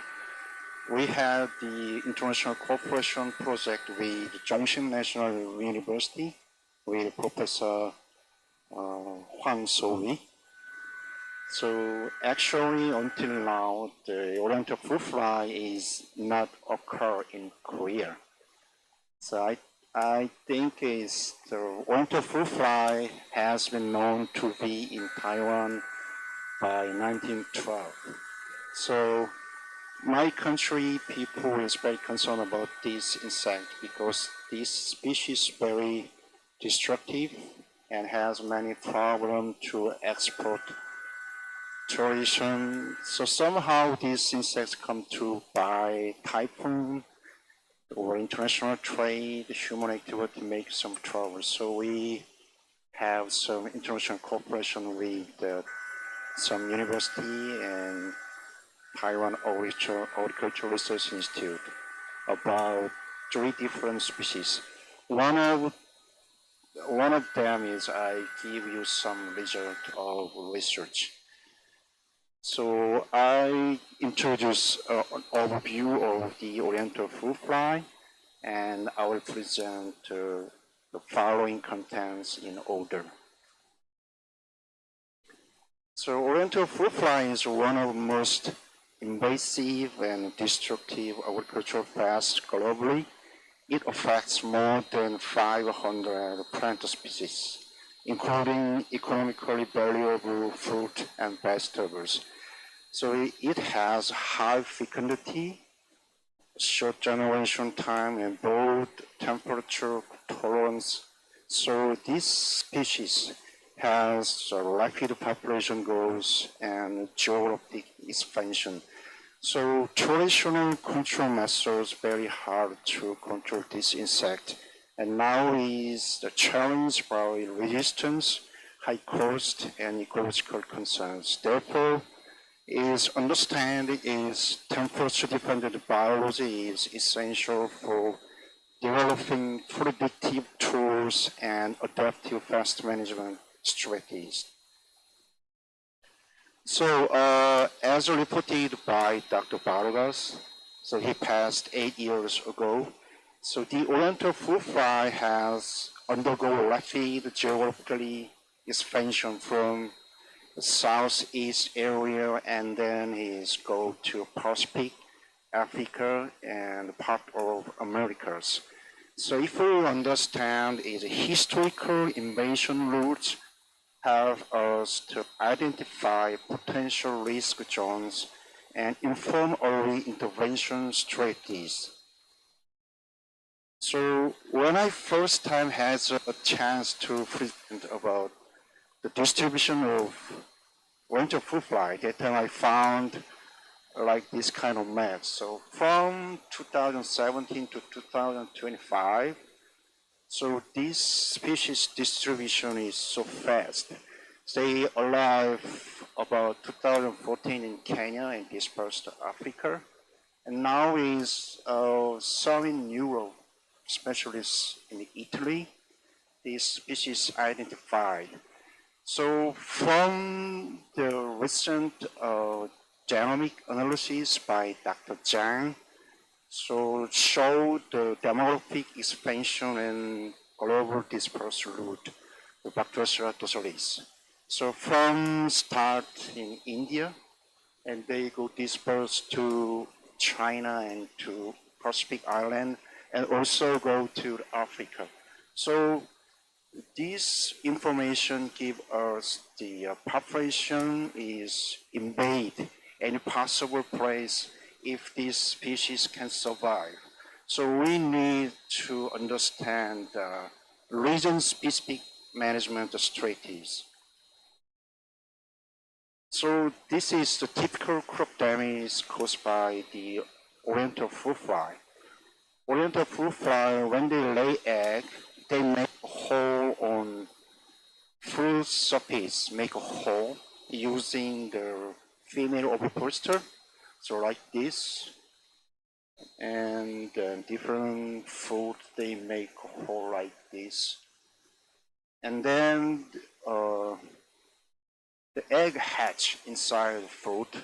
They consume the fruit and destroy it inside. And if they become pupa, they make another hole and go to soil and then stay in the soil and take time and emerge adult.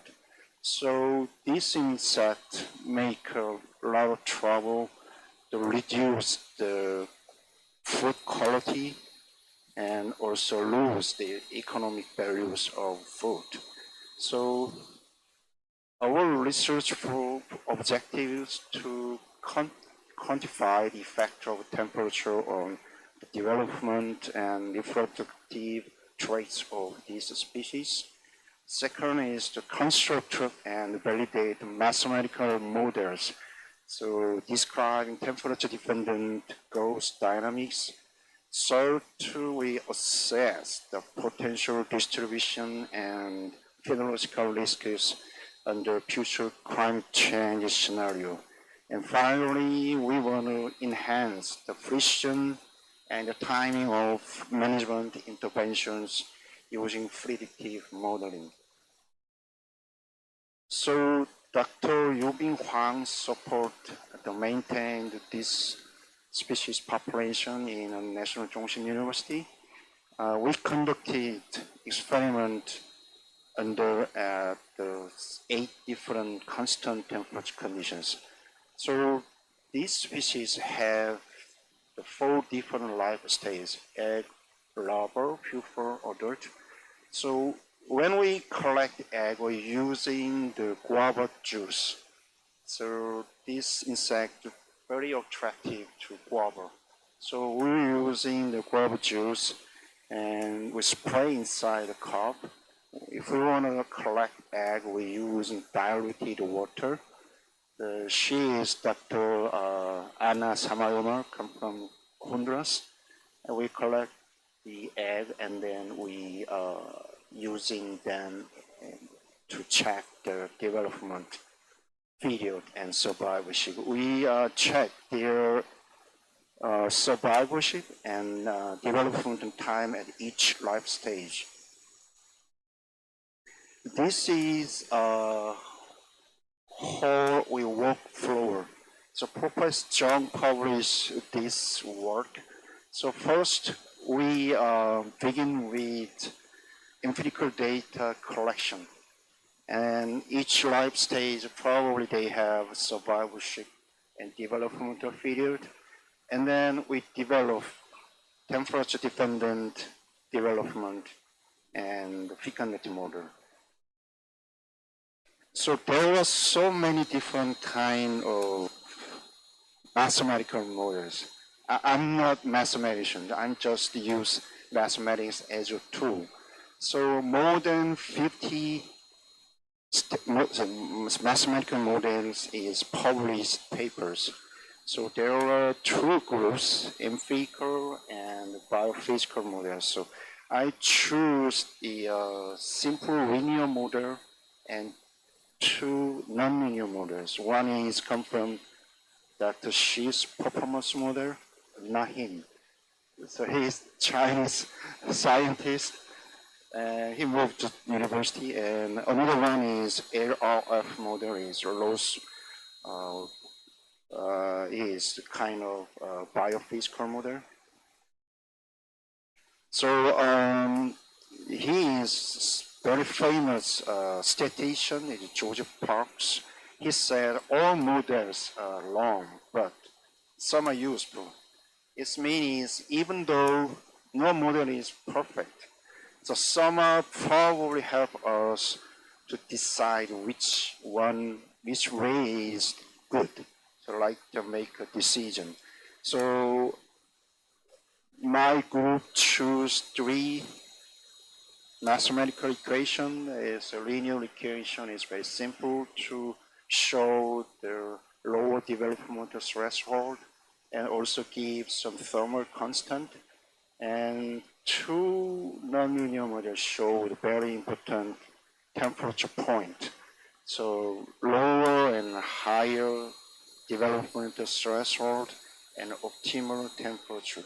So also this result give us the what temperature zone these species survive. So if we understand, we calculate the relationship between developmental rate and temperature, so we can estimate what temperature zone is possible to survive. So from experimental data, so this species could not hatch the 13 degrees Celsius, probably in a low and high temperature region, so receive some physiological stress. So after 14 degrees Celsius, the developmental fields is increased with rising temperatures. And also larva and pupa stage, it's very interesting result we found. So 14 degrees Celsius, these species cannot be the adult stage. So probably if these species come to my country, cannot survive well because my country has 4 seasons, so probably can pass the winter season. And the larva and pupa stage, they show the temperature increased, the developmental period is decreased. After then, we choose the 3 different 1 linear and 2 nonlinear models. Dr. Shi's performance model provides the best fit across all different life stages. But the linear model is simple and it's good to show a lower developmental threshold, but it's not calculate the higher developmental threshold. And the LRF models effectively present optimal temperature range through egg and larval stages. And after that, we conducted field validation experiment under natural conditions. This is yard at the National Zhongshan University. So to evaluate the accuracy of our temperature-dependent development model. So the predicted timing of adult emergence closely aligned with the observed emergence patterns.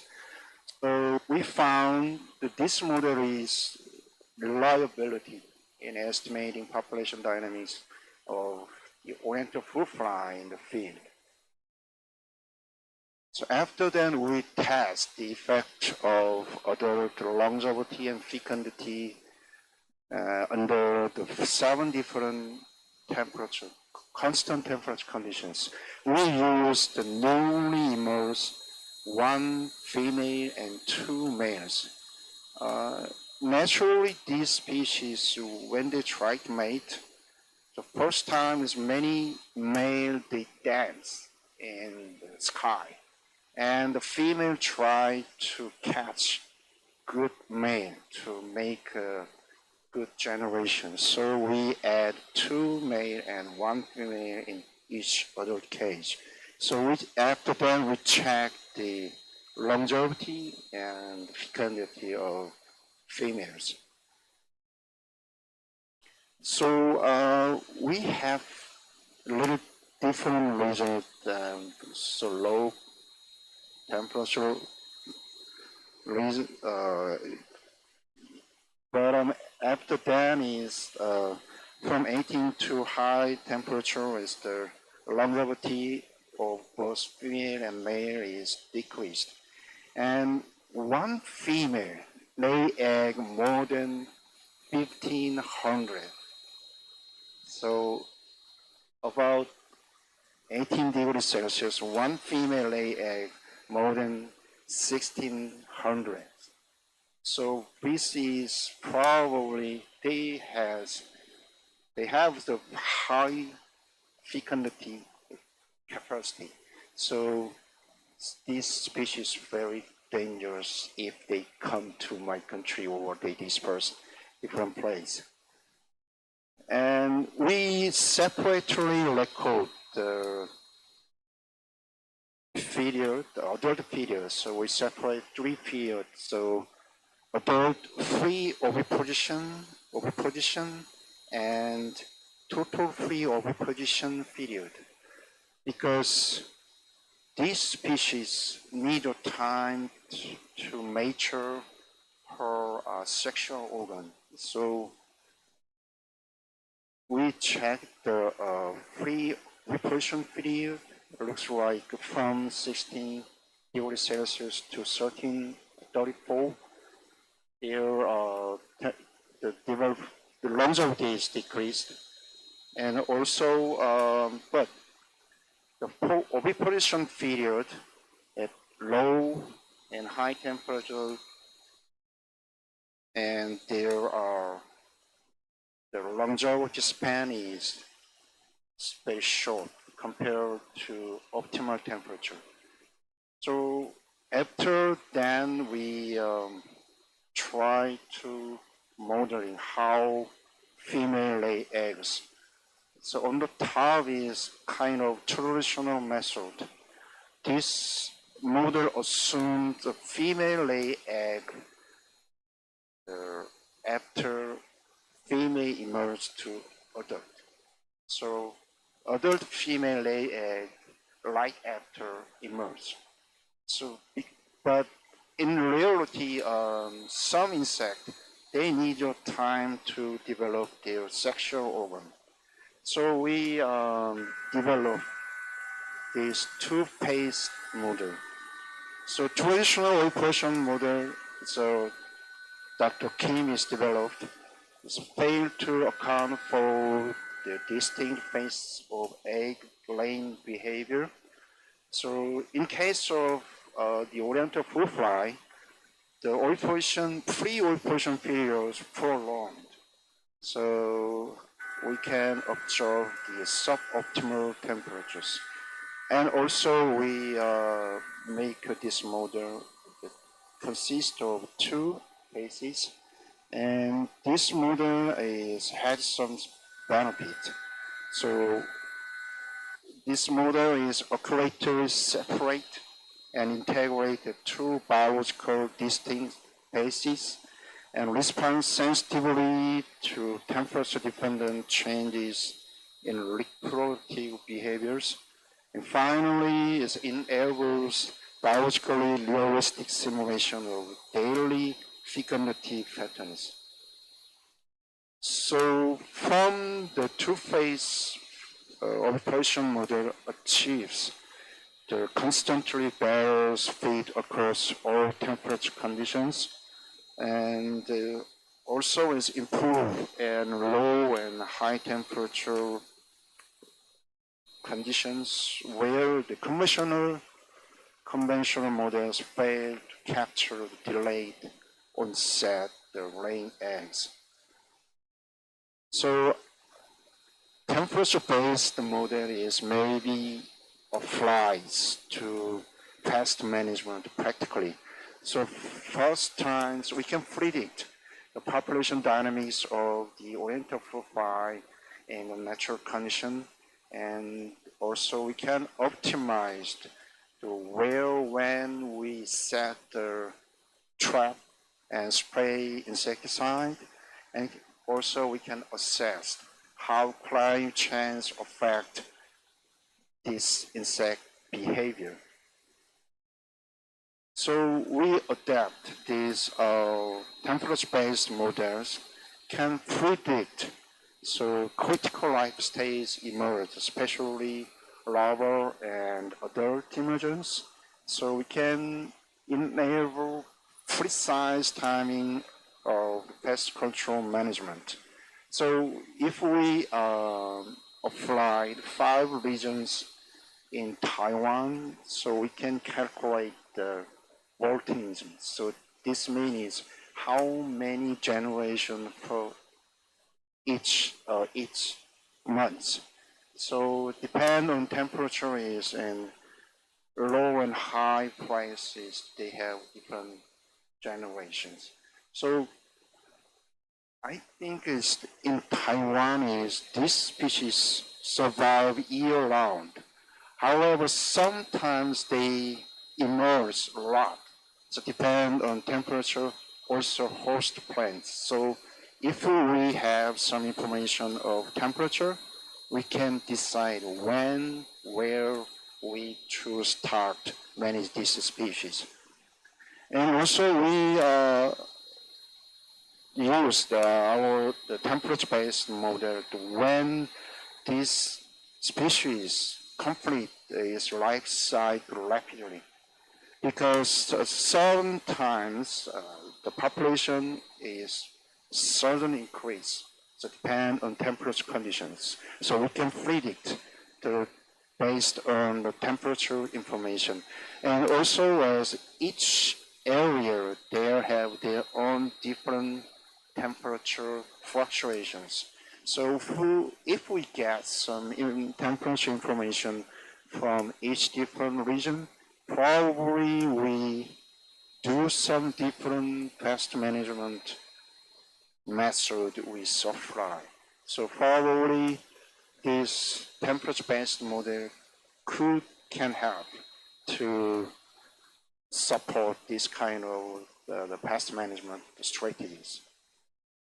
And also temperature-dependent models have determined the optimal timing for monitoring trap deployment by predicting adult emergence.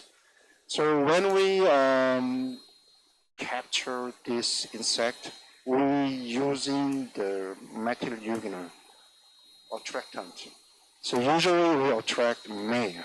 So trap bait with attractants probably very useful. So if we use this method, maybe we forecast the development, and also this model is support especially target area and which place has the high risk.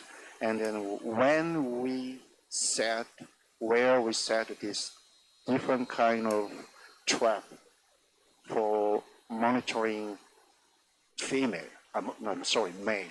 So still we develop to attract female oriental fruit fly, but very hard. Still many people work to develop attract female oriental fruit fly. The third is so we can optimize chemical insecticide applications. So chemical controlling remains essential in IPM strategies of oriental fruit fly. So probably these temperature-based models enhance insecticide efficacy by targeting vulnerable life stages at optimal times.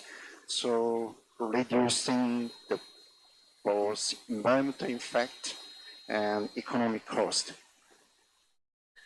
So we can apply the the temperature-based models to assess how climate change affects these species. So currently, so if we use Maxent, this kind of maximal, this kind of software, so potential geographic distribution of Bacterosaurus, so these species cannot survive in Korea until now. But rising temperatures may allow these species expand its range into previously unsuitable regions. If based on the climate change scenarios, RCPS is the representative concentration pathway. So RCP is now changes to SSP, so surely the socio-economic pathway. So any different scenario used, 2.6, the 8.5, so this species can survive and establish in Korea year-round. So now we concerned from May to September because some host plant is preferred to oriental profile. If they come during summer or fall season, they can survive. However, they can not survive during winter season. So after 25 years, they can survive year-round. But this theoretically, in practically, I don't know was after 5 years I can survive or not. So this temperature-based model probably develop the temperature-dependent models developed in this study may have several practical use for improving pest management. So this model could apply pest management at the right time, and second, support, optimize the deployment of traps and spraying insecticide, and encourage smart ways to adapt to changing climate conditions. Finally, and make pest management more flexible and better suited to each regions. And also is technology is developed so fast than before. Now our team is learn how we use AI method to monitoring and also develop temperature-dependent models.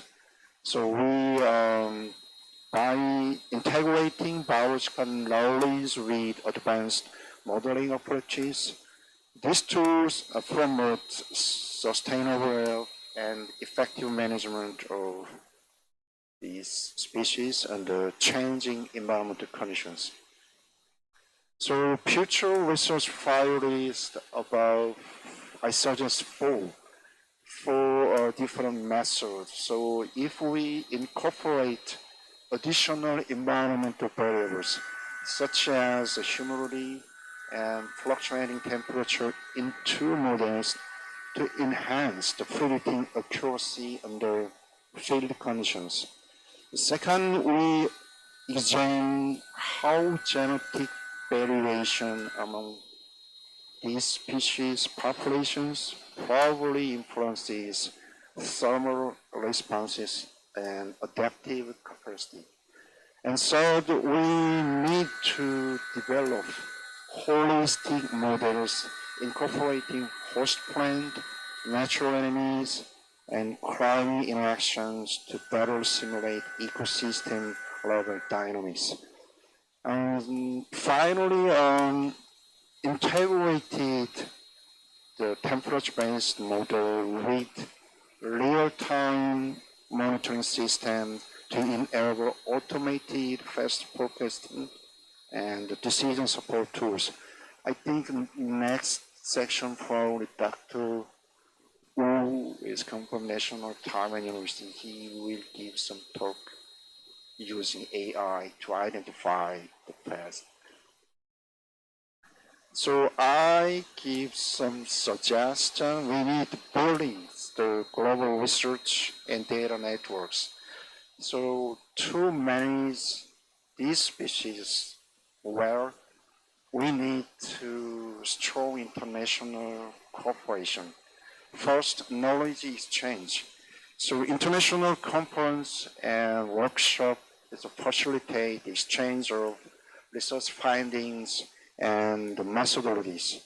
This is probably accelerate the coordinated responses across each regions impacted by these species. And we need to share the research network because these species expand all over the world. So we share some models under varying environmental conditions. Maybe we detect the region-specific adaptations in pest populations. And finally, we share databases and integrated modeling platforms allow researchers to combine data set and enhance the robustness of global scale predictive tools for pest management. So this study was conducted under International Cooperation Research Project. I really appreciate our colleagues, especially Professor Huang So-wee and his wonderful grad student at National Zhongshin University, and Dr. Yubin Huang, he supported a lot for this research. And also, I deeply appreciate Dr. Kyung-sun Choi, he made this project, but now he moved to private company. So I'm really sad. So thanks for your time and attention. 谢谢. Thank you, Dr. An, and yeah, let's work. Thank you for your sharing. And actually, I did some modeling with AI 10 years ago on the Oriental fruit fly. It's quite powerful, so I really encourage you to do that. And then you will forget all the model mathematicians. And any questions? Okay.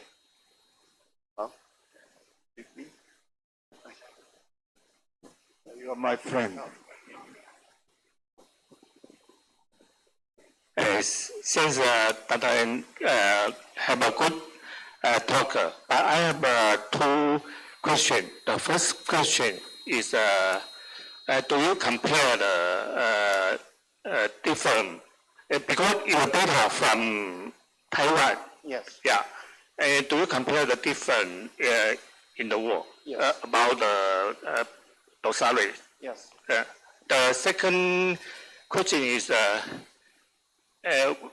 you collect the data from the custom temperature. Yes. Yeah. But in the field, the temperature is changeable. Yes. How do you define the difference? I see. Okay. Thanks for your question. I think you know way better than me. So actually, we published this work, and we discussed probably the population, they have their own different characteristics. So probably they show the different developmental period of each life stage. So a little different. Each life stage they show different. We used artificial diet. If they consume some fruit or vegetables, probably their lifetime is different. So I think depend on location and depend on the food conditions, probably they show the different developmental period. Is it? Okay. The second question, yeah, we did this experiment, different constant temperature conditions. Probably in the natural condition, in the morning and night, the temperature is low, and probably noon to 2 p.m. is temperature high. So probably they show different activity. In case of Brachysteria dorsalis, I don't know where about the result, but I did some different, I used a different the species, the soybean bird. They show the different result. I test, I give, for example, I give average 25 degrees Celsius.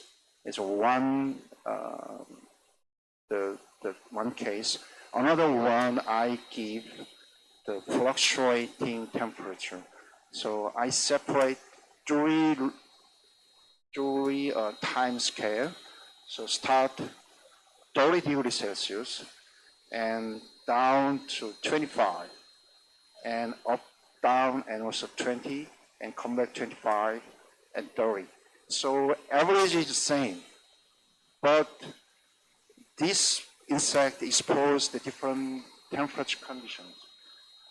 So if they exposed to fluctuating temperature conditions, their development time is shorter than constant temperature conditions, because they exposed to optimal temperature zone, so they develop faster than constant temperature conditions.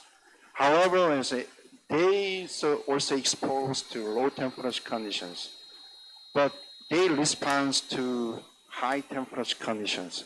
So probably dependent on the species characteristics, they show maybe different response.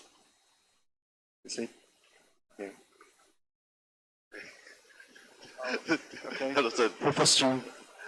Yes, thank you very much. Very interesting presentation. I have two questions on the lower temperature and higher temperature inhibition.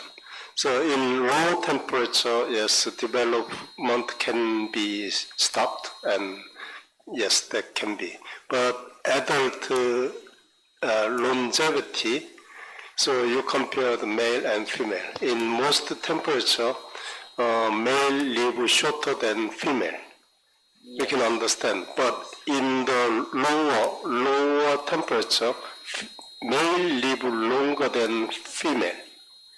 So this is the question. Do you have any idea why or how? And the second question is in high temperature developmental inhibition. So we know that in high temperature there are heat shock and development can be inhibited. But this high kind of tropical or subtropical insect, but it shows around 30 Celsius that inhibition. So I consider that temperature is too low, yes. And because right now outside more than 30, 35. Yes. And the decaying fruit, for example, pumpkin, if those are infested by fruit fly, inside the pumpkin, this pumpkin decay and this spore, it's inside the pumpkin, the temperature is would be much higher. So how do you think about this? Yes, this is the second question. Okay, thanks for your question. We also discuss about your two questions. Very nice questions. So we still figure out. I give a second question. In outside hot, so in a hot condition, fruit fly, they don't try fly. They stay under shade and lasting. They don't try to fly, so they are smart. So they stay under shadow and wait sunset. After then, so window is flowing, and they start flowing and then make dance, and then they try to mating. So very high temperature conditions, adult, they don't try to move around their environmental area. areas. I think I tried to observe them, but I could not find where. But some case, probably they try. And also, I wonder also, they survive inside fruit and pumpkin, any kind of fruit and vegetables in high temperature. But in laboratory, they cannot survive well. So I don't know, because I guess they adapt well, so they can expand any place. And also, from my opinions, this oriental fruit fly very aggressive and adapt well some new place. And also, they probably, I'm not the insect physiologist, so probably Dr. Yang better than me. So maybe they have some heat shock kind of gene they have.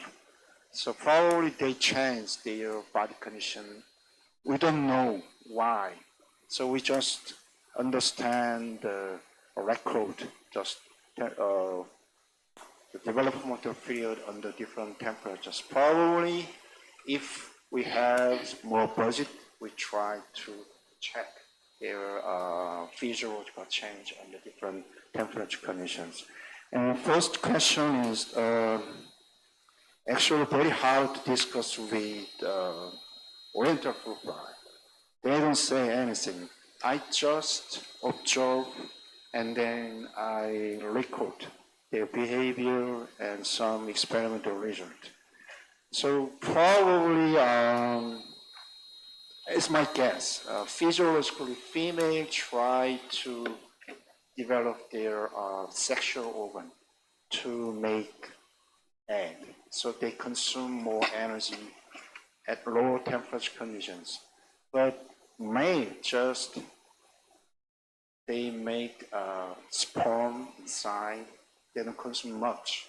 So probably there is one reason, I guess, but I don't know where the physiological change the body condition male and female in low temperature conditions. Thank you for your question, Dr. John. Can I have one here? Here. Oh, that's John. My question is, thank you, Dr. Han. Thank you. My question is very simple. For my curiosity, when you select those 8 temperatures, and you have start from 13.0 and 14.4 and down, how did you come up with temperature with decimal points? Oh, okay. That's a good question. Thank you, Professor John. So actually, we set the machine is 15, 12, 20, 25, 13, or 32. So machine is show the outside record and inside a little difference. So we set data logo inside and then we calculate so average. So for approximate the temperature close to 15 something. For when we make some temperature-based model, we need the real temperature condition. So we record temperature using the data logo, and then we download. Thank you. Now I know why. Professor Zhang, you can go to visit the Department of Entomology in Zhongqing University, and every growth chamber is 10, 15, 20, 25, and 30. So that's the setup. So if you want to see our experimental equipment, maybe you visit Dr. Huang's lab. You can see the same setup. Yes. Okay. Thank you. I think time is almost up. So I need to. I would like to present the certificate of the appreciation for your great talk.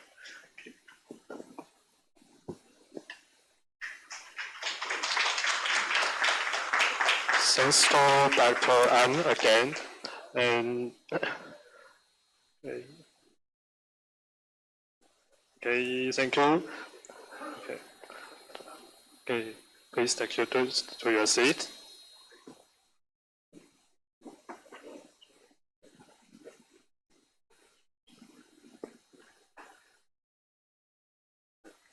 Okay, our last speaker of this session is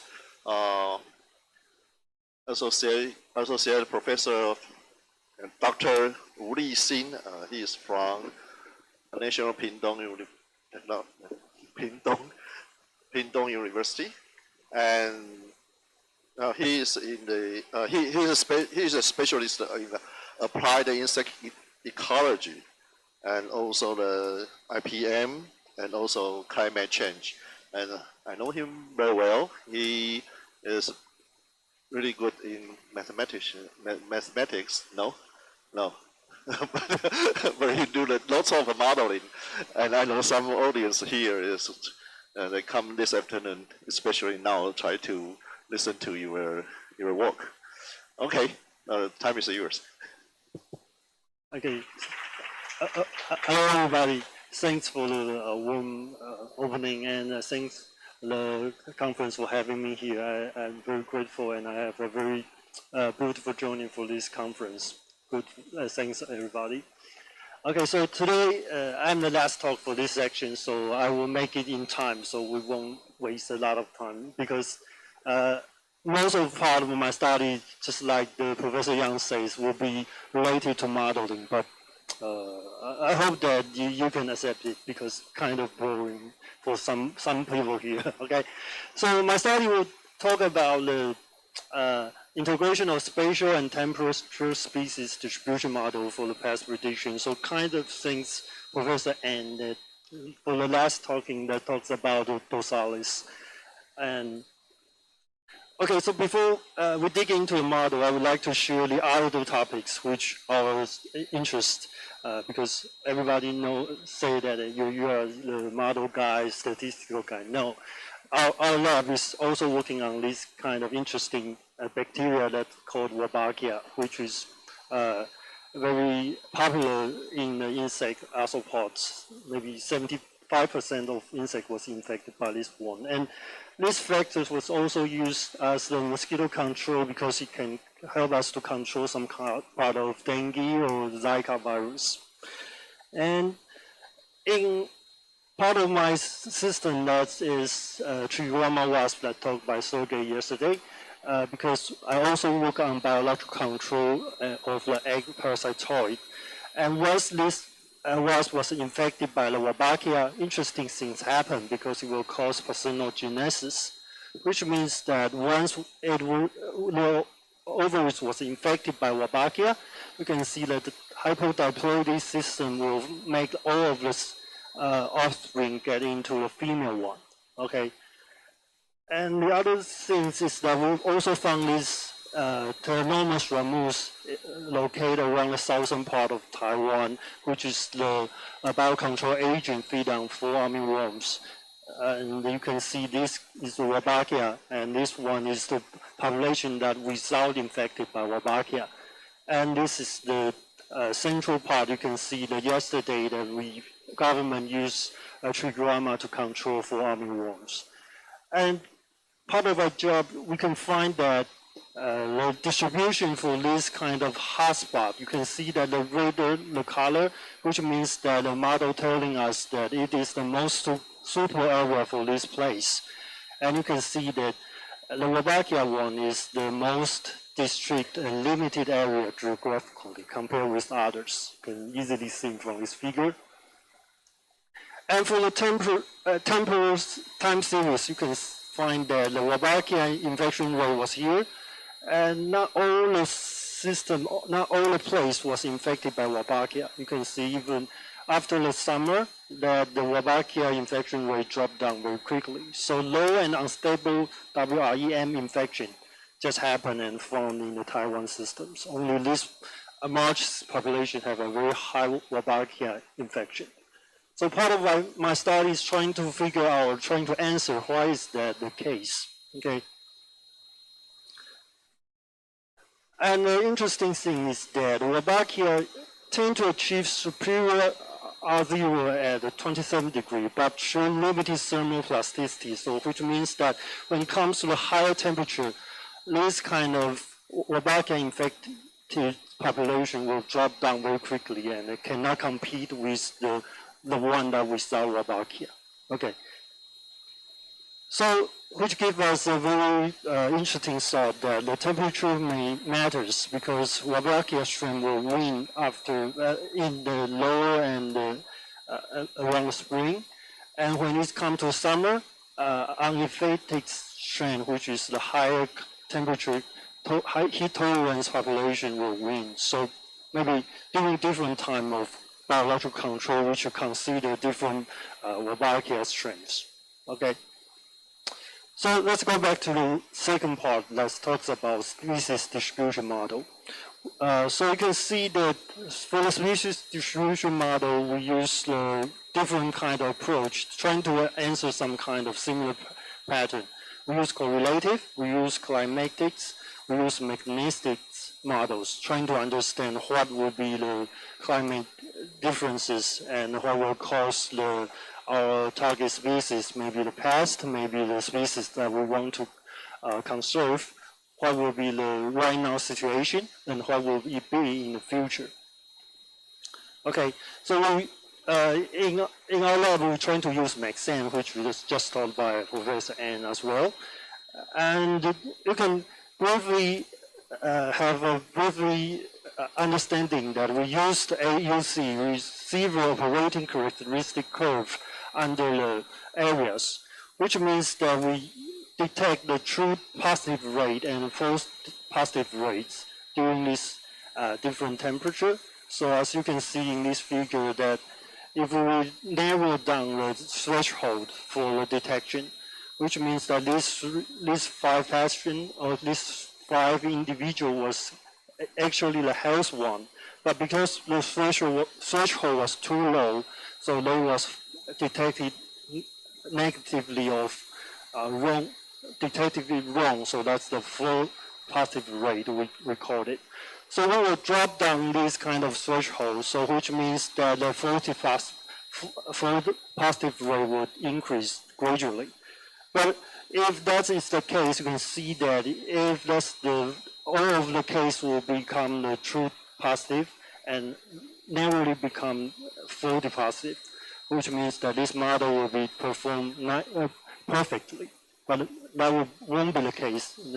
I think the second one is the case because you can see that the false positive rate increase gradually. And if that is your data, which means sadly that you make it wrong because randomly you can get the result true or false, but just like you flip another coin, okay? So use the AUC number, the model can give us some kind of temperatures and some kind of information. You can see from these figures that this is the invasive ants that located around the southern part of Taiwan as well. This longhorn ants, and you can see that it was infected by the precipitation and also by the diurnal temperature differences. And the model just telling us the similar things. You can see that this 11 by 11 just means the precipitation, and about 2 is the diurnal temperatures. So by comparing this, we can understand what is the main factors or main climate factors that will affect this kind of distribution. And so for armyworms, as the case, and thanks for Tari because the long collaboration with us, we have a lot of validation so that we can understand that for 4 armyworms model, you can see that this is the AUC, which means that 85% precise precision rate, which is not bad. And you can see that for forming armyworms, we can understand for the winter, for the summer temperature is around 28 degrees will be the best occurrence performance. And about winter, You can also see that it's narrowing around 20 to 25 degrees. And about the precipitation is need around 500 to 1,500 precipitation, totally annual precipitation. Other than that, the occurrence or the distribution probability for this species will be dropped down very quickly. So we can also use the SSP, just like introduced by Professor M before, that's the more serious CO2 emission case. You can see that, and this shows you the case up to about 15 years. You can see this, the mildest one, that is 245. So red color shows you the hottest area for the fall army worms. And as you can see in this pattern, that it is the northern part and the eastern part of Taiwan that we need to worry about, because you can see that the color turning red around this pattern. And just luckily that the southernmost part of Taiwan just getting colder, so which means that it's not that suitable for this pest anymore. Okay. So other than the species distribution, we're also trying to understand how does this kind of model can help with the farmers. Okay, so we're trying to use different time series. So we'll start from 2020 and putting up our data back into the model, trying to understand if this model can successfully catch up. So during this case, we use the other model that's also introduced by ANS, that's called Climax. So in Climax, it can give us some kind of weekly growth index, which means that if you can see this black line here, which means that the model telling us that for this fall armyworms, it is the May to October that is very suitable for this species, and that's because that the temperature index and the moisture index you can see in red and blue line here is very suitable for this species. Okay, so for farmers, just like I said, distribution model are not enough for that, because we're trying to understand what is the specific timing for time for us to use some control, putting some pesticide control method and more. Okay, so we need time series. But how about this? You can see that that's the Climax model.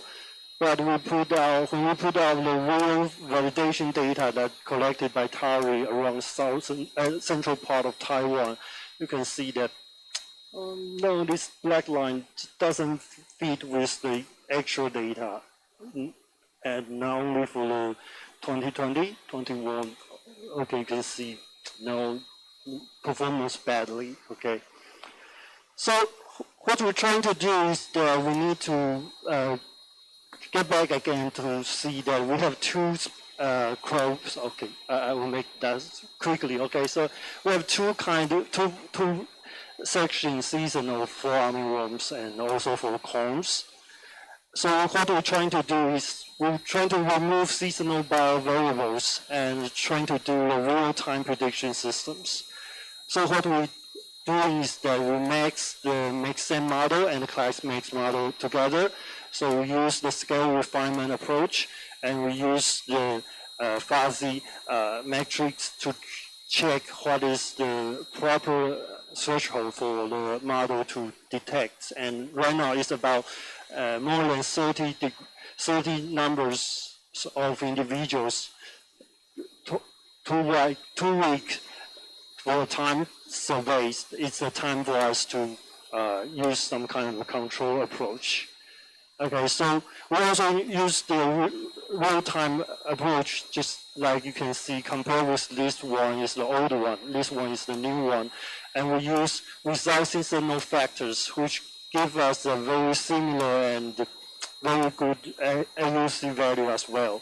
So which means that we can use a smaller amount of parameters to predict around the very similar results in the end. Okay, so my take-home message is independent validation is essential for species distribution. So field validation is very, very important, just like you can see that the field story will give us the other story totally.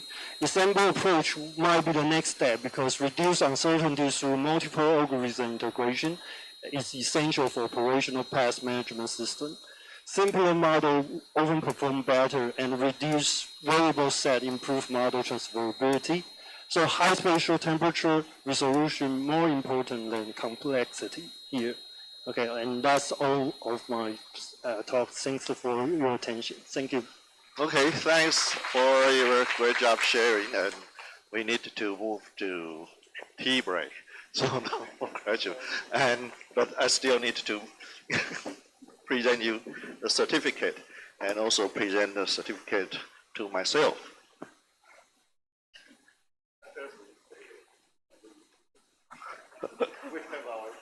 Okay. Thanks to Dr. Su.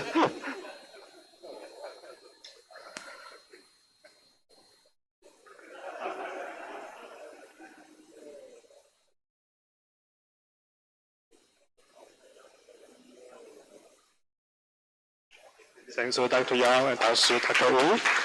Please take your seat. Thank you very much. Okay, we will now take a short break.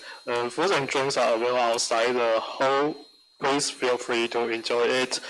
And if you want to ask more questions to speakers, please submit your question form to the registration desk before phone to the registration desk in tea break time. And the next session will begin at 15:50. Thank you very much.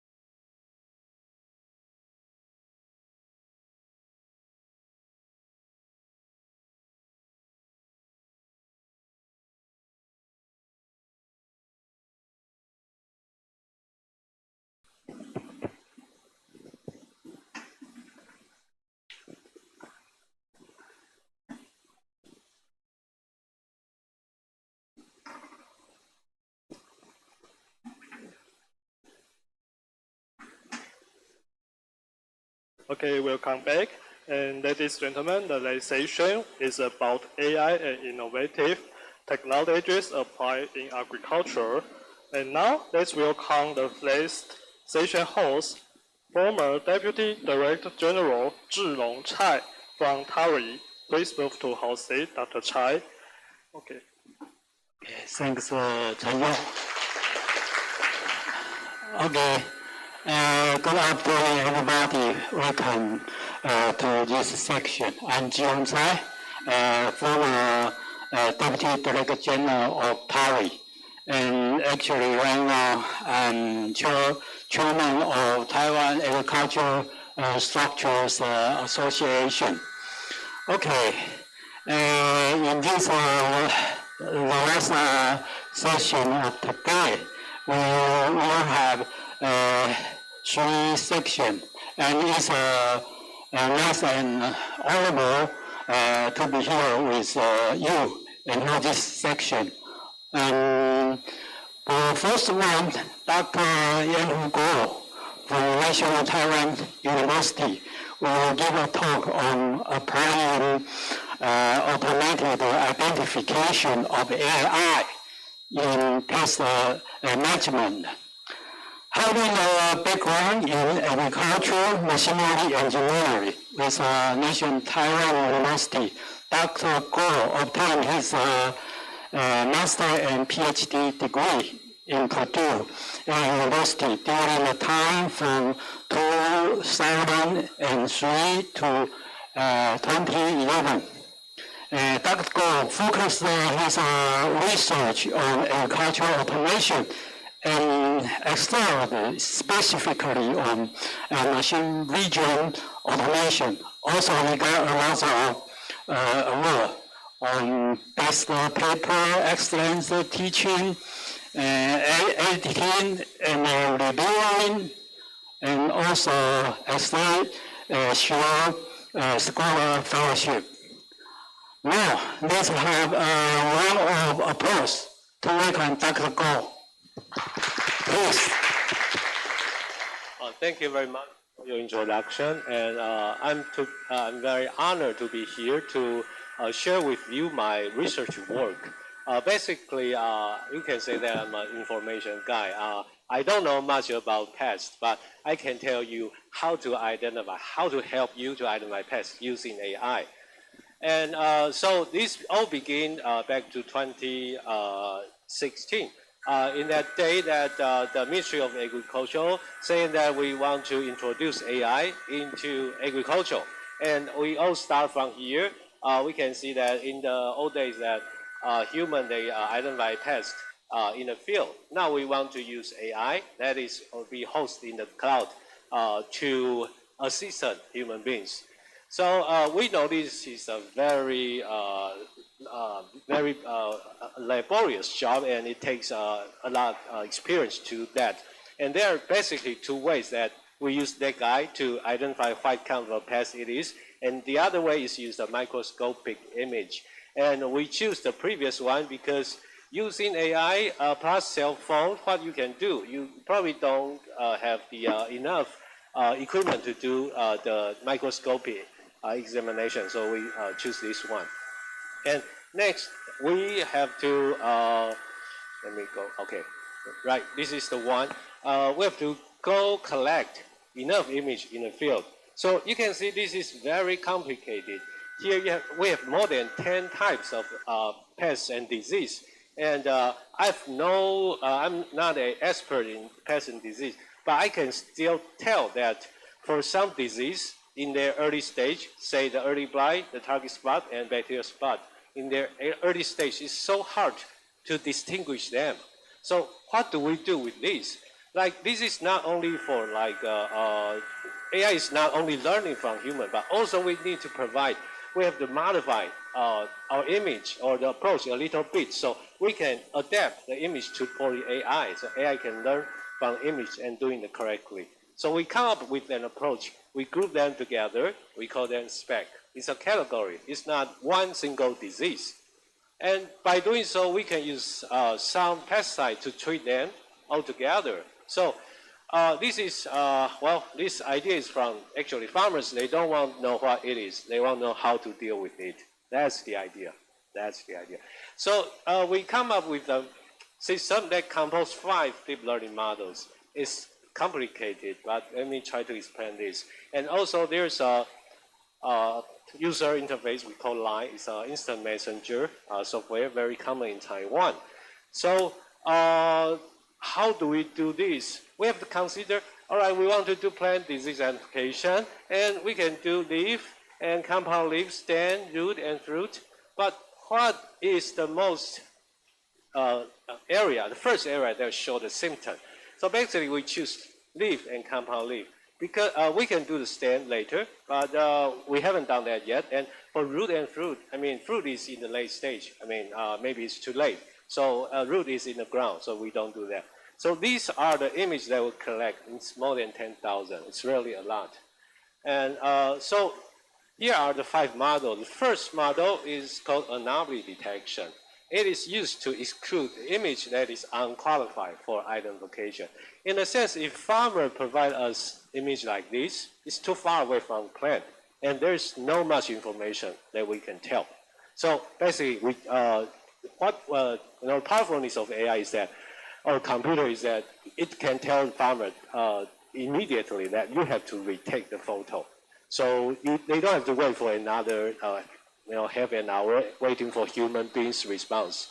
And the second model is to distinguish if it's a compound leaf or it's a leaflet. Because for this compound leaf and leaflet, we use different models later.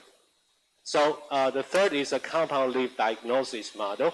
It is specifically designed to distinguish health and virus and phytohormone damage because these type of issues are more obvious on compound leaves. And for the leaflet diagnosis models, this is what you can say, the close-up. You take a close-up look at on surface of the leaf. And here we collect very close-up leaf symptoms over here, lesions like that. So this is the 4th model. And we use object detection in this model. For the rest, we use classification. So for object detection, the obvious advantage is that we can detect multiple disease altogether using one image. So this is the reason. And the 5th is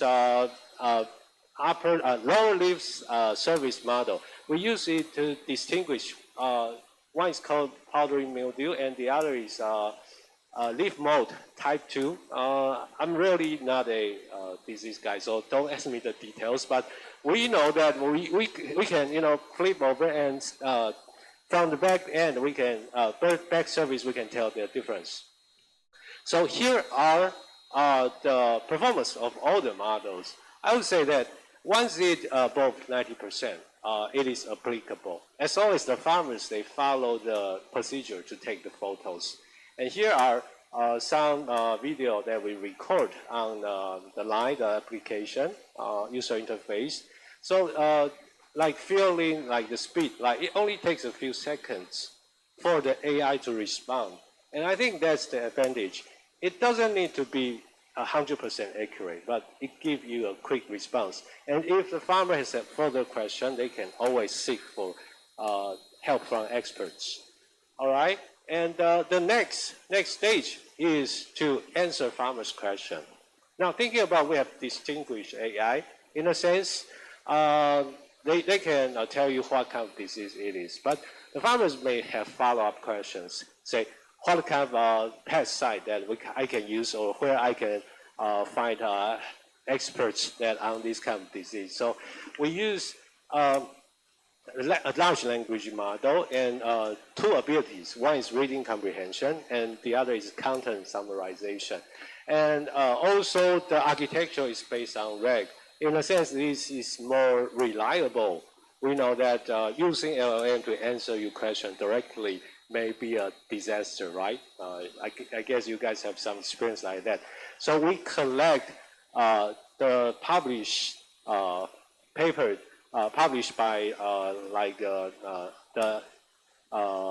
some extension stations and TAI as well under the Ministry of Agriculture, and we do a search in this data in this database, and then we bring the document, related document, as well as the prompt or the question from farmer, and feed it into the large language model.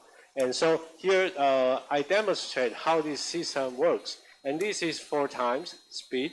You can tell that I don't have a very, I don't have much funds, so I don't have a very expensive GPU. So it's not so fast. It takes a few seconds for it to respond. So this is a text question, and the question is about how to prevent one kind of flies. So, and we can integrate this image identification, plant disease identification that is using the computer vision service, as well as the RAG system. And some of you might ask, why don't you use like VLM or some other multi-model large language model? We prefer small model. They are specific trend using like the region, the Taiwanese data. In a sense, they will be more accurate. And I think I will skip this because we don't have much time. Let me see. So another things that we're thinking about is that we can do summarization. After we collect so many questions from farmers and they identify so many diseases in the field, they can be the information resource. And those information are very useful. In a sense, we can tell what is happening in the field. And then we use summarization to tell maybe certain person in charge in the Ministry of Agriculture, that they can understand what is going on in Taiwan. So, sorry, I go through it very quickly because I should leave earlier. And these are my students who contribute to this research. And this is my contact information. Thank you very much. Okay. Thanks for the informative presentation. Okay, because the doctor wants to leave early, so he will not join the panel discussion later. So once you have questions, just raise your hand right now, please. Anyone? Please. Very nice talk. A little fast because you presented a lot of good information. But the last points that you were talking about, the farmers, the individual farmers, it goes into a database.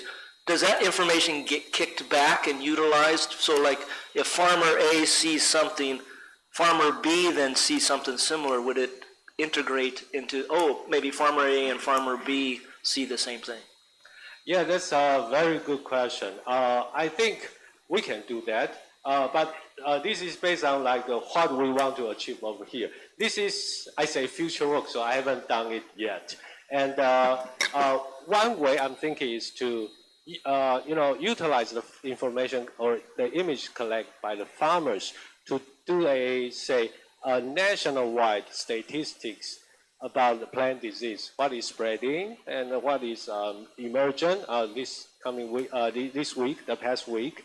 And what you said can be another way. We can collect the image, and we can also ask some expert to take a look and do the annotation again, and they can, further improve the performance of AI. I think there are many usage of these images.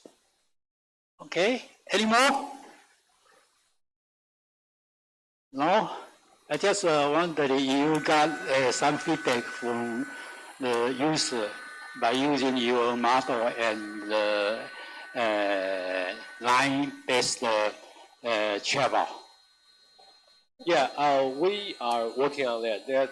We need some fund to achieve that. Fund? Sorry, it's all about money, but if there's no fund, nothing will happen. Yeah. Okay, no money, no talking. Please. Yeah, I think it's wonderful.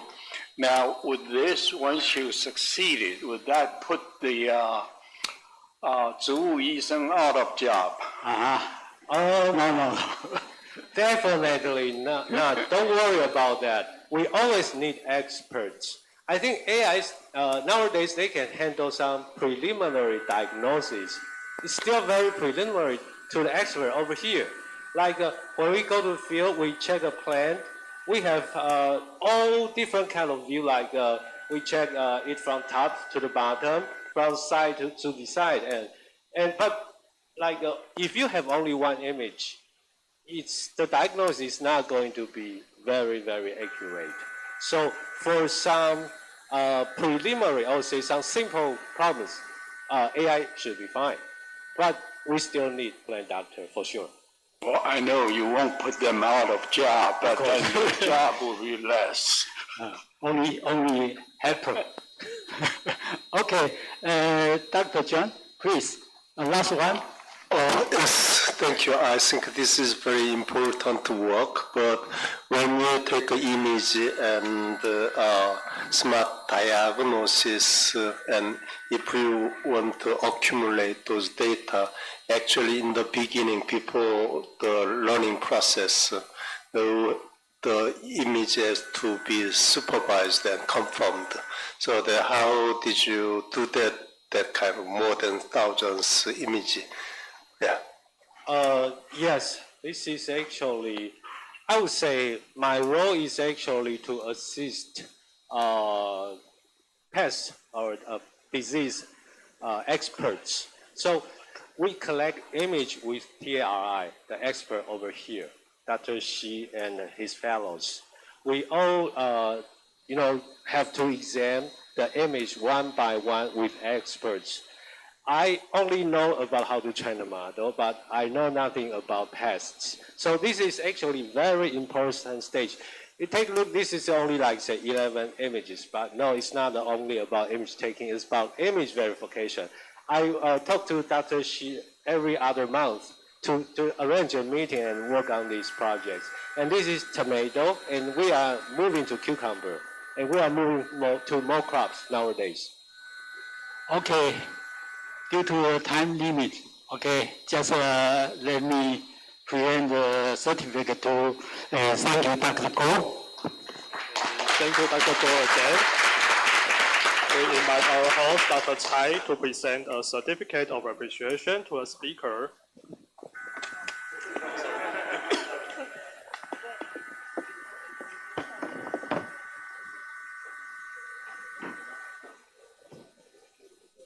Okay, thank you, Dr. Chai, and the speaker. Please take your seat. Okay, for the second speech, Dr. Boris Lam from Russian Zhongxin University will talk about bio-inspired innovations for the future of agriculture. Dr. Lam has awarded a PhD degree from the University of Tokyo in 2020. He is a cross-disciplinary researcher with a background in mechatronics, engineering, biology, and computer science. He specializes in robotics-related domains, particularly aerodynamics, machine learning, and environment architectures, as well as sensory detection. And Dr. Lam's research focuses in translating the wisdom of nature into innovative engineering solution. Also, he has already got 2 awards on outstanding reviewer. Let's have applause to welcome Dr. Lam, please.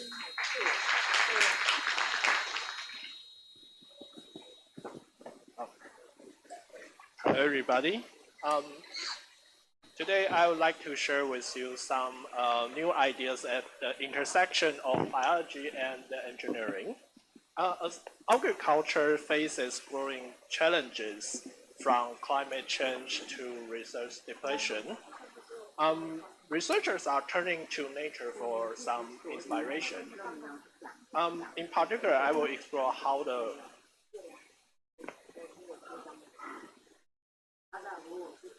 we'll try to explore how the remarkable abilities of insects, for example, like flying and odor sensing, can inspire innovative solutions, potentially benefiting fields like precision agriculture or robotics.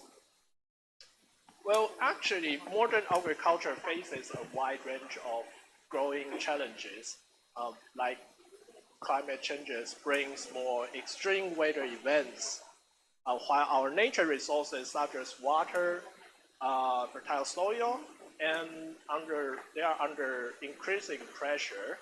So meanwhile, farmers must also contend with pests, plant diseases, and also some decline of nature pollinators like bees. So all of this comes at a time when we must produce more food to meet the needs of growing global population. So to address these complex problems, our researchers are looking towards the unlikely teacher, the nature itself. So, for example, insects are truly extraordinary creatures. They have evolved highly specialized capabilities over millions of years due to the nature selection. Many insects can fly with remarkable agility, navigating complex environment while they expending very little energy, far beyond these artificial vehicles. So this kind of course, also the sense of smell also are very important. So some species can detect odors from kilometers away. So this is a very special ability, even within the turbulence of the air. So these abilities make insects ideal models for inspiring technology, particularly in the fields like environmental monitoring and, of course, agriculture. So let's first take a closer look at the insect flight. So unlike the fixed wing or rotary drones, insects use flapping wings to stay aloft. They can fly very stable even in a complex, unpredictable environment.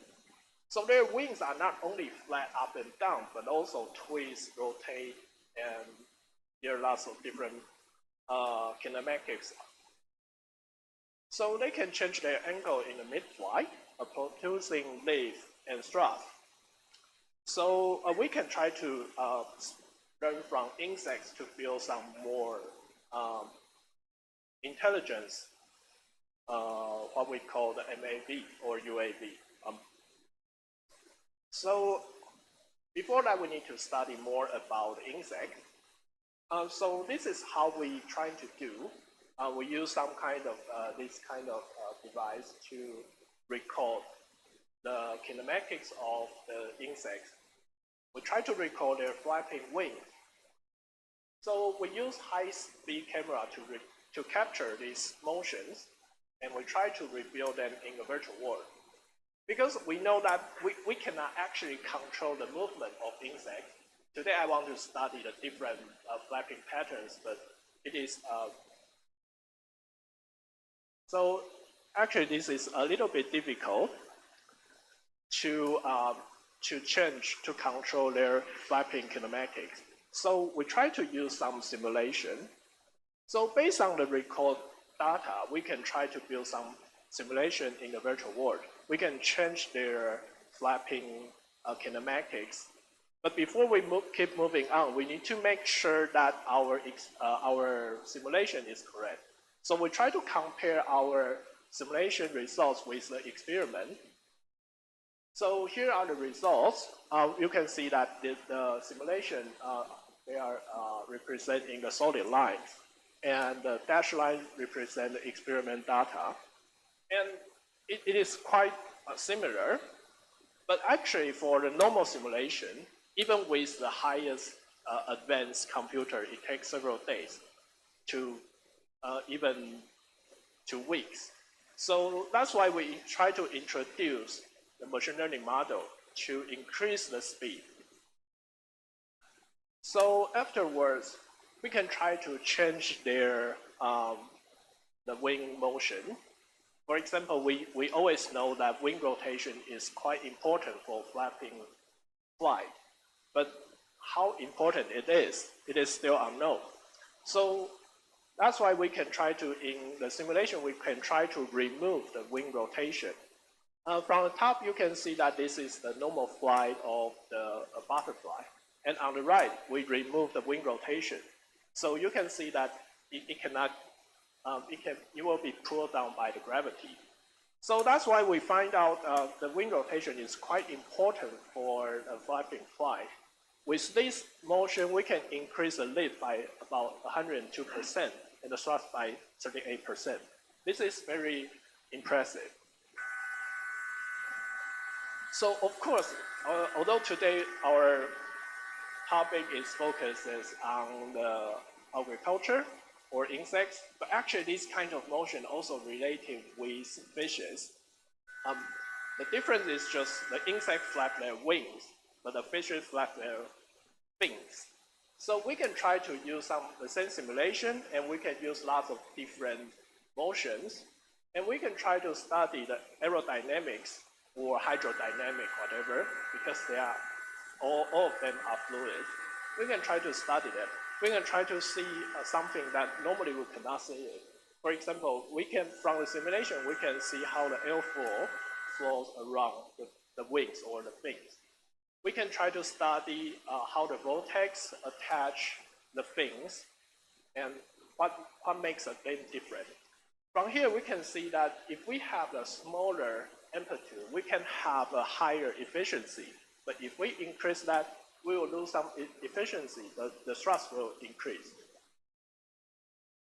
So, okay, so by understanding insect flight, we can design more capable area robots. For agriculture, such drones can assist in pollination, particularly important as nature pollinator population decline. They can also monitor crops or greenhouse spaces, and we can use this to replace the traditional drones, because for the rotor-based drones are quite dangerous, because the high speed of the rotor, it can make some damage to the environment. But for this kind of flapping wing robot, it is pretty safe. And because they mimic the insect flight, this drone can handle the wind and obstacles more effectively, while using less energy, of course. Last year, there's a news saying that in Taiwan, we captured a butterfly, but that butterfly is actually from Japan. So that means during this kind of butterfly can fly from Japan to Taiwan, and there's no, it didn't need to take a rest. So that's why we can see that the energy efficiency is pretty high. So we can use it too for like sustainable and precise ways to manage crops and product yields. So of course, insects are not only matters of flight, but also possess highly sophisticated chemical sensing abilities.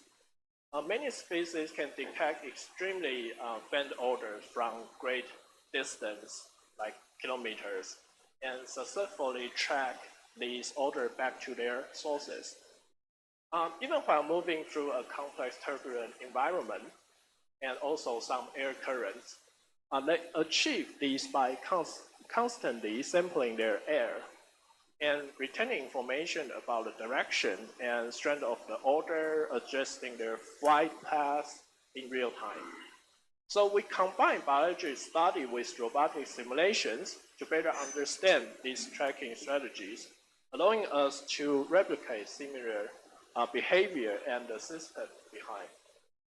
So this is how we try to, because of the limit of time, I cannot explain all the details, but this is the signals. As you can see outside, there are some samples like that. And we try to study the signals odor tracking behavior. So basically, there are lots of strategies, but we can classify them to the surge, cast, and loop. We can, based on this experiment, we can try to record the data, the angles there, or the strategy they take, and we simplify them to some kind of strategy, and that we can use on some robot.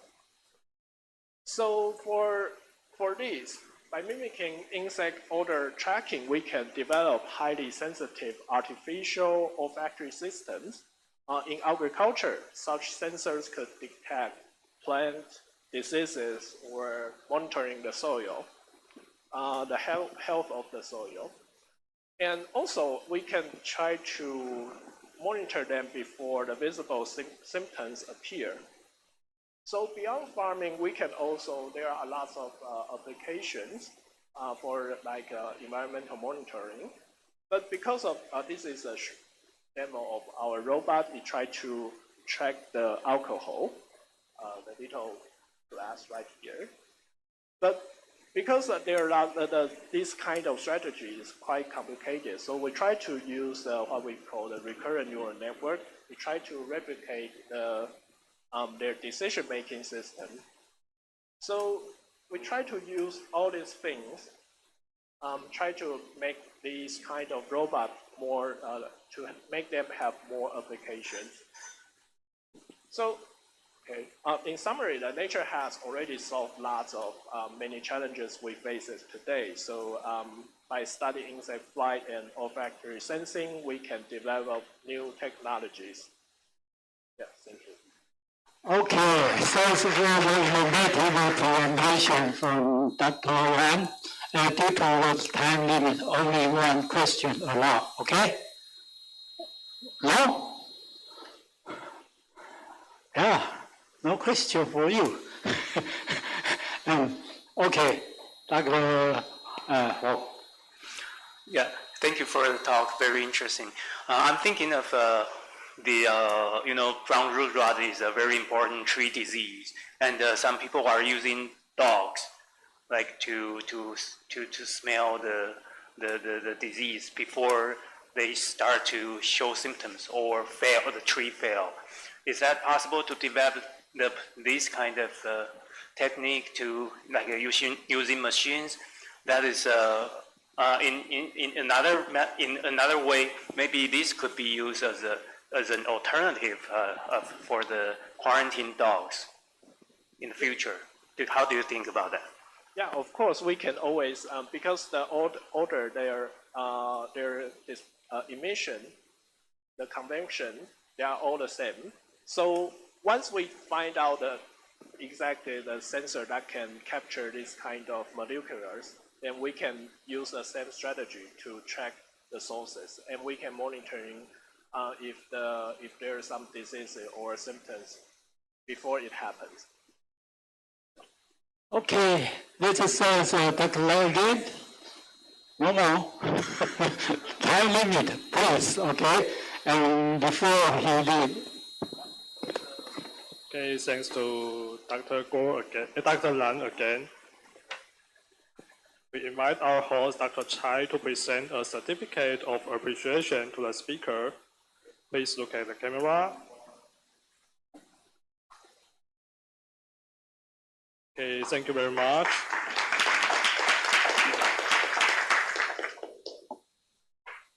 Okay, and lastly, for the third speech, Dr.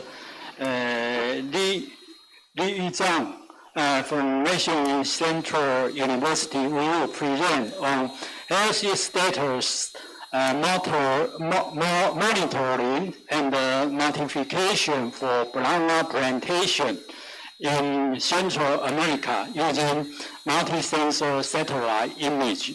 Dr. Zhang received his PhD degree in civil engineering from National Central University in 2013. Currently, he is a principal engineer in Satellite Data Application Division of Taiwan Space Agency, TASA. His research interest is in the area of photogrammetry, digital image processing, and geographical information system. He is also in charge of the application development and vigilance operation of Taiwan Data Queue under the support of Tessa. Let's have a pause to welcome Dr. Zhang, please. Good afternoon. Okay. Good afternoon, everyone. Here I think that this one. Yeah. Good afternoon, everyone. Actually, I know the last session always the most difficult. Okay, so please allow me to make it quick. Okay, so actually I'm from TASA, Taiwan Space Agency, and actually I'm very happy to have this opportunity to present the work. Actually, that is a collaborative project between TASA and Taiwan ICDF International Cooperation and the Development Fund. Actually, this is a project that we help Central America people to manage their banana plantations. Because banana plantations in Central America actually, how to say that, is not, can resist the disease of the Fasaran wilt, most of the areas. So actually in 2090s, and there is this kind of disease is start to spread in Central, in South of America and the Central America area. So actually, the OISA actually that is the International Regional Organization for this one. Actually, that is a Spanish. That is agricultural health organization. Help people to manage the agricultural health. So eventually, not only the how to say that the ground activity to prevent this kind of disease to spread. They also ask for our help. That is Taiwan ICDF and TASA to find if there is some way to manage this kind of situation from the sky or from the satellite. Okay, in space. Okay, so actually, once we have this mission, then we start to acquire satellite images and to establish a database called data cube. Why we call that is a cube? Because satellite image is the 2D data and multi-temporal data, and together then the time come to the third dimension. So we have 3D data, that is time series satellite images.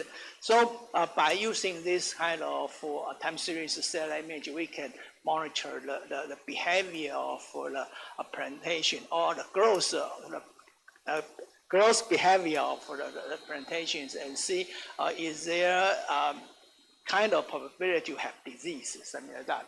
And once if we have pretty sure that is kind of disease from satellite image, then we will report this kind of situation through a notification system to let the people in the field can know the real situations.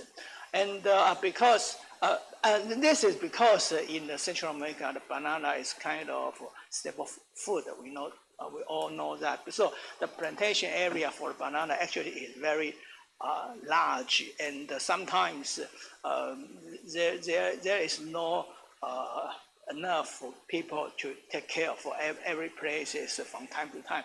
So that's why they need this kind of technology to help them to monitor banana plantations. So actually we use different kind of satellite images. For example, Sentinel-2, that is from ESA's satellite, and that can have visibility in 5 days. That means every 5 days they can have images for everywhere of the world. But that is kind of low resolution data. So we also use our Taiwan satellite, Formosa satellite data that is in higher spatial resolutions. For Sentinel-2, that is 10 meters, and the Formosa set can reach 2 meters resolution. So we use different kind of resolutions data to monitor plantation situation for Central America's banana. So, but of course we have to have database system, that is data cube. Actually, we established system in academic senior because we need to have a supercomputing environment to handle this kind of big or huge data,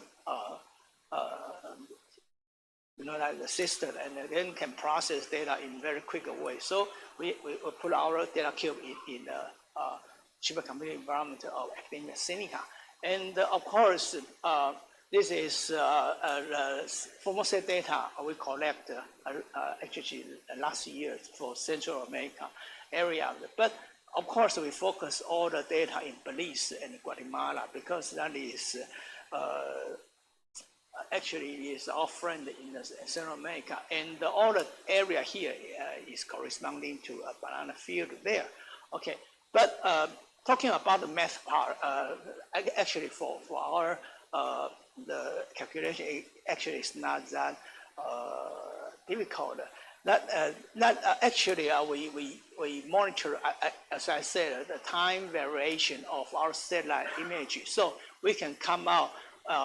One is one spectral index is for vegetation health. That is NDVI, normalized deviation of vegetation index. Another one is the leaf water content index. That is normalized deviation of water index. From the healthiness index and the water index, we try to monitor the variation of the banana trees, something like that. Of course, at the very first, we have to know where is the healthy trees. And of course, for this kind of monitoring, they establish some kind of reference area and to make sure that is in health, those banana trees is in healthy conditions. So by those healthy trees with health is healthy, then we can know the variation of healthy trees curve, something like that. And of course, from the curve here, for each days, because the index actually is different from time to time, because there is a different kind of growing stage of banana trees. Different growing stage, the index different. So for each days, we can have statistics from the reference there here to say that, okay, this is the healthy trees distribution, okay, index distribution. So once if we take a pixel or area, we want to evaluate how healthy is that unknown areas, then we can get their statistics and compare with the healthy statistics here and see how much confidence we can say that unknown area is in healthy. Then if the confidence is quite kind of low, then we can say, okay, that is unhealthy area. Or we can say that how much percentage it can be healthy, something like that. So if the percentage is lower to, for example, 5%, then we can say that that may be, or also say, can I say must be something like that in healthy condition. Then we have to send out report for that area and get people to take a look. Okay, something like that. Okay, so this is a comparison. The blue line here is the variation or time variation of healthy banana trees, and the red dot here actually is for sample areas. And for example, for some, you can see that if the probability to be healthy is kind of high, then we can say that, okay, that must have been healthy. But if for example, the variation is, lower than the healthy lines, then it's probably can, or the confidence to be healthy will be going low, something like that. And once that is lower to some specific area, for example, 5%, then we'll say that we have to send a notification to the field people and ask them to take a look of their field and see what happens, something like that. So actually, for the OISA people, then I say OISA people actually, that the people actually they have some responsibility to manage the plantation health, something like that. So they carry out a plant disease monitoring exercise. Actually, they deliberately to put herbicide to some plantations and kill the trees and see. Of course, there is a kind of practice to allow people in the field to manage it or to do some activity to, take out the tree and then burn the soil and keep out the spray of the disease, something like that. But for us, we use our satellite image and try to track where is the exercise the area. Okay, so actually we use our satellite image from. Okay, there is a pixel that is in abnormal status, and we report them just to say that okay, you have to go to the field to take a look of those trees. Actually, that is the area that they carry out exercise, something like that. So it proves that our satellite actually can find the, disease the trees, something like that. Okay, so this is the notification system. Actually, this is the workflow of the notification. That means that once we find that we find some weird area that is we have enough confidence to say that is in healthy status, then we have to send a notification to the field, and then the field people will get a notification report like this, and they have to go to field and have a check and they report the actual situation on this report, and then for some time if they want, they can upload a picture and to let people in office to know, okay, what is going on in the field, something like that. So actually, in 2024, from June to November, actually we send totally we send 193 notifications. Actually, this is the number of normal point, and this is kind of susceptible points and something like that. Okay.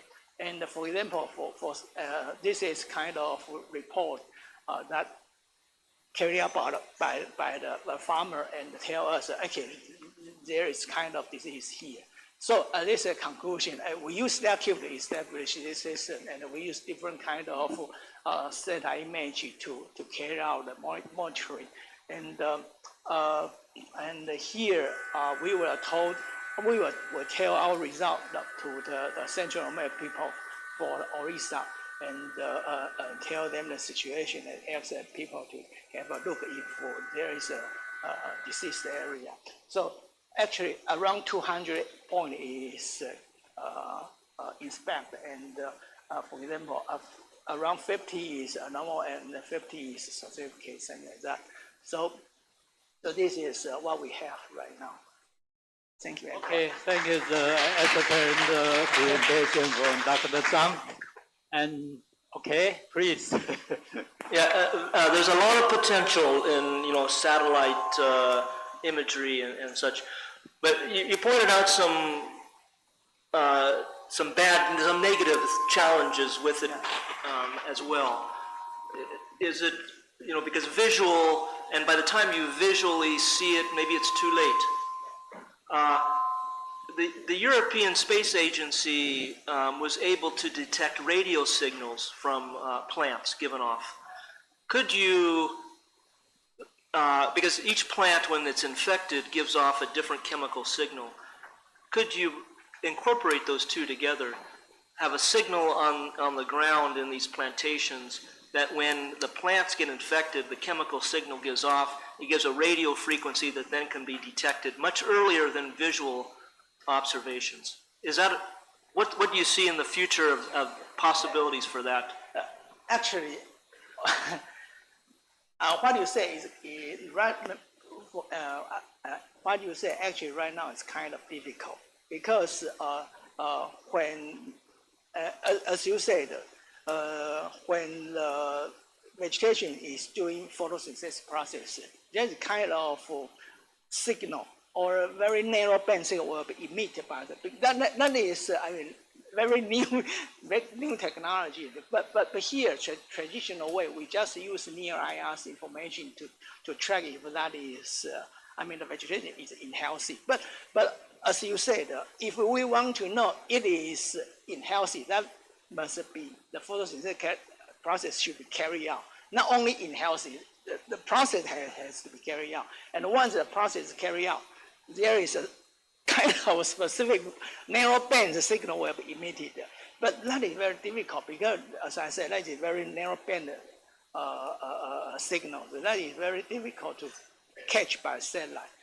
But of course, in the ground it's okay, but from satellite it's not that easy. So, but the European Union was able to detect a plant signal from their satellite. And they use laser beams in the night. In the night, not in the. That was a radio frequency.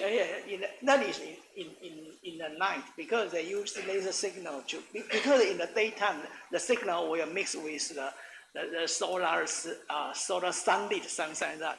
So actually that kind of satellite experiment is carried out in the night, something like that. They use laser beam to lead the leaf and try to receive a signal from immediate back from the leaf.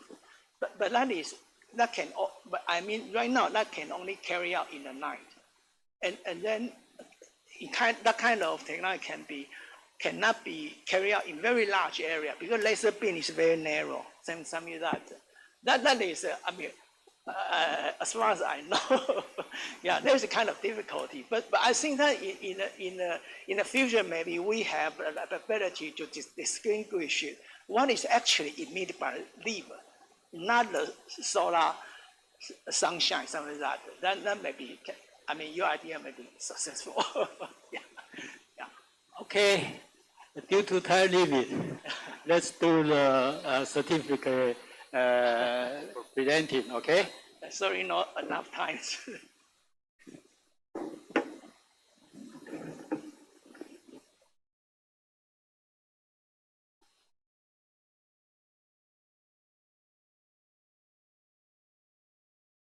Okay. Thank you, Dr. Chai and the speaker. Please take your seat. Okay, we are well done with the three exploration presentation. Many thanks to all three speakers and your cooperation. We end this section here. Thank you for your cooperation. Thanks. And and Dr. Chai, we will present the certificate to the host.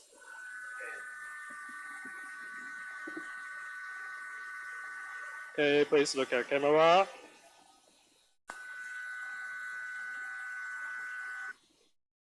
Okay, thanks to Dr. and Dr. Shi. Please take your seat. Thank you very much. Okay, next we will move on to next session is the panel discussion time. And we have a little time to sit on the chair. So 请工作人员帮我把沙发移到正确的位置后。Okay, after today's speech, we believe many of the audience have questions you'd want to ask today's speakers. And we are also look forward to exchange of ideas with all participants. And next is the panel discussion time. And everyone can get suggestions and additional information. Our panel discussion will end at 17:30. We kindly ask our guests who wish to speak to raise your hand from your seat after the host invites you to speak. Our staff will bring a microphone to you. And thank you for your cooperation. And now we invite the host of panel discussion time, Assistant Professor Zheng Fang Hong from NCHU. Please, Dr. Hong. Thank you very much. And we'll also invite panelists,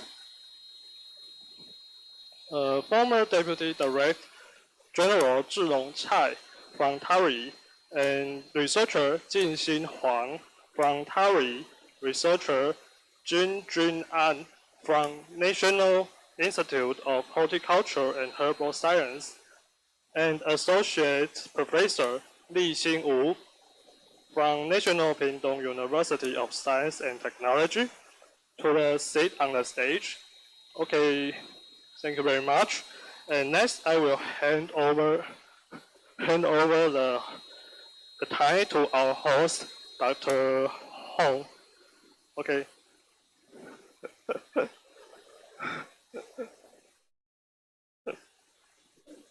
Please, Dr. Hong, to begin the panel.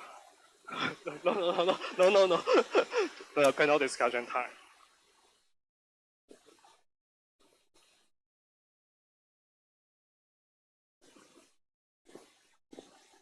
All right. Hello? Hello?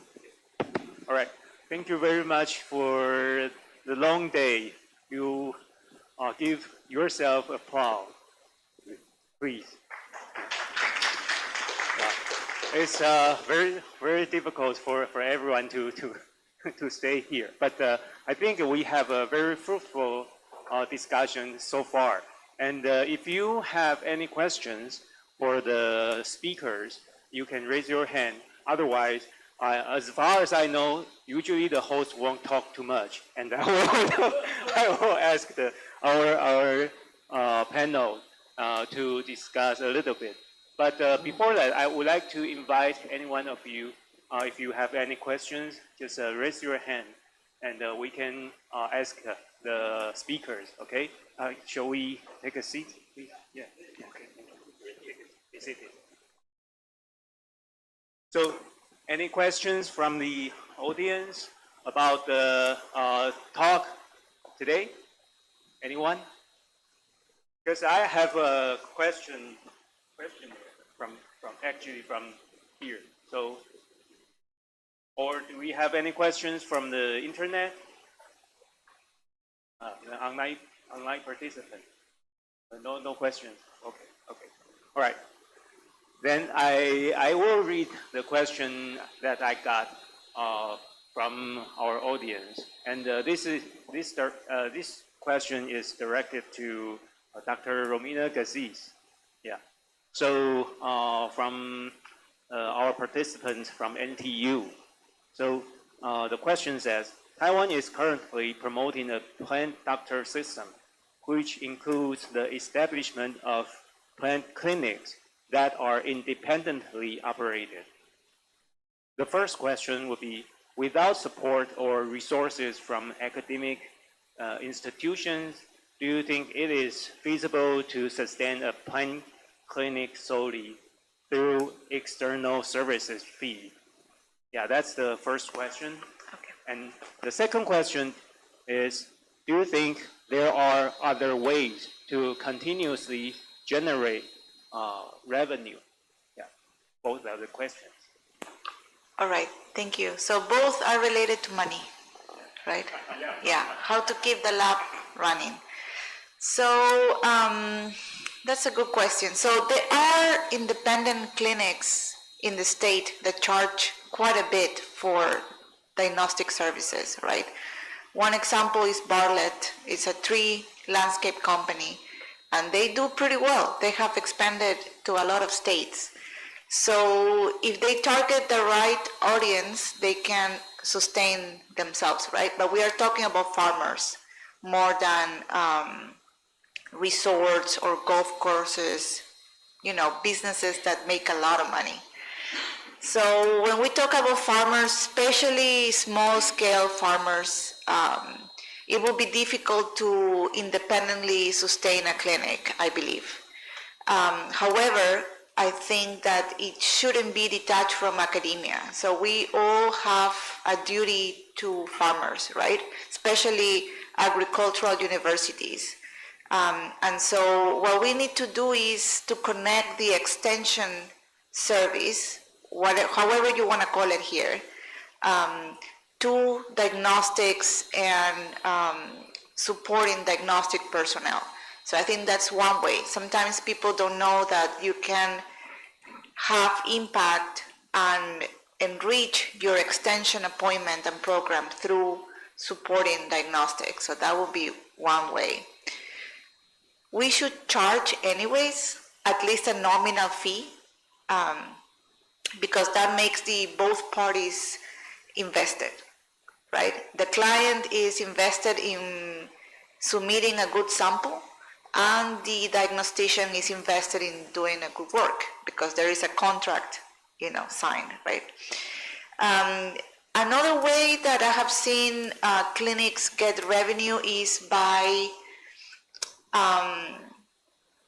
collaborating or having a partnership with growers associations.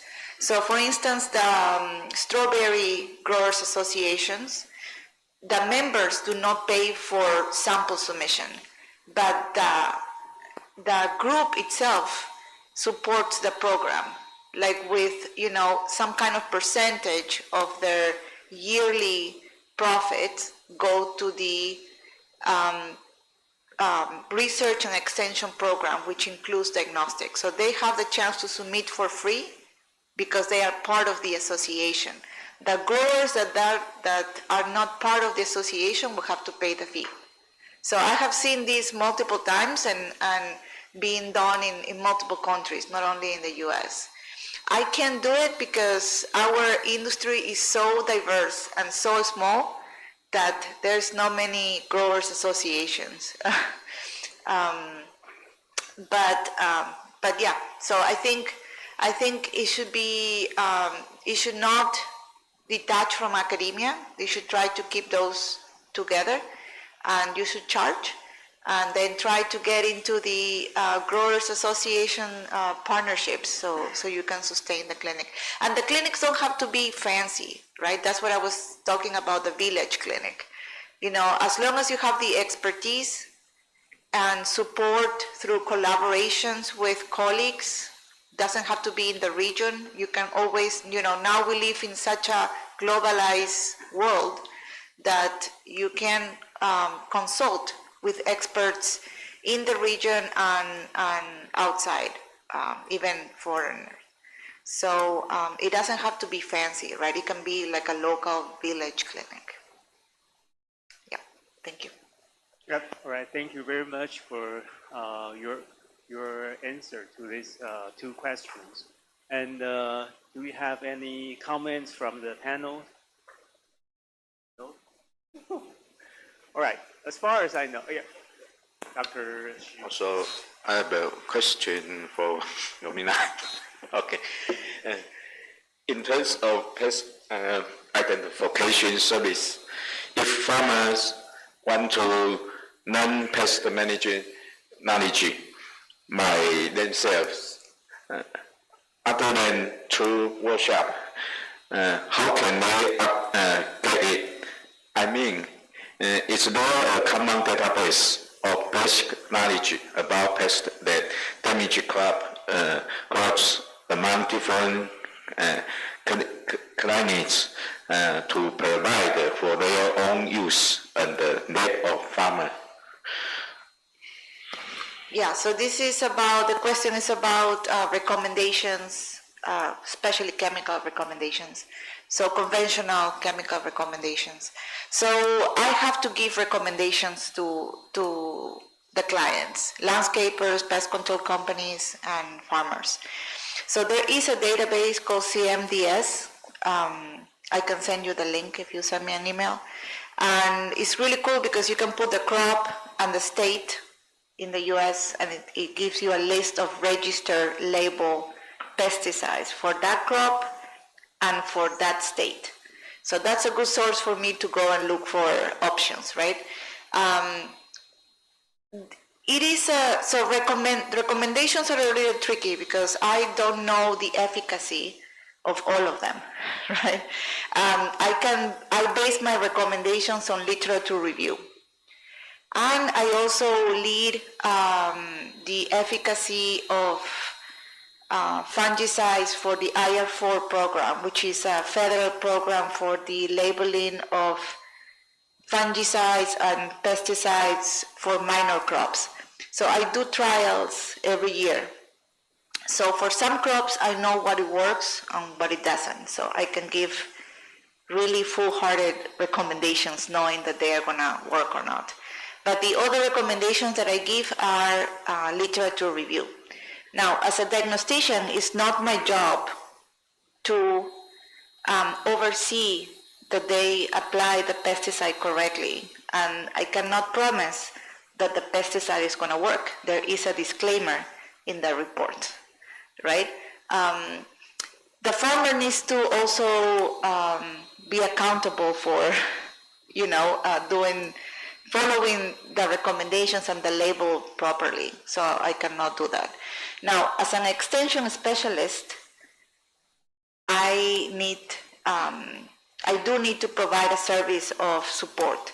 So in some cases, I will follow up and go to the farm and try to understand why the treatment is not working. A lot of times it's because the nozzles are clogged, because they are mixing different pesticides, because they don't have good coverage. So there's a lot of reasons why the treatment may not work. But as a diagnostician, it's not my responsibility, right? So what I'm trying to say is there is in the US a database for registered pesticides that I can recommend. But there is a disclaimer in every report that the farmer and the client is responsible to use it properly. Yeah. Let me clarify that a little bit. So you mean the CDMS website, right? Yeah, so CDMS. So that is a website that you can check the registered fungicide or chemicals or whatever alternatives that you can use in the state. Yeah, and depending on each state, they have a different registered fungicide or chemical. Yeah, so it's basically, it's an aggregator of information. So you can easily print a list of active ingredients and brand names that are registered for the crop and the pest that you're looking for. At the end, the label is the law. So that's, kind of like we swear, so. So do we have any questions from the participants in terms of the topics that have been mentioned today? Oh, yeah. One, please. Hello, I would like to ask Professor Zheng about the regulation in Korea to permit the insect as the human consumption, because we know that in Korea the government has the open attitude for to permit the insect as the human consumption, but in Taiwan right now our government are still really conservative, and they don't want our human to eat the insect in public. So I want to know how did the government have the attitude, and how did our researcher to change this?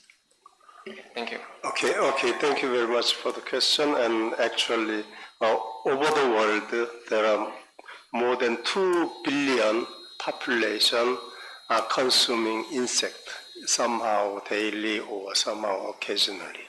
So that insect eating, entomophagy, is not new.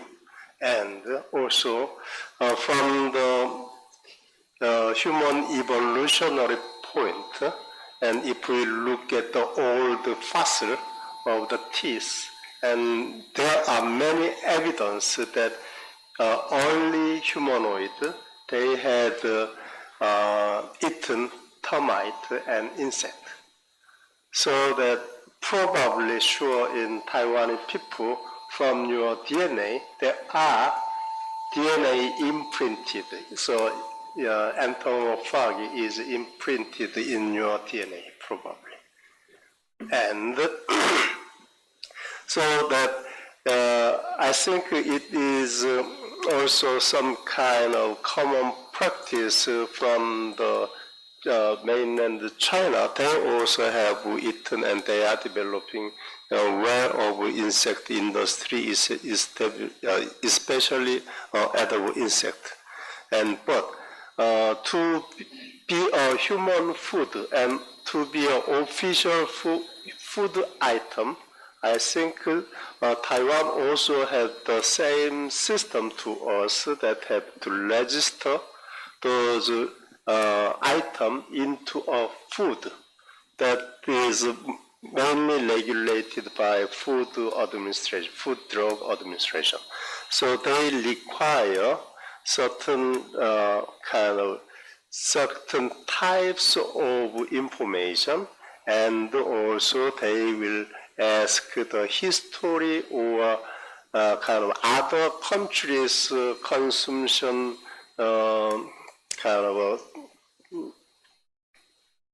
status, like those information. So that actually if Taiwan, if people also want to try to push some edible insect industry, number one, you should build up the massive production system which is relevant to your culture, to your climate system. And second, you also have to pile up of those information and appeal to the agency. So that there is certain process, and in that process, some you need some funding, especially on the safety data.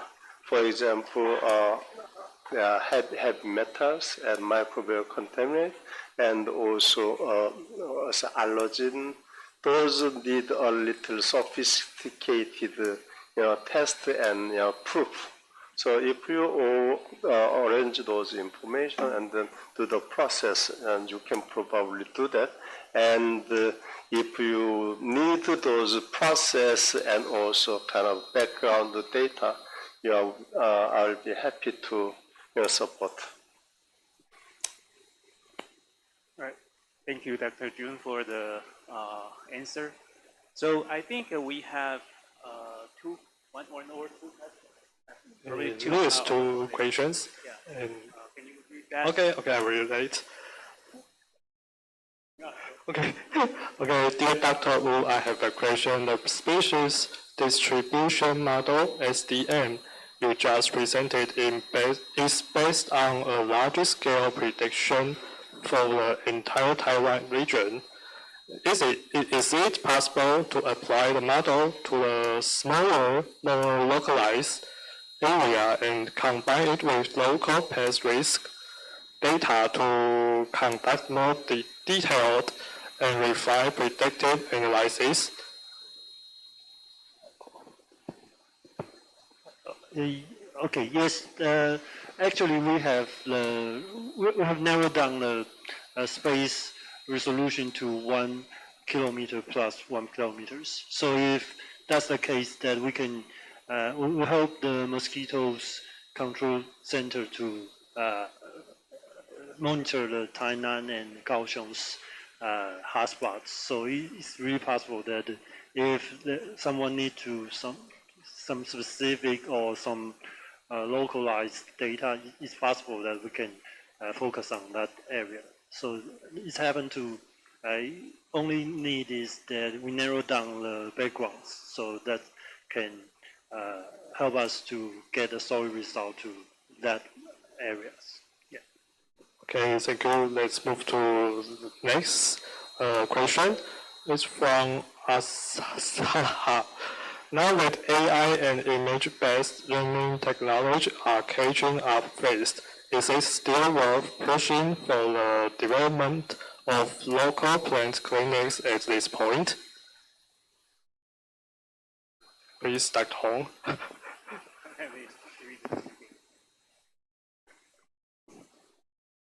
Now so the question was asking about AI and image-based learning technology. I think this is more directed to more like a plant diagnostic clinic, because if AI or image-based like machine learning tools are developing, could that be used or applied in a diagnostic lab? Yeah. So. Yeah, I guess I can answer that. So. I think there's still a lot to do to get those models correct and to replace a diagnostician. you know, there is a concept of severity and incidence that needs to be put in the model as well. So it can trigger, it can reach thresholds that will trigger management practices, right? That's something that I haven't seen in any model yet. I think that we eventually will get to the point that it will be implemented in many of these clinics. So it will be, so the diagnostician doesn't have to know everything, right? So I think it will be of help, but I think there is a long road to go. I think maybe for tomato or kind of like more common crops that have a known repertoire of diseases and pests, there is always something new, right? So there is always that learning and that need of a person to acquire the new knowledge and integrate it into the model. But I'm not really worried about losing my job just yet. And I still think that the clinics, because, you know, like in my talk I mentioned, it's not just a diagnostic clinic, and it is a center for information, and it's a really, it's where people's expertise converge, right? So it can be used as an extension programming for a lot of the disciplines, horticulture, entomology, water science. And so I think once we give it the weight that these clinics really have, then we will appreciate them even more and not just think that they could be replaced by an app, right? Which I haven't seen yet one that I agree with. But yeah, so I may be biased, but. Thank you. I think this question is also related with Dr. Huang. Would you comment on that? Yes.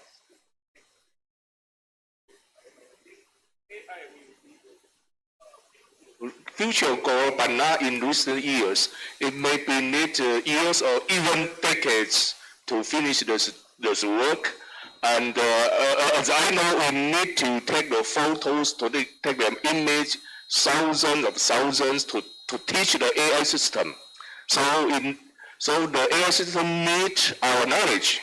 So not only my knowledge, but also others' knowledge, and to combine together. So it needs time, just like Romina said, it needs times, but not in recent years, as I know. Yeah, but we will imagine that this will happen maybe decades later, decades ago, after decades year. Okay. Maybe after you retire, right? Of course. I will comment, and I will disagree with you, Jim, because I think it will be within years. We will have the technology. AI is increasing at an exponential rate, that I think we will have the information, the AI, the app, to do exactly what the question was asking. However, I agree with Marina that she was not going to lose her job because of that interpersonal relationship with the diagnostician and the client, the farmer. You cannot replace that human interaction. A great example is this conference right here, in person. If we had only virtual, you'd get the same information, but would you have the same interaction? No. It's the same thing. You will get the information, but it's not that personal interaction with the person, the client, and that is where the big difference, and I think the information, the AI will be there very, very quickly. Yeah, just to add up on that, so I think we shouldn't think about replacing, but helping, right? Make our job easier. So we should be looking forward to get tools like this. And a good parallel, now that you have all these plant doctor and plant hospitals and use this terminology very associated to human medicine, right? And so, you know, WebMed and other resources that we use when we have a symptom, and then, you know, we try to put all the information online to see what we get. You know, when it gets to the point that you get really worried, you will go to the doctor, right? So I feel like when the farmer has a lot to lose, they would rather go to a specialist than an interface.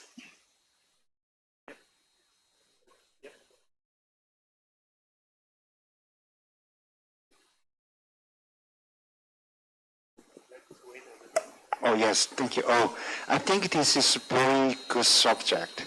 So probably the philosophy about AI, of the relationship between AI and human, how much we have credit, how much we increase or decrease credit between human and AIs. There is the problem.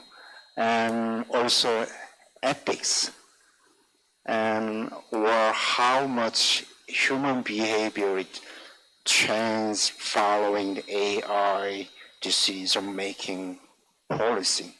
So probably I like to use AI method, but sometimes AI is not perfect. So probably they develop some technician or engineering people. I believe they quickly develop and also add more information. So sometimes, maybe within 10 years, much different world we can find. So, however, still we need to share something among peoples. I want we share our knowledge, see pace. I think that is better now, and maybe sometimes change. It's my opinion. And I will just comment on the ethics portion, because I saw and read just this morning a study, the four huge AI model systems, ChatGPT, OpenAI. They did a study where 90% of the AI models would blackmail the humans into forcing a decision they didn't want to make.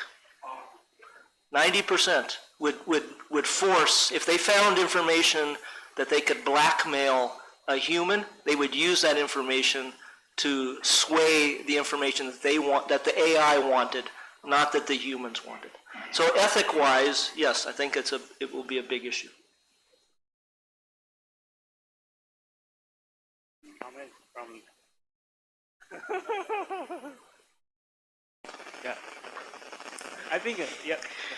The boss of Microsoft, Bill Gates, said that in the era of AI, one of the jobs that cannot be replaced is a biologist. Yeah. So don't worry. Yeah, I agree, and I think I would like to make some comments on those.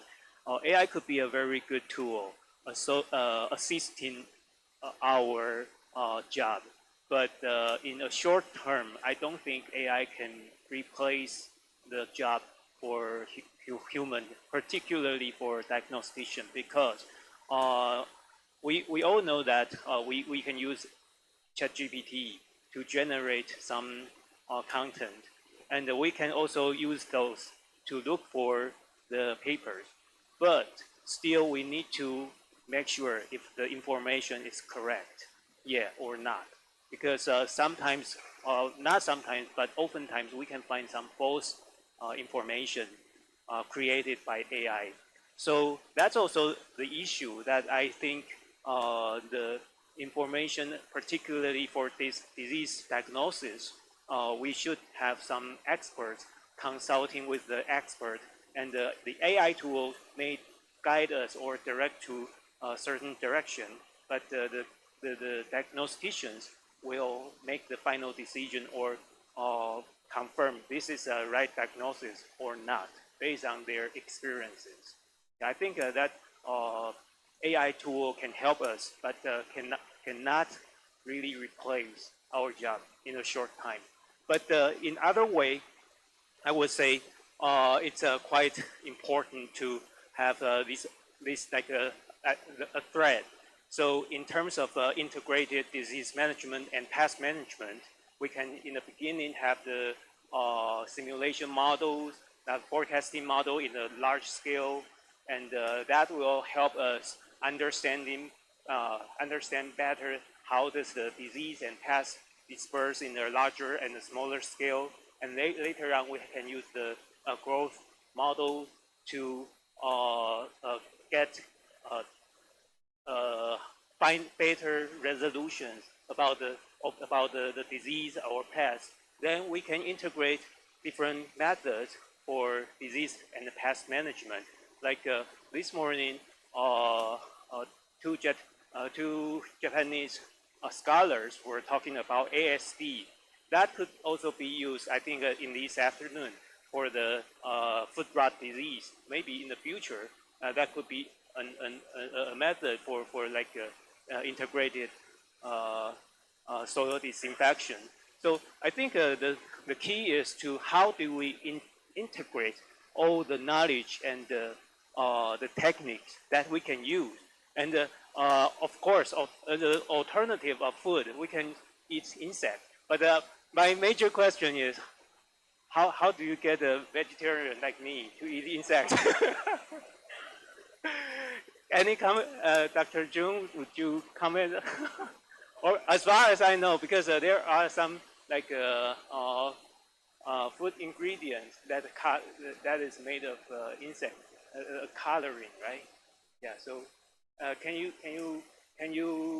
think about or comment on how do we get more people accept to use the insect as a protein source, or as a feed? I think as a feed it should be okay, right? But how about getting people's yeah. Okay, thank you very much for the call. Yeah, the other day I was in one livestock conference. At that time, they were talking on the artificial protein, artificial meat. So that, and they do, and the other one was synthetic meat. So they do make meat not from the cattle, not from the pork, but they are making meat from the biosimulators, and that is somehow very similar. And in terms of energy efficiency and feed efficiency and assimilation efficiency, insect is very good kind of simulators. So that right now we are mostly focusing on feeding insect and producing protein or producing oils and so on. But in the future, maybe we may use insect cell line to produce protein and so on. So that this production system can be more micro-sized and size can be different. But right now we are more trying to make a larger scale production. So if we produce larger scale, then second is processing technology, so that we can actually extract out only protein, extract out oils, and then we can formulate those into some other food ingredient or food materials and other things. So that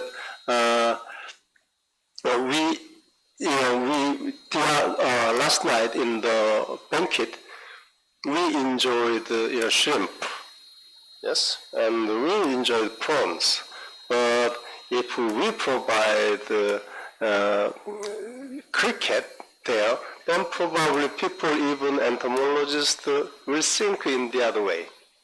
So I think we are in between the line, yes, so that kind of only, as I told in the talk, that young people, children, they don't have any other image. They don't have any what do you call some.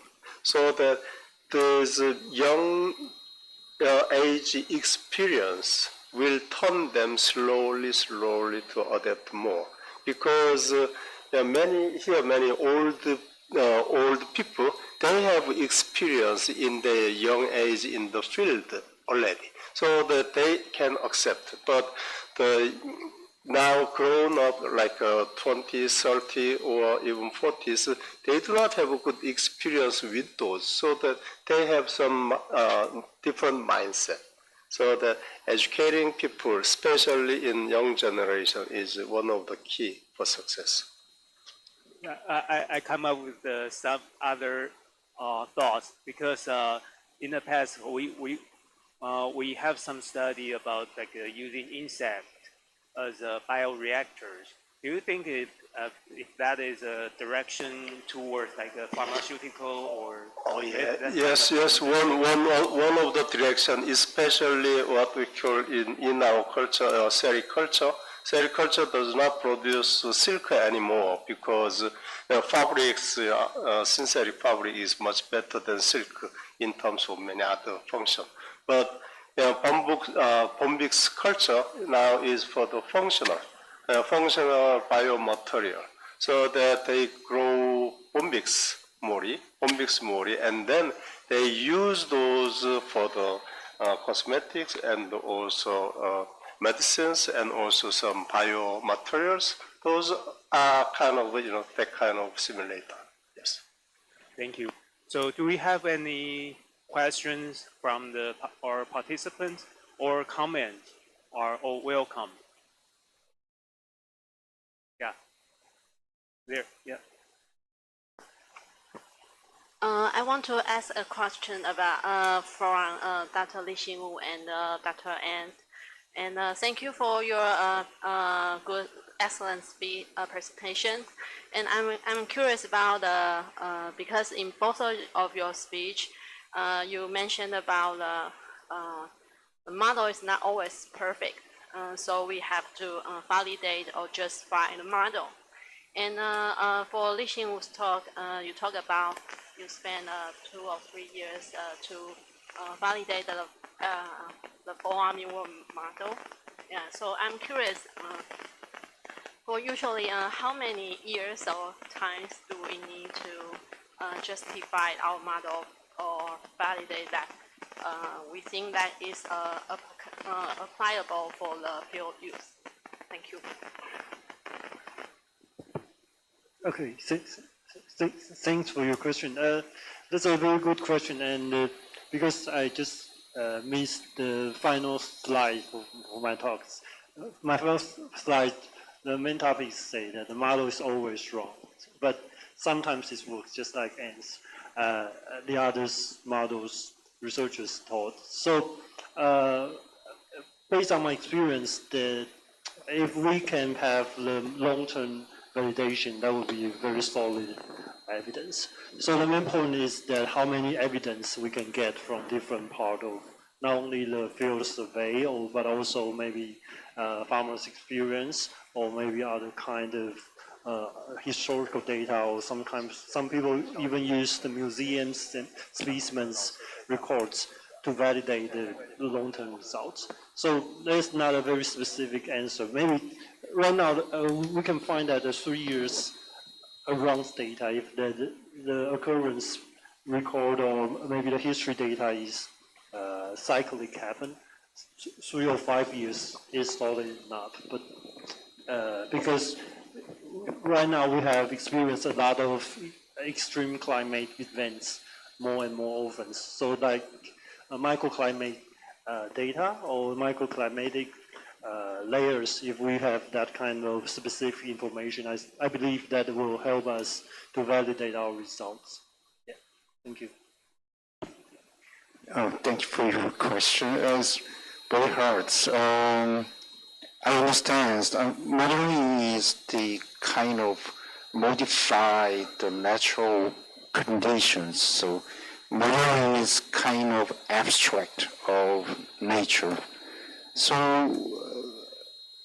probably modeling process that we want to simulate how we predict next time what happened. So we prefer something to prevent what happened next times. So we can calculate statistically how much we predict, more than 70% or 80%, 90%. So maybe more than 80% or 70%, we can save something and we prefer what happens next times. So not perfect means not useful. So probably we understand where our modeling process. From you can prepare maybe reduced some kind of accident happen next time. So maybe understand where some, just think about what kind of tools you use to prepare next time. So I think that is good idea. Thank you. Thank you, Dr. Ryan. I think I can say some comments on this, on something about modeling. Here is my analogy for the students. Usually, I will teach the students that what is modeling. It's just like because you can go to a store to buy your shoes or buy your clothes, and these clothes you have some parameters already measured, and the clothes you are fitting on you are trying on those clothes. Those are you are the real data, and you have to put on the model because those are made of the parameters. But does it really fit you? No, not necessarily. Yeah. So sometimes if we can have sufficient enough number of data, maybe we can create or fit a model that can explain maybe 80% or 90% of the situations. Yeah, that would be a good one. But it doesn't fit for everyone because there is always some outliers. So the question is, can we accept those outliers, or can we really do something when the outliers happens, like extreme in climate events, something like that? Or can we really forecast or expect the accidental outbreak of insects or pests? Yeah, I think that's also something that we need to take. We need to be aware. Yeah.